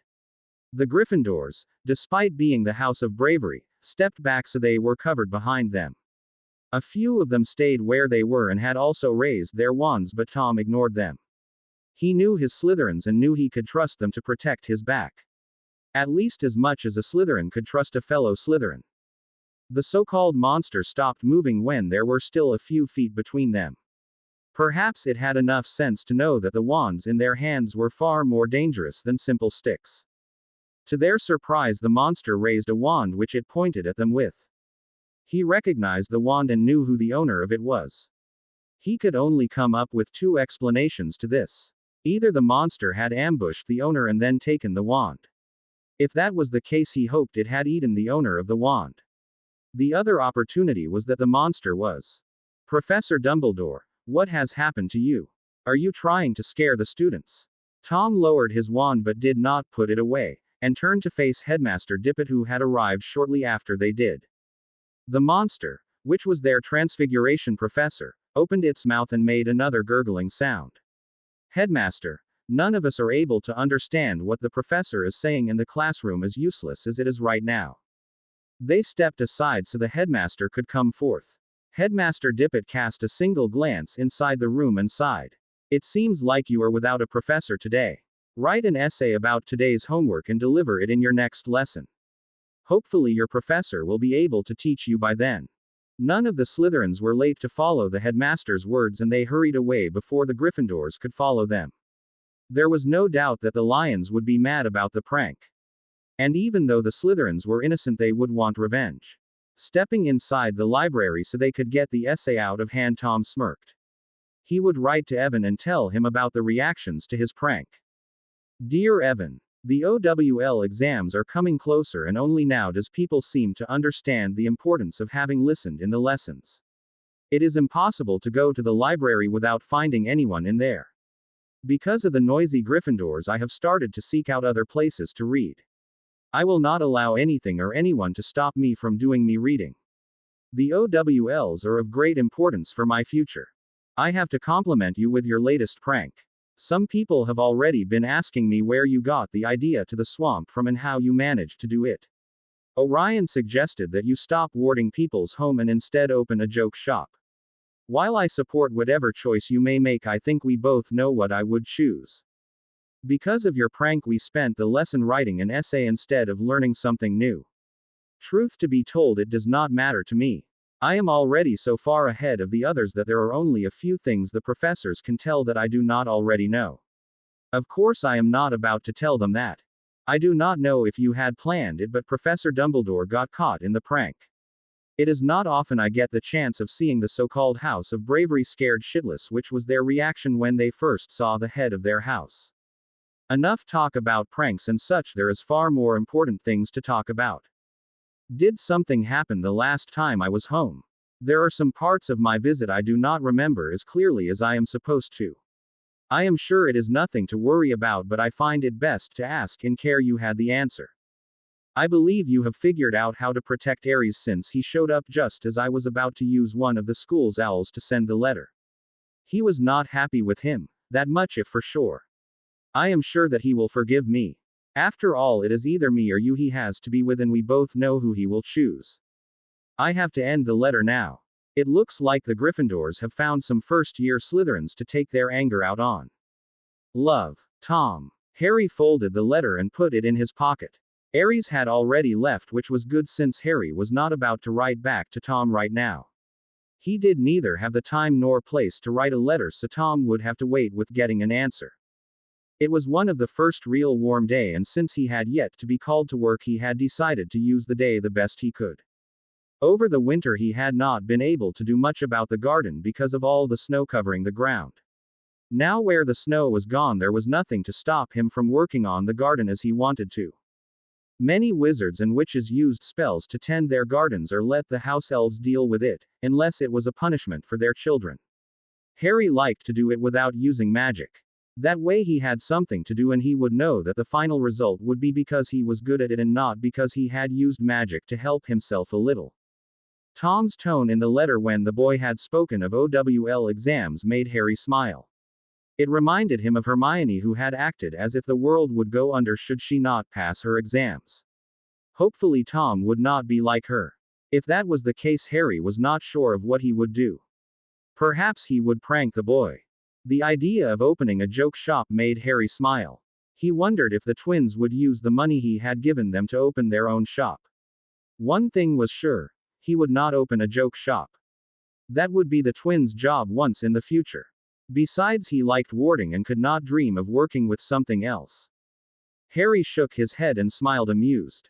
The swamp had the twins given him shortly after their departure. He knew they would be interested in knowing what happened when a human was caught in the swamp when it was being released. Perhaps he would tell them once he would see them in the future. He looked at Nagini through the corner of his eyes. Since the day where Tom had watched one of his fits, the snake had started to follow him everywhere he went, as long as it was inside the wards. He smirked at the thought of the goblins' reactions should Nagini one day decide to follow with him to one of his meetings with Ragnarok.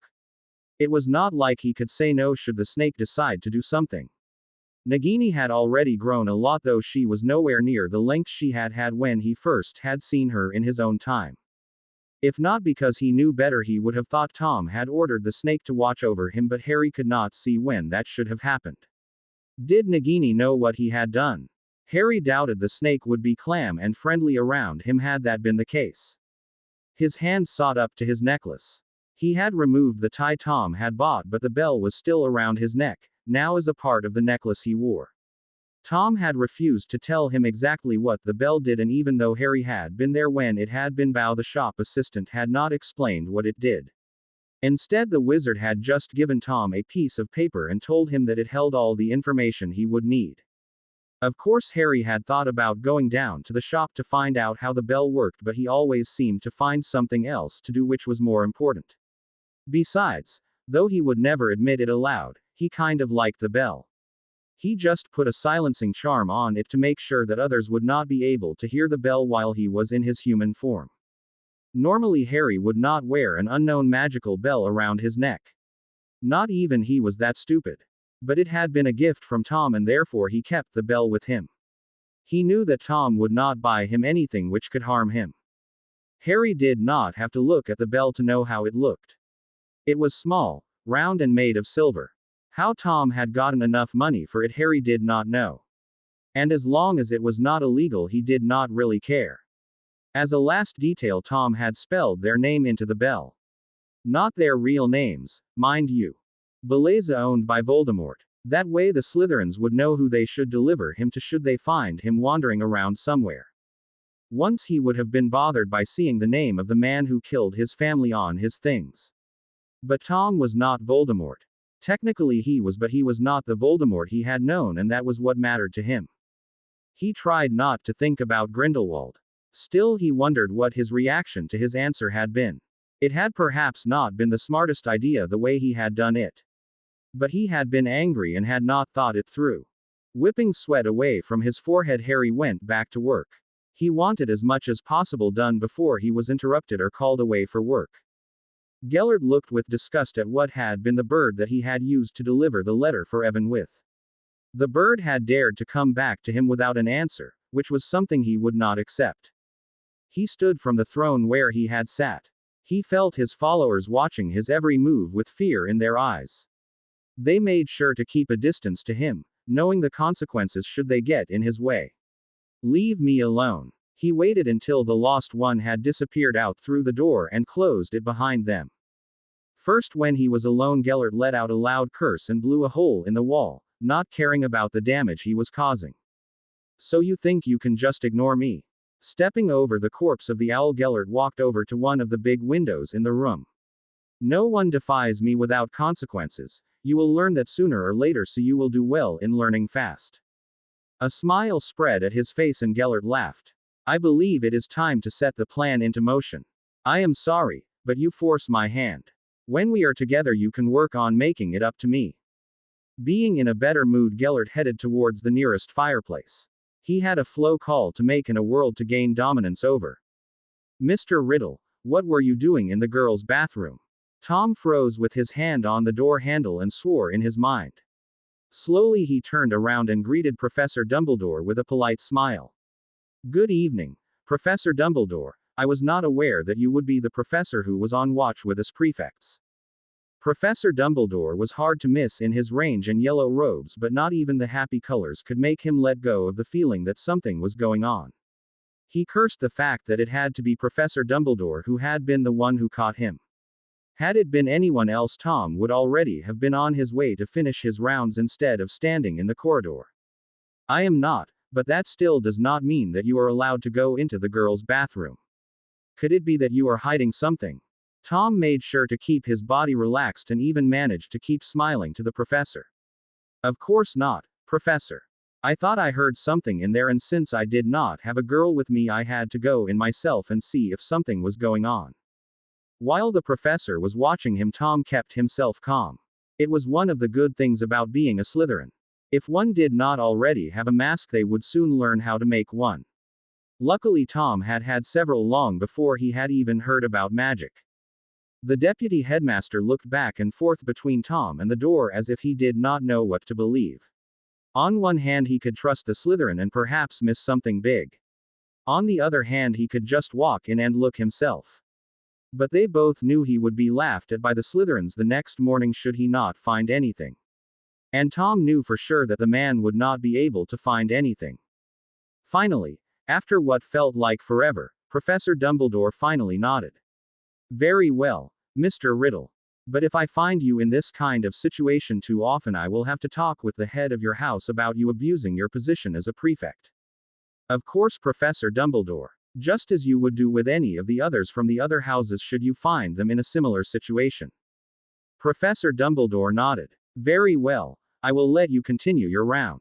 Oh, and before I forget it, the headmaster has decided to place a Hogsmeade weekend next weekend, which means tomorrow. He will inform the rest of the students at breakfast tomorrow. I will make sure to let the word get around, Professor Dumbledore. Good evening, Professor. Good evening, Mr. Riddle. Tom waited until the professor was out of sight before he allowed himself to breathe out. He had not even known that he had been keeping his breath before the professor was gone. Shaking his head, Tom headed down the corridor. He would think about why they had gotten permission to go to Hogsmeade, in a weekend where they were supposed to stay at school, tomorrow. He needed to be rested and clear in his head. And before that, he had to finish his round. He would see if he could figure out what was going on tomorrow. No matter how many times he visited Gringotts, it was something he would never grow tired of looking at. The goblins had been the first real creatures he had seen, and even now Harry was still fascinated by them. Why the wizarding world insisted that all creatures were below them, he did not understand. He knew several people the goblins easily outsmarted by several lengths. If only other people knew what the goblins did behind their backs.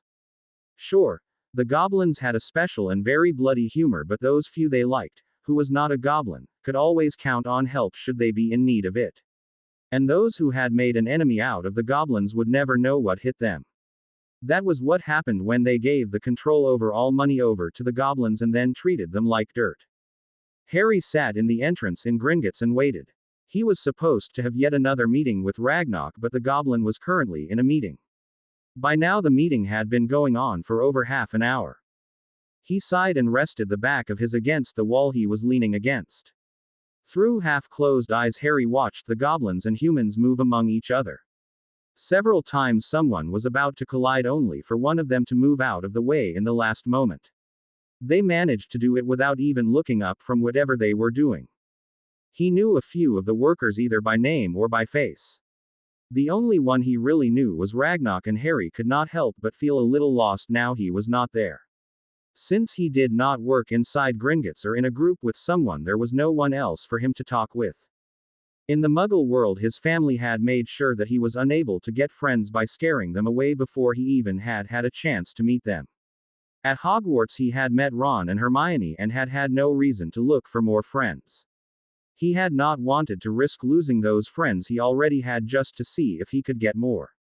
Harry had learned to be thankful for what he had. It was either that or going mad from living with the Dursleys. Feeling someone watching him, Harry blinked. He searched through the crowd and saw a little child watching him. The boy could not be more than 4 or 5 years old. He was dressed in robes and his hand was clenched around a fake wand for children. Watching the child watching him, Harry frowned. He had a feeling that he had seen this child before, though he could not say from where.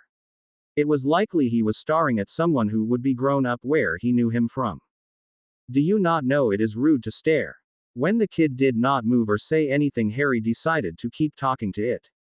He figured one of the parents would show up sooner or later. How old are you? The boy held up 4 fingers before he put his whole hand into his mouth. You are not much of a talker, are you? But who are you? I know I am supposed to know you. While Harry thought, the boy took the hand out of his mouth and started blowing spit bubbles. You are no Weasley, no red hair or any freckles. Neither is you a Malfoy. What other families do I know of? Harry tapped his finger against his chin while he thought. He knew the child's name. He just had to remember it. Oh, my little Fudgy Wudgy, you should not go around like that. Mung was getting really worried that the mean goblins had done something. The way the woman spoke of the goblins made Harry's fingers twist, but he did not take hold of his wand. At least he knew who the child was. Excuse me, madam, is that Cornelius Fudge you have there? The woman looked up and stared at him as if she only now saw him. Harry found the mother's and the child's stare very similar to each other. Yes, it is, and you are. Sorry, I forgot to present myself. My name is Evan James. Harry offered his hand so she could shake it, but the woman only stared at it as if it was some kind of a dangerous animal. Harry let his hand drop since it was clear that the woman had no intention of shaking it. Looking at the woman, Harry felt a strong dislike towards her, then his face lit up in a smile when he got an idea. Do you know that your son is going to be the Minister of Magic in the future? The woman said nothing but looked down at her son with a look he recognized from how Aunt Petunia had looked at Dudley when his cousin and he had been small children. He is going to be the Minister of Magic, and he will also be the reason to why the wizarding world will be nearly destroyed in the future, all because he will refuse to listen to the voice of reason. Seeing the woman's face when he said the last part, Harry decided he would have to get himself a pensieve.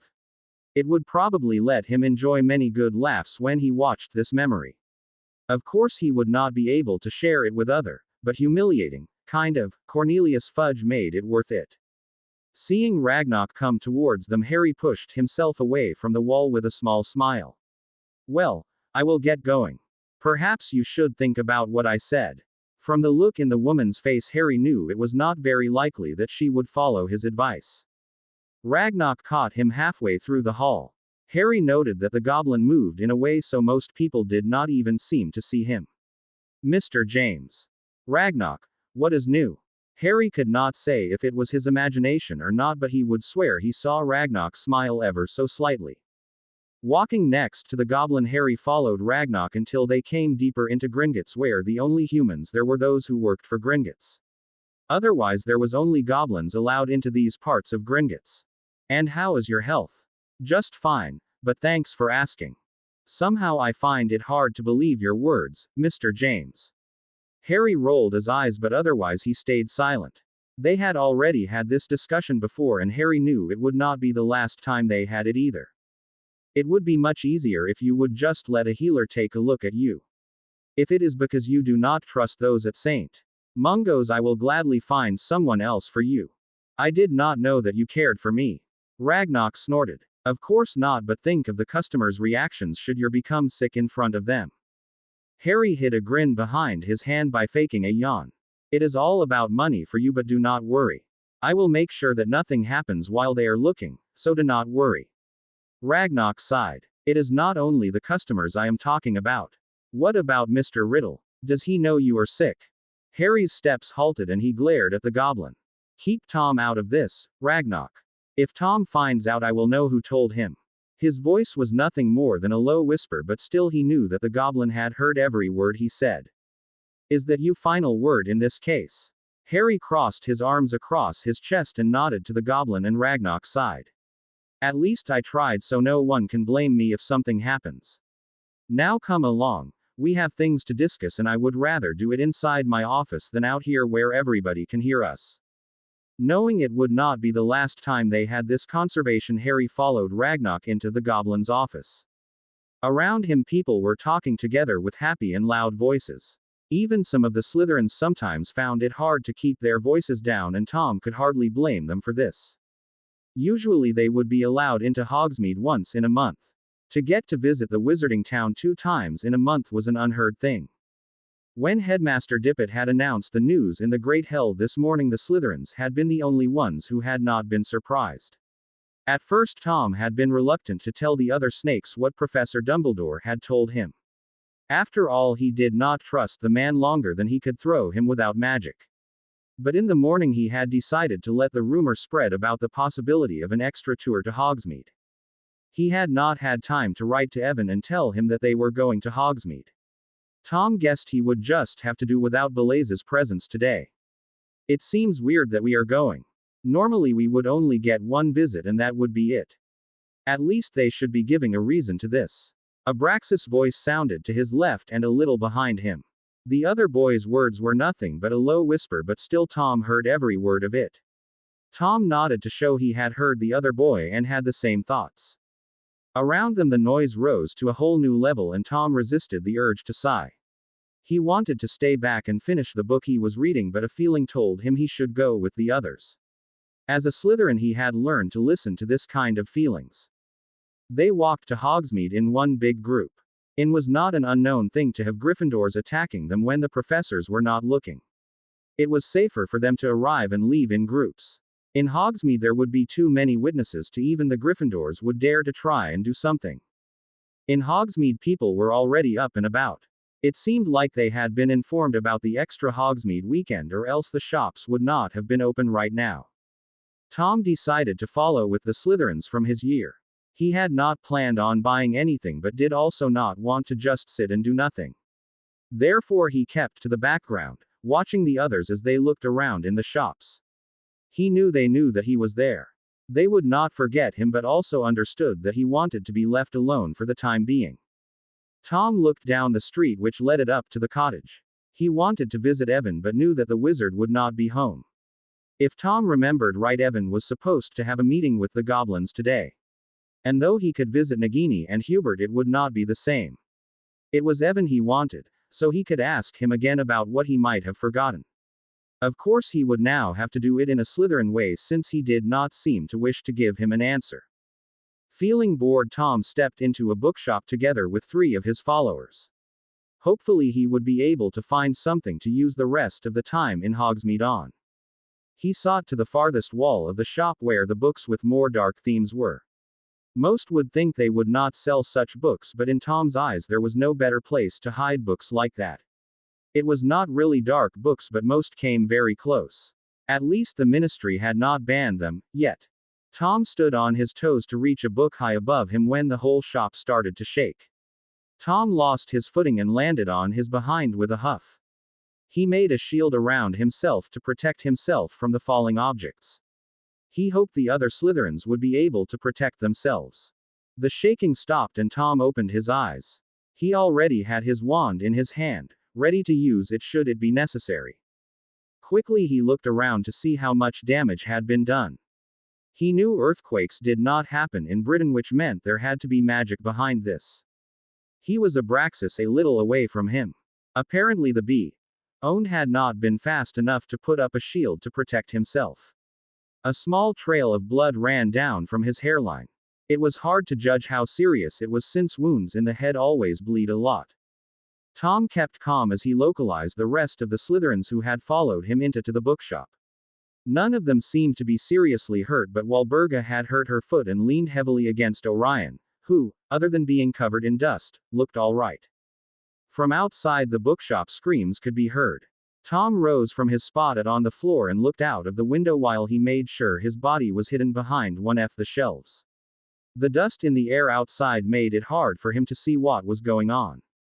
He could see people move around and curses and spells flew around, but he could not see who was fighting. Catching a glimpse of red robes he had only seen in the newspapers, Tom's eyes widened.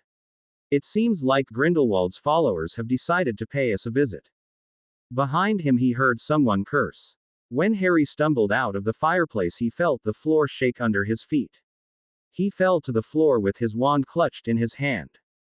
Before anything could hit him he raised a shield to protect himself. He lay at the floor and watched as his belongings fell and broke when they hit the floor. He wondered if Nagini and Ares were okay. When he had left, Ares had been out on a hunt and Harry hoped the owl had not come back while he had been out. Hopefully Nagini was smart enough to find a place to hide where she would be safe. Harry waited several minutes after the shaking had stopped before he dropped the shield and moved. He remembered learning in school that an earthquake could be followed by several small ones afterwards. When nothing happened, Harry decided to go and see how much damage had been made. Pushing himself to his feet, Harry started going through the rooms. All the while Harry cursed the fact that he had not thought of placing wards which would protect their home from earthquakes. Coming to his bedroom, Harry stopped in the doorway with tears running down his cheeks. Nothing in the room had been sparred, but Harry's eyes did not move from the closet which now lay at the floor. From under the closet a black wing could be seen. Harry did not need to step closer or move the piece of furniture to see who the wing belonged to. It seemed like the wards he had placed around Ares had not been strong enough to protect the owl from the weight of the closet. Cursing himself for not doing better, Harry turned around and hurried away from the room. Nagini, Hubert, where are you? Harry knew that nothing had happened to Hubert since he was a ghost, but Harry needed to see that he was okay. And he also needed to know if Nagini was alive or not. Hubert came up through the floor and Harry jumped up in the air in surprise. Evan, is you okay? I heard you come, but everything was shaking and I had to make sure that Nagini stayed where she was so nothing happened to her. Harry breathed out in relief of hearing that both Nagini and Hubert were all right. Yeah, I am fine. Unfortunately, Ares did not survive it. The ghost looked sad. I guess there is nothing to do about it. He fought down the urge to panic. Do earthquakes happen here? No, not naturally. Frowning, Harry reached out with his magic and felt at the ward but could not feel any difference in them. I do not think we were the target. Why would you say that? Because the wards would have warned me had someone been trying to attack us. What other things are there to attack near us? Harry looked at the ghost for an answer. Well, these nearest to us are Hogsmeade and Hogwarts. Otherwise everything is too far away to an attack should have an effect on us. Harry's eyes widened. Stay here and guard the cottage. Make sure that no one else comes in. I will be back as soon as I am sure that everything is all right. Before Hubert had a chance to protest, Harry was already out of the door and heading towards Hogsmeade, from where he could see smoke from small fires rose towards the sky. There was no way in hell he would just sit back and look on while innocents were being attacked. Ever since he had met Albus Dumbledore and had arrived to Hogwarts, even long before that, Tom had been fascinated by power. With power one could achieve anything they wanted. One of the easiest ways to achieve power was through fear. And Dark Lords were nothing if not feared. As he stood hidden behind the shelf in the small bookshop, Tom was both fascinated and scared of what was going on out on the street outside the shop. Now where the dust was gone, it was easier to make out Grindelwald's followers from the civilians. All were dressed in dark blue robes as an opposite of the Auror's blood-red ones. From what he knew, and now could see, they were wearing animal masks. The only visible things were their eyes, mouth and nose. Everything else was covered and gave no hint about who they could be. There was silence in the bookshop. If someone dropped a needle, the sound of it hitting the floor would be deafening. Tom felt the others look at him and realized that they were waiting for him to do something. They believed he would be able to get them out of this situation alive. In any other situation, Tom would have been more than happy to do just that, but as it was right now, he had no idea of what to do. He was still a Hogwarts student and these people were full-grown witches and wizards. Even with the extra training Evan had given him, he would not be able to go up against these people and expect to win. Tom bit through his lower lip, while and a metallic taste filled his mouth. He swallowed the bloody spit instead of spitting it out as he wanted to and ran his tongue over the abused lip to soothe it. My lord, what should we do? It was Orion's voice which got Tom out of his deep thoughts and back into the real world. He looked around, seeing them all watching him with pale and scared faces. The shopkeeper was nowhere to be seen. Either he lay dead under one of the fallen shelves or had run away without them noticing it. We are too few and too young to fight them. We could try and find a place to hide. But there is a risk that they will find us before the Aurors arrive. We would be safest behind Hogwarts wards. If we hurry, we might be able to outrun them. It was a risky plan, especially since it did not look like Walburga would be able to put any weight on her foot. That would slow them down, but neither Tom nor the others thought about abandoning her. She was a Slytherin and they stayed together, no matter what happened. I will go first, Orion, and Walburga in the middle, and Abraxas, you will be behind. Everyone shall have their wands ready for use. Remember, this is not in the school. One mistake can cost out all our lives. The three Slytherins nodded to show they had understood what he had said. Tom waited until he had the other three lined up behind him. Then he slowly advanced out of the shop with his wand in hand. If someone saw him without his wand, they would either think of him as stupid or know he had something up in his sleeve. Before it became necessary, Tom would not reveal he could do wandless magic. T could very well be the trump card which would save their lives. Stepping outside the shop, the noise from the fights around them hit him with full force. The dust was gone, but now did smoke, from a fire which they could not see, make T hard for him to see what was going on around them. From time to time he could see people move around him through the smoke. Some wore blue robes and others wore everyday robes. And then again there were those who wore the Hogwarts student uniform.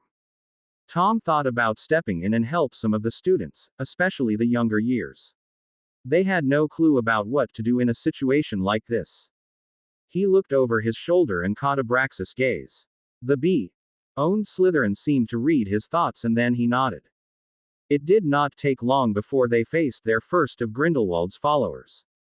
Actually, Tom was surprised that they had not found someone before now. The man stood with his back towards them and seemed to have cornered a little group of third years. It did not seem like any of them had been harmed yet, and Tom wondered why it was that they had not found a place to hide or sought back to the school. Shaking his head, Tom decided to think about it when they were safe. All 4 Slytherins raised their wands and fired 4 different curses towards the Dark Wizard. The man had not been prepared for an attack from behind, and he fell before he had a chance to even make a sound to warn those around him. Using Stupefy on the wizard just to be sure he would not wake up and attack them, Tom stepped over the body. He winkled his nose in disgust before he turned his attention towards the 3 third years. 2 Hufflepuff's girls, and the boy was a Ravenclaw. From the look of it, the boy and one of the girls were closely related. Either they were twins or close cousins.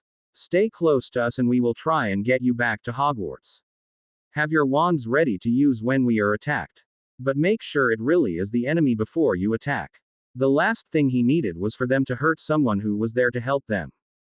With the 3 kids and Orion and Walburga in the middle, they started walking. The smoke got worse, and Tom had a feeling that they were moving closer to the fire. They used their wand to put bubbles around their heads so they could keep breathing freely. Normally it was used underwater, but it seemed like the charm did its job well enough on land also. The air got hotter and Tom started to sweat under his robes, and he knew the others were not much better. Still, he forced himself to continue down the street. This was the only way to Hogwarts unless they walked back and then around Hogsmeade. Unless the road before them was blocked, Tom would not go that way. While their enemies were hidden in the smoke, the same smoke hid them from Grindelwald's followers. Out in the open they would be a too easy target. A hand landed on his shoulder and Tom turned around with his wand raised and a curse on his lips. He started into startling green eyes which were looking him over worried. On the top of the black hair he saw just as black cat ears. Harry had not even stepped a foot into Hogsmeade before he had to dodge to avoid the first curse in his direction. Without a word he leapt forward and let his hands close around the wizard's neck. That was the sad thing about most wizards and witches. They thought that since they had a wand, no one and nothing would be able to hurt them.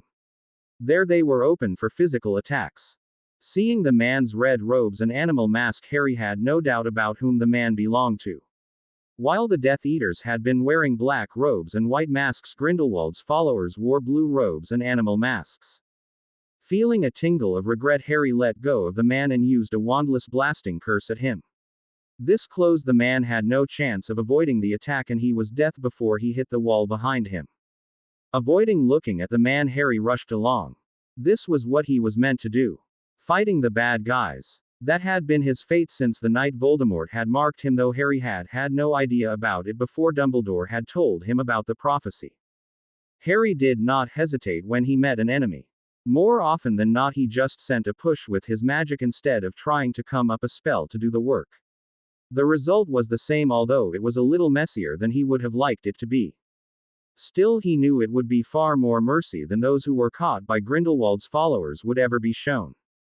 Harry was sure his heart froze when he saw the scene in front of him when the smoke was lifted for a short moment. Then the smoke was as thick as before, and Harry was left to wonder if what he had seen had been real. He cursed fate and whatever else being that had a finger in this. The Hogwarts students were not supposed to be in Hogsmeade this weekend. Surely Tom would have informed him if that had been the case. Not giving him more time to think about it, Harry rushed forth to where he remembered seeing some students facing Grindelwald's followers. Something told him they were Gryffindors since they were the only ones who would be stupid enough to fight instead of running into safety when they were facing a stronger enemy. The many voices around him confused Harry's senses. Curses flew through the air and several times Harry had to change directions so he would not get hit by one of the curses. Getting annoyed by the confusing sound, Harry stopped in the middle of the road and closed his eyes for a short moment. He felt a tingling feeling at the top of his head and smirked. It was the first time he had tried to only transform partly into his animagus form, but by the way he could hear things much clearer, Harry guessed it had worked. Despite the interruption and jumps to different sides, he arrived in front of the dark wizard he had seen facing the Gryffindors. Harry knew the students were behind him, which meant they would be protected for the time being. Tay Wizard looked him over, and despite the mask, Harry had a feeling the other man was smirking at him. "I will just finish of those kids and then the two of us will be having some fun." The wizard made to grab for him, but Harry danced out of his reach. "No thank you, I am already together with someone else. If that is the way you want it. Imp." The man did not get a chance to finish the curse as Harry slammed his elbow into the man's face and heard his nose break. He stepped back only to use another blasting curse which threw the man off his feet. Choosing to ignore the man for now, Harry turned towards the kids who had been trying to fight the wizard. As he had guessed, both of the boys were Gryffindors. Though he was not sure about which year. If he should guess, he would say they were 5th or 6th years. Are you idiots, or is it something which runs in your blood? Honestly, instead of fighting these grown-up, you should think of getting yourselves and your friends into safety. Now where he had two students with him, Harry was not sure about what he was supposed to do. He knew he should make sure they got somewhere safe, but at the same time he wanted to find and see if his lover was all right. "You are coming with me. I will make sure you come back to Hogwarts. Be ready to attack when he meet the enemy and keep close to me." Harry took forth the necklace, which was similar to the one he knew Tom was wearing. No one said he could not do both things. "Lead me to Tom." The necklace started pulling in one direction and Harry sighed in relief. At least he now knew in what direction Tom was, and it seemed like his lover was already heading back to Hogwarts. At least that was what Harry hoped his lover was doing. It would not be like Tom to do something stupid, but one could never know. It could be today that Tom decided to pull a stunt like the ones Harry usually did. Looking behind him to make sure that the two Gryffindors were following him, Harry let the necklace lead him to where Tom hopefully would be. Harry could only ask that his lover would be okay and not lay dead somewhere. If that was the case, Harry was not sure what he would do then. Harry led the two boys through the smoke he had thought about taking them to, hoping that the passage would be there, but had decided against it. Chances were that Grindelwald's people would see them use the passage and then they would have a way to get into Hogwarts without anyone there being ready to stop them. When a curse headed his way, Harry put up a shield around himself and the two boys instead of jumping out of the way. The power behind the curse was stronger than he had thought, and Harry was pushed backwards. Sending a curse back at whoever had attacked them and hoping he had hit it, Harry signaled for the two boys to follow him. He was surprised to see that they actually did as he ordered them to. Had he been in their situation, Harry would never have followed an unknown person, especially not after serious death. It was never to know when the person would lead one into a trap. On his way to find Tom, Harry made sure to knock Grindelwald's followers out before they had a chance to act. Of course, it did not go that way all the times. Harry could feel blood run from a wound on his arm and his ribs felt like they were pretty bruised. It seemed like he could not avoid seeing a healer once all this was over. He was surprised that none of the boys were asking him questions or demanding that they tried to play heroes and save everybody. Perhaps they understood that their lives depended on how they acted. Harry was surprised over his own reaction to all this. He had thought he would have a panic attack over this or something like that, but until now it had not happened. Perhaps it would just wait until it was safe for him to panic. On their way to Tom, though the Gryffindors did not know that, they rescued a Slytherin girl and a Hufflepuff boy who had been trying to run away from the enemy. None of them seemed to be fatally wounded, though they had quite a few scratches and bruises. Until now, Harry had not seen any death students, and he hoped it meant they had managed to escape and it was not because they had been captured. A little voice warned him that something else was going on apart from what he could see. Harry cursed the headache which made it hard for him to think straight. He felt jumpy and ready to curse anything that just looked at him in the wrong way. As if they were warned by the same little voice as he, Harry felt the students huddled together behind his back. It was good to know that they trusted him to protect him, and Harry was not about to let them down. At the same time, he was starting to get real nervous. How could anyone expect him to take care of children in a situation like this? Harry decided not to think more about it since a witch showed up in front of him, dressed in red robes. Without a word, Harry raised his wand and sent the killing curse in her direction. Fascinated, he watched as the curse stuck and she fell to the ground. When they passed her, Harry could not help but cast a quick glance at her. To him, she did not look dead. It rather looked like she was asleep, though he could not see through her mask. He wondered if that had been how his parents had looked when they had been murdered. Knowing that he would not get an answer and that there were other things to concentrate on, Harry forced his thoughts away from the dead woman. He did not feel guilt about having killed her. Right now they were in a life and death situation. If he had not killed her, should have killed them all without hesitating. Thanks to the cat ears, he heard Tom's voice long before he was able to see his lover. The only thing stopping him from running to the boy was the knowledge that he could not just abandon those kids. He doubted they would be able to survive on their own for very long. Tom was standing with his back to him, but from where Harry stood he looked unharmed.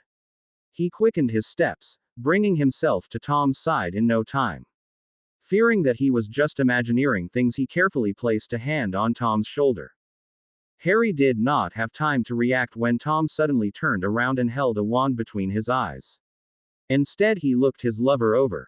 There was blood on his clothes, but it did not seem to be Tom's, and Harry breathed out in relief.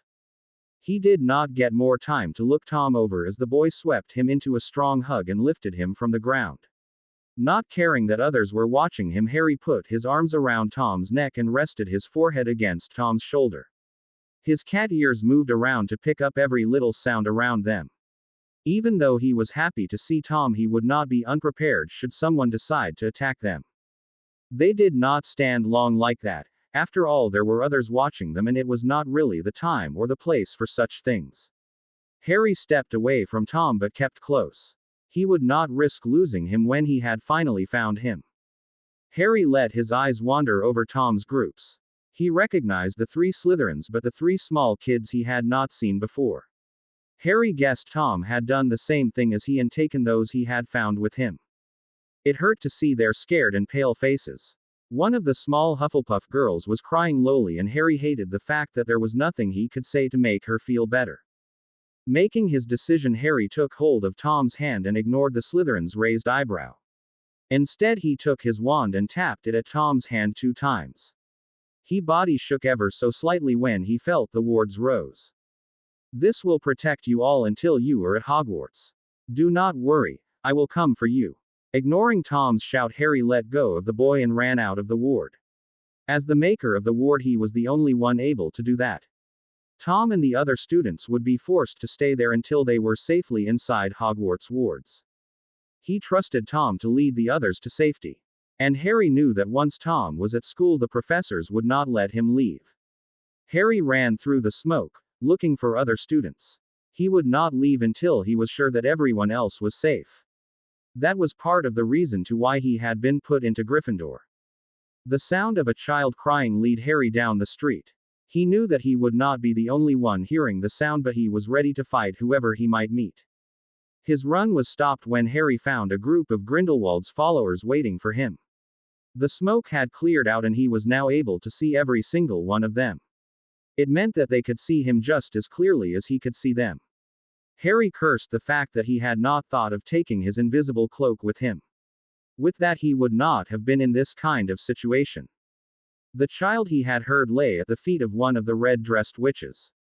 From where he was, he could not see how bad the damage was, but at least the child was alive. That at least was something good. Harry licked his lips, swallowing. He knew this was not a good thing. He could fight, sure. But not against this many. Not even he was so stupid to think that. "I was starting to doubt that you would actually show up, Evan." Harry froze all movements when the followers parted to let a new person step into view. He did not need to look to know who the person was. Grindelwald. The way you answered my letter really hurt me, Evan, but I am willing to forgive you if you kneel and call me master. And since I am feeling generous, I will even let the girl leave. All you have to do is to kneel and say one word.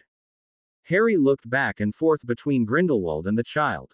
His hand itched after cursing the life out of the man, but Harry knew it would not do. By doing so, he would put the girl's life at risk.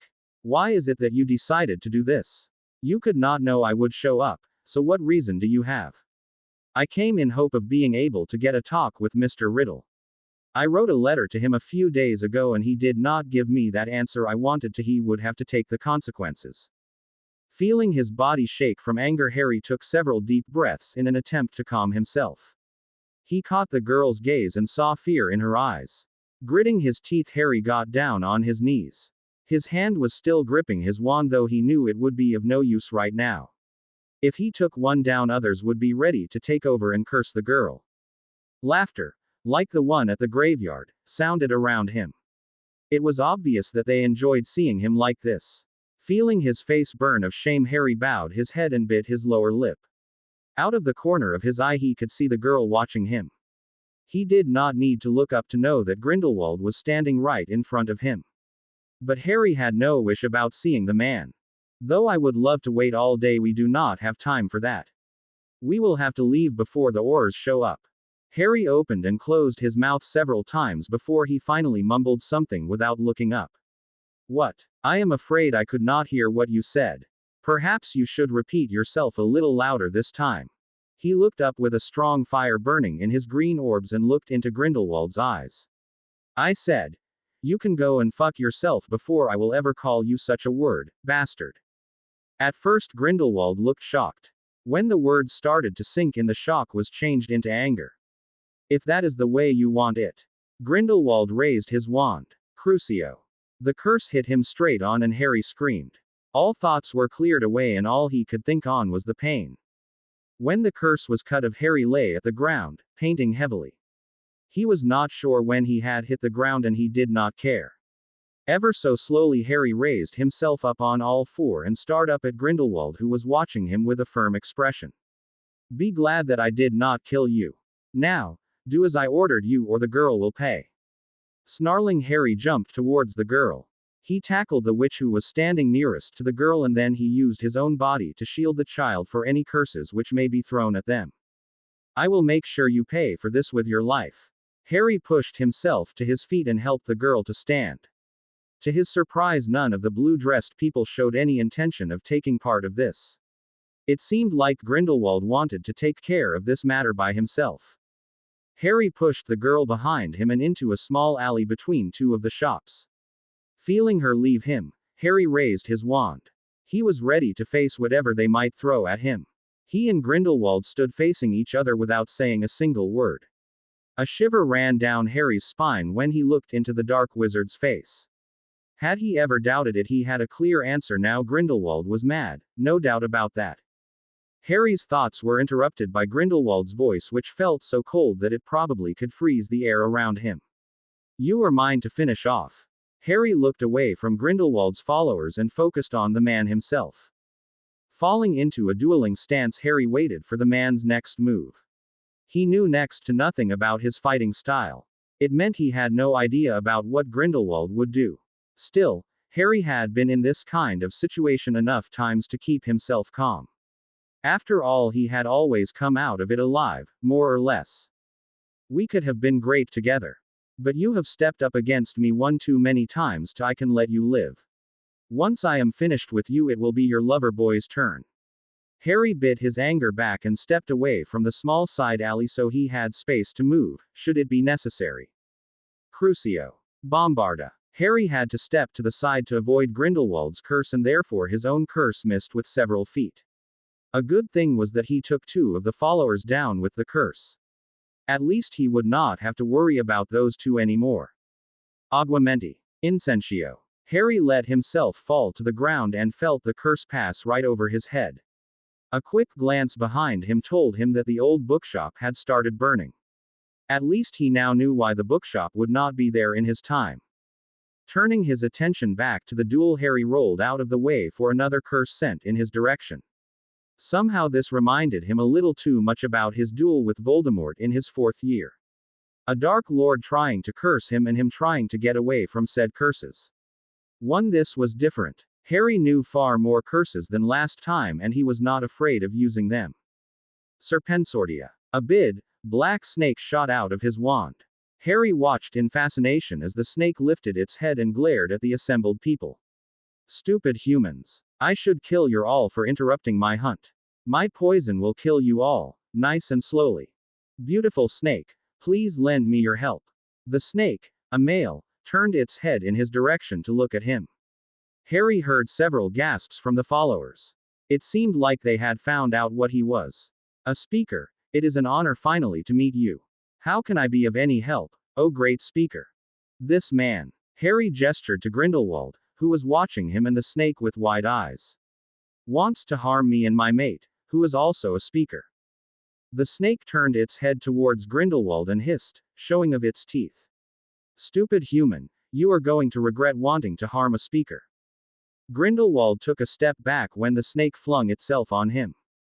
But before the snake could manage to bite him, Grindelwald raised his wand and killed the snake with Avada Kedavra. Harry was already moving and did not have time to feel sorrow for the snake. He had known it could be killed and hated wasting a life away, but it was necessary. Both his and Tom's lives were in danger if Grindelwald was not stopped.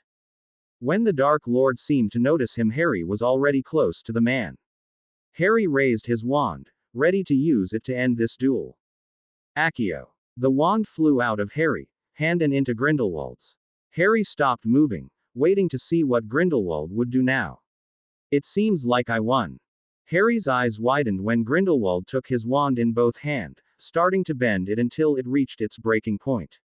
When the wand broke, Harry felt something inside him snap. The wand had been the first real proof that he was a wizard. That the Dursleys' words about himself and his parents were not true. It was also the brother wand to Tom's wand. A wave of pure magic rushed through him and Harry felt like he would explode if he did not get some of it out before it was too late. Grindelwald threw the wand away as if it meant nothing to him at all. Harry's eyes followed it falling. He felt a tear run down his cheek but did not react to it. Most wizards felt some kind of connection to their wand. And Harry was no different. Grindelwald did not react when Harry lifted his hand. Without his wand they all thought he would be harmless. It was obvious that none of them knew just how good he was at wandless magic, or they would have feared for their lives right now instead of laughing at him. Pointing a finger at Grindelwald, Harry smirked. Bye, Grindelwald, it has, as I should say, a joy to meet you. Realizing that he had something up in his sleeve, Grindelwald stopped laughing and narrowed his eyes. And just what do you think you can do? You do not even have a wand any longer. I will see. I wish I could say it would not hurt dying, but since I have never tried it myself I would be lying. Avada Kedavra. A green light he had seen so many times before, both in his nightmares and in real life, shoot out his hand and speeded towards Grindelwald. None of them were able to look away from the green light, which had the same green color as Harry's eyes. The killing curse hit the Dark Lord straight on and Harry watched him fall. It did not happen extremely slowly or extremely fast as he had thought it would. Instead, Grindelwald fell and hit the ground in normal pace. Several pops told him that people around him were dissipating away. Harry ignored them and kept staring at the fallen man. He had not been sure what would happen should he manage to kill the man. Perhaps he had thought that others would be ready to take over his place and try to kill him as revenge. He liked this turn of events the best. At least he was somewhat sure that Grindelwald would not show up in some other time to cause mayhem since the body was still there. Though, Harry was not sure, but he guessed it was his real body that had followed him back to this time. At least he hoped it was the case, or he could have problems. The thoughts of all people murdered with the killing curse running around in different times made Harry shiver. He guessed that there really was a reason to why the killing curse was one of the unforgivable. Harry kept staring at Grindelwald. The man was the first one he had killed with the killing curse. Until now, Harry had tried to avoid using that curse because of all the times it had been sent in his direction. But like the time with the witch attacking the student, he had not had a choice. It had been him or Grindelwald, and Harry was not willing to let himself get parted from Tom. It did not matter that he could not return to the future and his friends. They had each other to lean on, and Harry guessed he would get to see them again someday. But Tom still needed him, and Harry loved the boy. Perhaps they were family even though they were not related by blood. Footsteps from behind alerted Harry that someone was coming towards him. Knowing that it was probably the Aurors who had arrived, Harry chose to ignore the person. Since he was not dressed in blue robes nor had a mask on his person, he could not go for being one of Grindelwald's followers. And should they not believe him, he was willing to show them his memory of what happened. The person stopped a little behind him, and Harry started turning around. He figured it would be best to get over with this so he could go and check up on Tom. He wanted to make sure that his lover and the other children had arrived safely to Hogwarts.